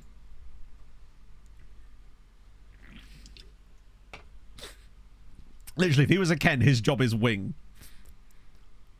Doesn't matter which wing, his job is wing. Ewan Gibson. He could be... Ooh, oh, no. Ferdy's positions. Which one's Ferdy? You have to let me know who Ferdy is. Like, which player... Or did I already... Wait, I'm now very confused as to who Ferdy is. We've lost a lot of good players here. I don't think this is actually a very good batch. I think this is a lot of middle of the road type of crap that gets thrown in here. Let's just see if there's any ones we could immediately exclude from this. Oh, Kevin Doyle's not good. No, I want to look at Kevin Doyle. Cariolo. If it's a real player, he's not going to be in the save. He's just... He's okay. I'm just worried that I wouldn't want to spend that kind of money on him. He does have 2 Northern Ireland caps. None of these guys are really jumping out about me being like, okay, well, I'll take that back. Frank de Moulin kind of is. He's kind of fun. 19. He'd be great for the loan farm. So these guys like this that I love signing. Bit expensive. Bought from Fenerbahce. Oh, I literally don't know. I once couldn't name a single La Liga player when put on the spot. Let's remember who we're talking to here. Yeah, of the Moulin Rouge. Will he be a prostitute? Will he have TB? Find out next time on Building a Nation with Sirens of Malta. There's Dejan Panic. And I know it's Panic, but come on. Maybe won't put... Well, there you go. Yeah, there's always an option for that. I don't know if people will actually have that much value, though. He's only 16. I'm not convinced by most of these guys. Yeah, no, I have to get Frank, of course, in order to... You're very cheap. What about Nuro Okeke? Nah, I can see why you're cheap. Oh, yeah, I know who you mean. The Belgian guy. But I'm not convinced it'll actually be worth that much when he's here, because the game might not value his attributes the way that I do. It doesn't love him like I do, you know? It should do, and it's a travesty that it doesn't. Can't single dance who's been executed. You hate to see it. Take him to the Red Bull Mill. Wait, there's a guy Shalawa who was 35 grand. Was he good? Hang on, the guy was called Dixon. Weirdly cheap players. Yeah, sometimes weirdly cheap. Yeah, I know. It's just it's a question of time sometimes. Songs of the players. It sounds like it should be, right? Who was that? There was a song that was similar to that, wasn't there? 3-1. Reynoso gets his 39th. He's done what the Premier League couldn't and get the 39th. I definitely want Ulrich, though. He's really good. And it's called Vladimir Ulrich. He sounds not Slovakian, honestly, but... And he's getting cappies too, isn't he? There's just no way bro isn't getting them. Ah, bro's already getting them. Boom, lovely. This is true. Zarate, we definitely got our comeuppance with that one. That was the cup win. So, what was it? The Charleroi guy. Whenever I forget how to spell it, I always just write Charlie Roy. And you're nearly there. That's their first team, isn't it? Who was it? It wasn't Ben Salem, was it? He was quite expensive. Was it Lulanti? Oh, it was Lulanti. Oh, he's just so very mid. He's just, like, aggressively mediocre. Is the next game our final game of the season? Have I timed it perfectly once more? Am I just unstoppable? At least with those guys, I want them to have a little bit about them, because the way I'm looking at it is they're probably not going to develop very much. So, wait. Oh, in the cup. Wait, is that every game? Oh no, I think the only goal we conceded in the cup was literally in the final. Yep. The first goal we conceded in the cup was literally Hamren's goal in the 45th minute. Oh, I'm eminently stoppable. All you need to stop me is to, like, mildly distract me with something fun. You know? That's all it takes for me. I'm easily distracted. Yeah, that is just Barca. Sick. The cup without conceding. I mean, I didn't realise it was a goal until today, but it is now, yes. I'm on board. Oh, Jethro, no, don't start being a silly boy. That was never going to work. Right, what can I do? Yes! I've got to... Hopefully Gonzalo Reynoso stays in perfect form for the rest of his career, and I can always say that. Pretty much, Reece, yeah. That or naming old footballers, or getting me to talk about hockey, or NASCAR, or any of my interests, really. Pretty much. Or a thing Pog did one time, you know? Nigel Quasi, watch out. Food talk. Oh, I do like a bit of food talk as well, you know me. Pog's working late tonight, so we're getting Mackey's on the way back, which is going to be fire. I've actually had it since I came back from Liverpool. Which means my garlic bread dippers are no longer there, and that makes me sad. Hadrian lives in the shade. He was born in the shade. Oh, we're playing the final at the Stadio Olimpico. So that's Rome, isn't it? Yes, I've been there. Wait, who's that? Oh, Cortege is getting called up. Monopoly. Oh, is McDonald's Monopoly back? Oh, cool. I've never won anything at all, other than, like, we won some free vegetables once. Garlic bread to garlic dread in it. I can't believe they took them away. Those garlic bread dippers they did for the last couple of months at McDonald's were absolute fire. And I am gutted they're gone. Particularly as they've also taken with it the white chocolate raspberry McFlurry. It was like a pack of vegetables, genuinely. I never wanted the good shit, is what I'm saying. Right. I'm going for the same exact lineup again without Tesco's Express in it. Whoa. Maybe we should play the other lineup. Just give Tesco's a little rest. And maybe we'll start Otavio instead. Just to make sure we got some options here. I could totally see Padilla being out for 9 weeks in this game and me regretting it immensely. Right, just as well Hadrian's already wrapped up Europe because he's playing us here and he's about to get an absolute stompy womping. Let's go.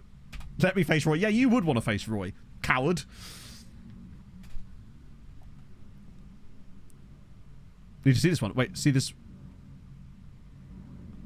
Only Chasing Safety is my favourite album about being 70. Hey! There you go. What do you think of that, Hadrian, eh?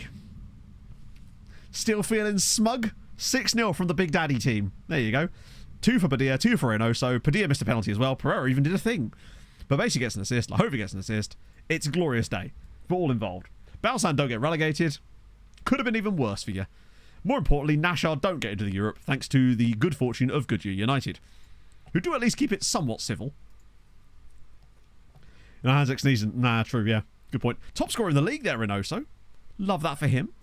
So now he's got 41 in all comps. Love to see it. Big fan of that. Tavakadu, though, pleased with him as well. That's perfection. Padilla was glorious.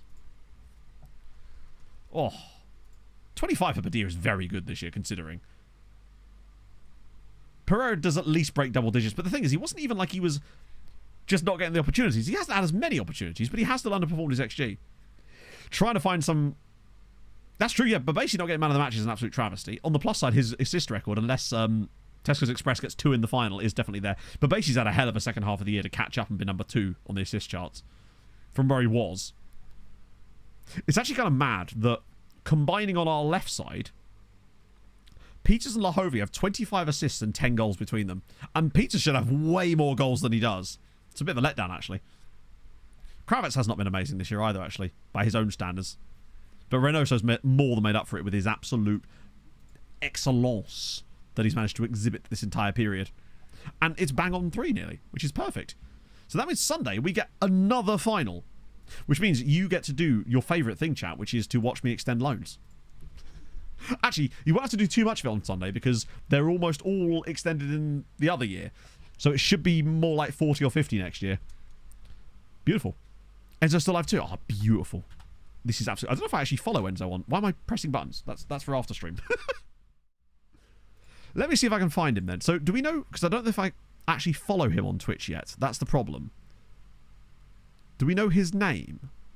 Like his Twitch name? Enzo F9. Okay, cool. Let me find his stream first. If I could spell raid. What is he actually streaming? Oh, there he is. Beautiful. Right, yeah, we're gonna raid into someone doing something a little bit different. But this is Enzo, who was the South African winner at the FIFA E World Cup. I will see lovely people on... Let me just actually press the right button first. That would help. Yes. I am going to have a nice couple of days, and I'll see you lovely people on Sunday. Yeah, pretty much. Recap for that. Get to work on some Vadu stuff. I will see. This has been a really fun stream. The vibes have been tremendous today, and I have you to thank for that. But also me. Where's my credit? But thank you so much for all those gifted subs earlier as well, chat. That was incredibly kind of you. Stella Nature, thank you for the 5 bits on our way out as well. I don't know how to say thank you anymore than I already have because it's just incredibly kind of you, friends. So let's be really nice to Enzo. Ask him what his favourite flag is. He's going to say South Africa, of course he is.